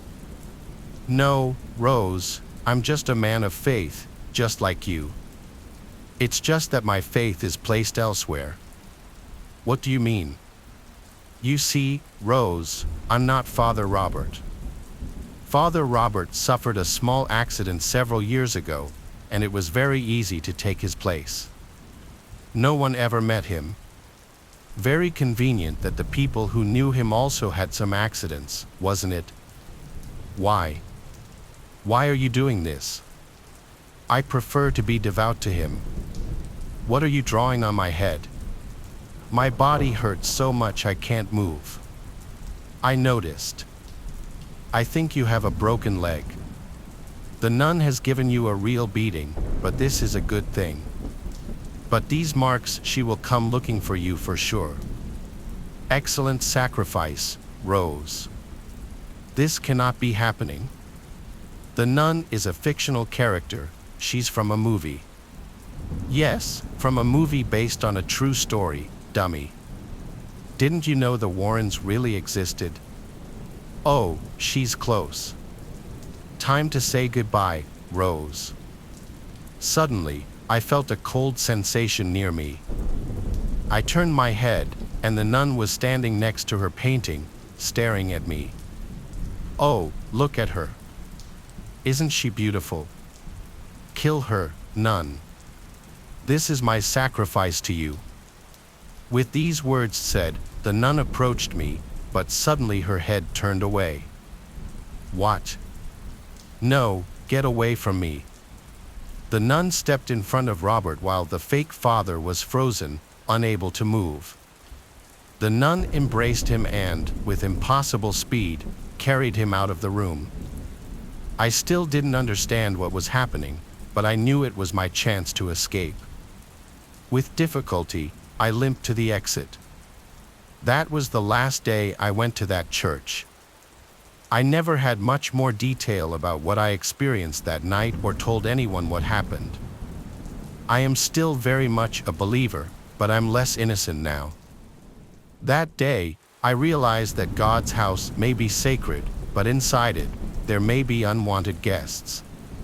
In the summer of 2007, I was 13, and my mother decided to take me and my brother, who was 18 at the time, on a cruise to the Bahamas and Key West. With this being my first cruise, I was very excited but also nervous. At that age, I was very shy, a bit overweight, and I mostly kept my hair in front of my eyes. I had always seemed to get unwanted attention growing up, considering my body matured much quicker than everyone else my age. I was 13 and barely 5 feet tall. We flew to Florida and stayed in a hotel near the ocean because the ship was leaving in the morning. My mother was a severe alcoholic at the time, which made this trip all the more unpleasant. She got smashed that night and didn't come back until really late, leaving my brother and me at the hotel alone. My brother was also suffering in his own ways from my mother's abusive tendencies, so we basically left each other alone and took care of ourselves. Anyhow, we got on the ship the next morning, and I was in complete amazement. There was a pool on the deck and tons of kids my age, though I was too shy to introduce myself. My mother signed us up to go snorkeling off the coast of Key West in the morning, and I was really excited. Nothing bad happened that night, and I had a hard time sleeping because I was so excited. In the morning, my family climbed onto this little boat that drove us into the middle of the reef. Before we went in, a man sat next to me. He was really tall with blonde, curly hair, and he introduced himself. holding out his hand for me to shake. "Hello, my name is Paul." I smiled nervously and shook his hand to be polite. "Hi, my name is Malin." He smiled, and I could tell he was staring at my breasts, which made me very uncomfortable, but I was just so shy that I didn't say anything. I could also see my brother watching from a few seats away. "How old are you?" Paul asked. "I'm 13. "No way," he said skeptically, looking me up and down. I smiled and nodded. "I am." He smiled back and said, "Cool. Well, I'm 18. "That's cool," I said nervously, obviously uncomfortable that a man my brother's age would approach me and not my brother.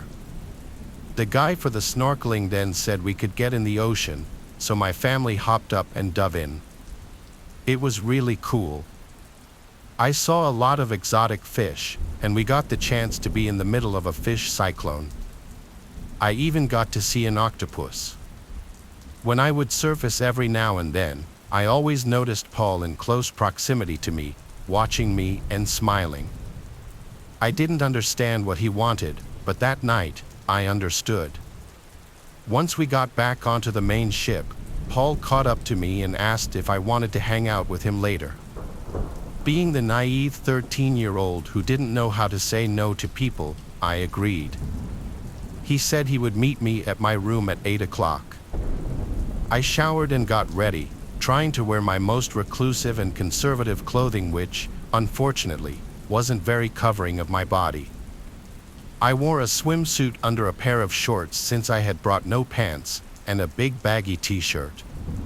Paul soon arrived, and he took me to the main deck. He grabbed my hand, and I had a horrible gut feeling that something bad was going to happen. Once we made it to the deck, we ran into my mother, who, of course, was sloppy drunk. She greeted us happily, noticing us holding hands and smiled, sending us on our merry way. I gave her the most terrified look I could muster up without him noticing, but she was too drunk. Paul soon led me to the hot tubs. There were two, and he told me to slip into one with him. I took off my shorts, but I wanted to keep my shirt on. As I started climbing into the hot tub, he protested, "Hey, take off the shirt, silly." I hesitated but did as he told me. He splashed me a few times, and I noticed something in his eyes that I had never seen before. As he looked at me, he said, "You look hot when you're wet." This statement made me extremely uncomfortable, and I didn't say anything. I then saw a group of young boys heading towards the hot tub, and I just prayed that they would get into ours. But they didn't, and they got into the other one. I was really starting to panic. I was shocked that no one was helping me when it was so obvious how distressed and uncomfortable I was. "Hey, come with me. I want to show you something cool," he said as he stood up, grabbing my hand. He led me up some stairs and across a walkway until we came up to a door that said for 18 and older and no one past 7 p.m., but it was 10 o'clock now, and he opened the door and pulled me in. The deck was completely deserted, and the stars were shining bright. If it weren't for Paul being there, I probably would have loved the sight. I realized he had 2 towels, and he laid them out, sitting down and then motioning me to sit with him, and I obeyed. We lay looking at the stars for a bit when he started asking me some personal questions. "Have you kissed anybody on this cruise yet?" "No," I replied. "Why not?" He laughed at me. I shrugged and said, "Well, I don't know. I'm not really interested in that." He smiled and laughed. "Well, I've tried to get as many girls as I can from this trip." At this point, I froze. I didn't know what to do or say. Suddenly, he rolled on top of me and started to kiss me. I was petrified, and I didn't move or object. I was that scared. His hand started to touch my sides, and I suddenly could move again, jumping back. "What time is it?" "I've got to go," I managed to stutter. I got up and started walking away fast, but he managed to catch up to me by now. I was in the elevator on my way back to the room. "Wait," he shouted. "Can I see you tomorrow?" "No," I answered just before the door closed. I made it back to the room, and my brother was watching TV.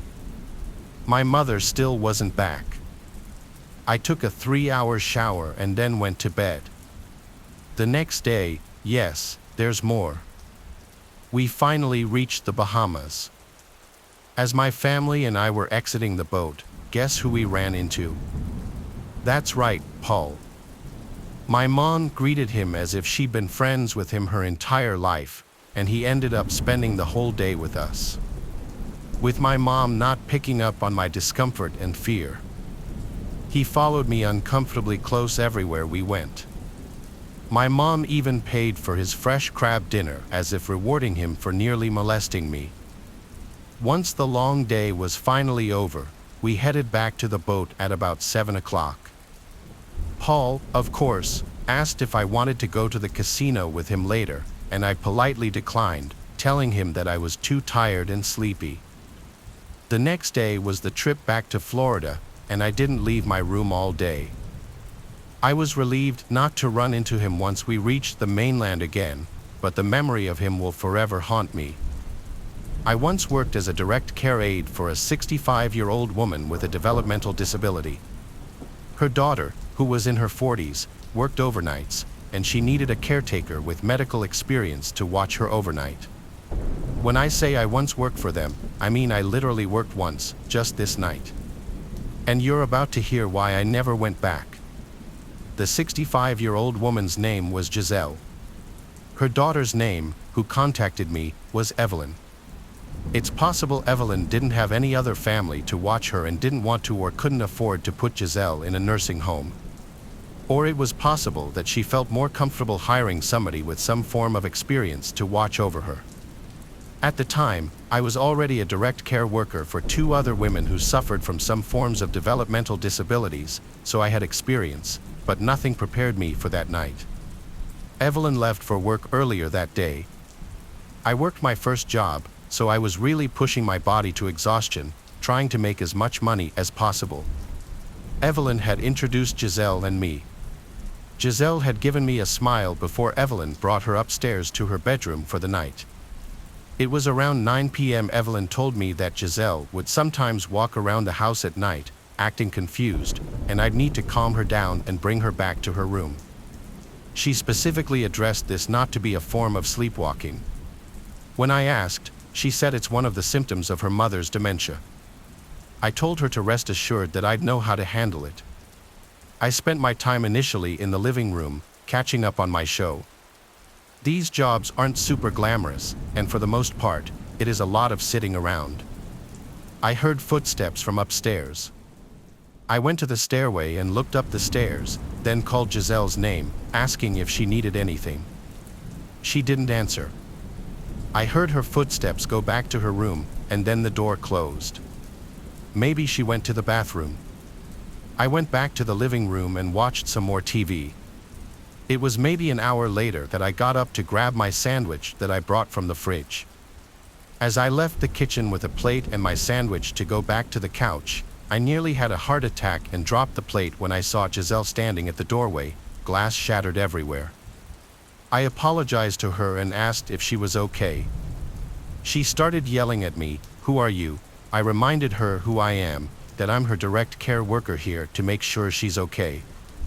Everything she said at this point was in a loud scream, "Why are you here? I don't know you." Things of that nature. I reminded her that we had just met and that her daughter Evelyn hired me to watch her and the house. This seemed to work for long enough for me to get her to come back upstairs with me and to her room. I brought her up a glass of water and some melatonin. I made sure she took both before going back downstairs. After a few hours, I was absolutely exhausted. I had to get a couple of hours of shut-eye. There was a spare bedroom upstairs with a twin-sized bed where Evelyn said I could rest if needed. I felt like at this point, Giselle was asleep for the night from the melatonin. I fell asleep within minutes, but I was asleep for only maybe an hour. I woke up to a sound from downstairs. It was this repeated slamming every 1 to 2 seconds. Something from downstairs was being slammed. I jumped out of the bed. I had left the bedroom door open so that I'd hear anything if Giselle got up, case in point, right here. When I got to the stairs, I realized the slamming was coming from the kitchen. I walked down the stairs as quickly as I could while still remaining quiet. Getting to the bottom, I peered around the opening to the kitchen, and what I saw was like a scene from a scary movie I'd seen before. I saw Giselle in the darkness, standing in front of the oven, repeatedly opening it and slamming it shut. It was horrifying. When I say I saw Giselle, I really only saw her silhouette. It was that dark in the kitchen. I said, "Giselle," really loudly. She stopped, turned to her left at me, shut the oven door one final time, and started walking towards me, towards the stairs. I said in a now softer, kind of scared-sounding voice, "Are you okay?" She got close enough to me where I could now see her facial features, and she looked at me with this blank expression, then walked right past me and started walking up the stairs. I followed her upstairs, but as soon as she got to her room, she slammed her door shut. I knocked on the door, saying, "Giselle, are you all right?" She didn't respond. I quietly opened the door just to peek inside, and I saw Giselle at the side of her bed, just standing facing the wall. I've seen a lot, but this was some pretty unsettling behavior that I feel like is the exact kind of stuff you'd see in some scary movies, like I mentioned before. I walked over to her and gently eased her into the bed. When she was lying down, I covered her, and for what I was hoping would be the final time, I said, "Good night, Giselle," and shut her door. I went across the upstairs to the spare room and went back to bed. I purposely tried not to fall asleep for at least half an hour, just in case she'd wake up again, but I don't even know if I made it that long. All I know is I fell asleep pretty freaking quickly. I woke up once again, however, much later. The room was still pitch black, and the 1-hour alarm I set had not yet gone off. I looked around the room, wondering what woke me up. I didn't see what it was until I heard a sound from inside the closet. I then noticed the cracked open closet door and the black shadow of a head peeking out of the closet. Again, I almost had a heart attack. I said, "Giselle." She didn't answer. I kept saying, "Giselle," a bunch of times until she pushed the door open, and I saw her approaching the bed slowly. She started saying what she was saying hours ago again, "Who are you? I don't know you." As she got closer, I tried calming her down, reminding her who I am. I reached for the lamp next to the bed and fumbled with it until it turned on. Giselle was holding a huge kitchen knife in her hand. At this moment, everything changed. Giselle was now a threat to my life, and I had to worry about myself, not her. I screamed at this point, "Giselle, put the knife down." I guess my scream stressed her out because she got closer and started screaming back at me, still repeating, "I don't know you." I wasn't going to attempt to calm down a knife-wielding dementia patient. That was not in any job description. I mapped out a way to run around her in the bedroom, and I went for it. I jumped off the bed on the side further from her, and she screamed again, "Who are you?" She swung the knife at the air as I ran past her. It was a slow and weak swipe from what I saw, but nonetheless, it showed that she had intentions of actually using it. I got downstairs, grabbed my shoes, and went outside. Instead of calling 911, I called Evelyn as she requested I do if there was an issue. I was courteous in doing this because getting law enforcement involved is never doing anyone any favors. Evelyn was yelling into the phone at me not to leave her. Honestly, I yelled back that she attempted to kill me and that I didn't call the police. She had to leave work. Of course, I stayed outside of the house, making sure Giselle didn't go anywhere until Evelyn returned. When Evelyn went inside, Giselle was back in her bed, asleep. Evelyn went as far as accusing me of exaggerating the whole thing until she found the knife next to Giselle's bed. To not give her any more fuel to blame me for any of this, I left out the fact that I ever went to sleep. But that doesn't mean that I felt in any way I did anything wrong. Evelyn even offered me that room to sleep. I never worked in that house again. Giselle was a scarier patient than I'd ever dealt with in any of my jobs in my 9 years of being a direct care aide. Ever since I was a kid, I loved carnivals. The lights, the games, the unpredictable joy of it all. I know lots of people find them weird and childish, but not me. Growing up in a small town in Indiana, it's not like there was a whole bunch to do. So whenever the carnivals would roll through town, you best believe I was spending as much time there as I possibly could. It's been over 20 years, and I still enjoy the atmosphere of a local carnival. Despite what I'm about to tell you, I think my love for carnivals is something I'll never lose. I was like 9 or 10 when this happened, and I was a kind of nerdy kid growing up.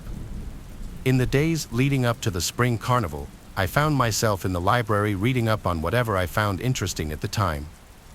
For whatever reason, I wound up in the history section. I remember the books being literally caked in layers of dust. That's how long it had been since they were even touched. I was flipping through a book on the history of our town when a small, faded slip of paper fell out from between the pages. Confused, I leaned down to pick it up. To my pleasant surprise, it was a ticket for our local spring carnival, dated over 15 years ago. The odds of something like that happening had to be extremely low. I was ecstatic. This ticket would make a great addition to my miscellaneous collection back home. What was even cooler, though, was the fact that the date on the ticket was just 2 days away, when the carnival would certainly be in town. As I predicted, the carnival cruised into town the next morning, so I figured, why not use the old ticket just for laughs, to see what the booth attendant would say. I wanted to get it punched anyway. The next evening, I headed to the carnival with the ticket safely tucked away in my pocket.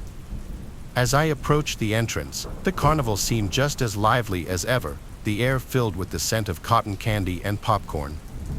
I pulled out the ticket at the gate, handing it over to the guy at the booth. His face changed the moment he saw it.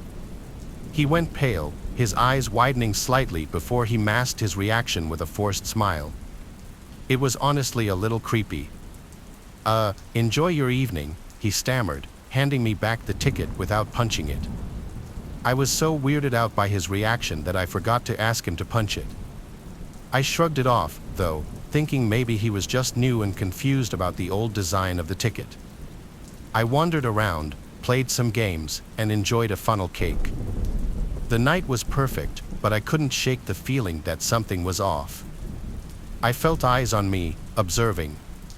Maybe it was just paranoia. I tried to ignore it at first, but I kept noticing the carnival employees giving me weird looks. After a while, I got fed up and decided to ask one of the older game operators about it. I found a kindly-looking elderly man running the ring toss booth.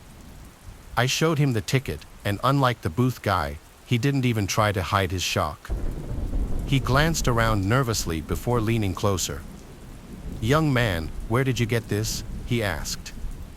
After telling him where I found it, I started feeling uneasy about the whole situation. Maybe I should have just kept the ticket at home.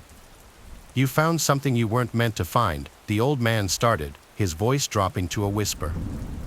"This ticket, it's part of a story that the folks around here don't talk about much. About 15 years ago, something terrible happened during the carnival right here in this town." He paused as if weighing whether to continue. "There was a young worker, name of Win, nice kid, everybody liked him. He was responsible for one of the rides. I can't remember which. One night, he just disappeared, vanished without a trace. The police found his wallet, but there was nothing in it except a ticket that looked an awful lot like this one," he said, gesturing towards my hands. The atmosphere around us seemed to drop a few degrees. He continued, "They searched everywhere, even drained the local pond, but no sign of him. After that, strange things started happening every time the carnival stopped here, accidents, things going missing, odd sightings.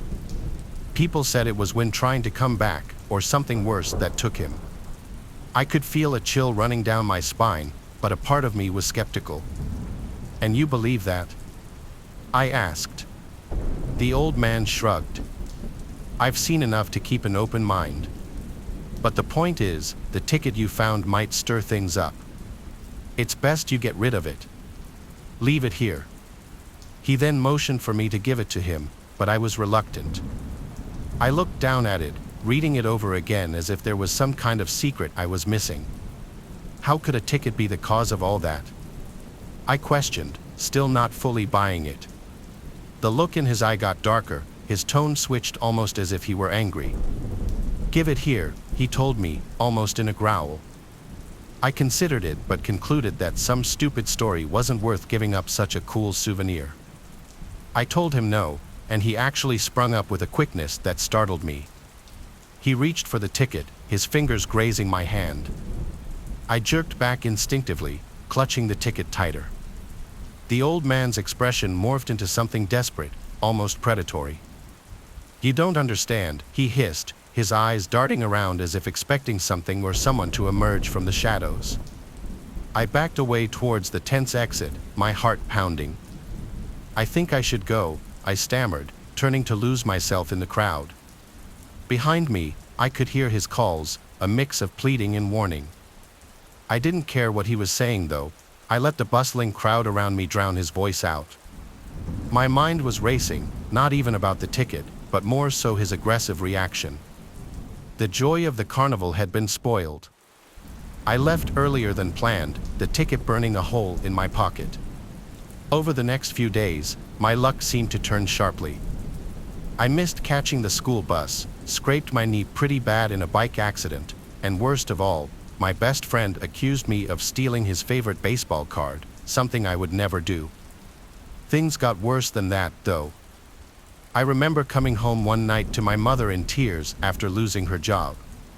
My brother broke his leg skateboarding the next week, and our beloved family pet, Bean, also passed away a few days after that. It was like a dark cloud had settled over me since that night at the carnival. I couldn't help but remember the old man's warning about the ticket stirring things up. It seemed ridiculous, but then again, so was the string of bad luck that followed me. My dad laughed when I told him about my theory. He told me that there was no such thing as ghosts and that I shouldn't be so superstitious. One rainy afternoon after school, after a particularly tough day where I had forgotten my lunch and had to go hungry, I pulled the ticket out. I stared at it, this small piece of paper that had brought nothing but trouble. Feeling a mix of anger and fear, I decided I had had enough. I grabbed my raincoat and boots and trudged out to the creek that ran behind our house. My heart felt like it was pounding out of my chest as the rain soaked through my hair. Standing at the creek's edge, I took one last look at the ticket before tearing it into tiny pieces and watching them get swept up by the current. It's just a piece of paper, I thought. Things started to look up after that. My friend found his baseball card and apologized to me, and we became friends again. I didn't miss the bus a single time that school year. My mom got a better job in the next couple of days. Whether it was all a coincidence or that ticket really was cursed, I couldn't say, but one thing was for sure, I learned to be more careful about what I picked up and brought home. I don't believe in the supernatural, even after all this stuff happened to me. My parents liked telling me that I imagined everything because I was so young. It's still hard to fully explain it, but I've long since accepted it as one of those weird coincidences that you just can't explain.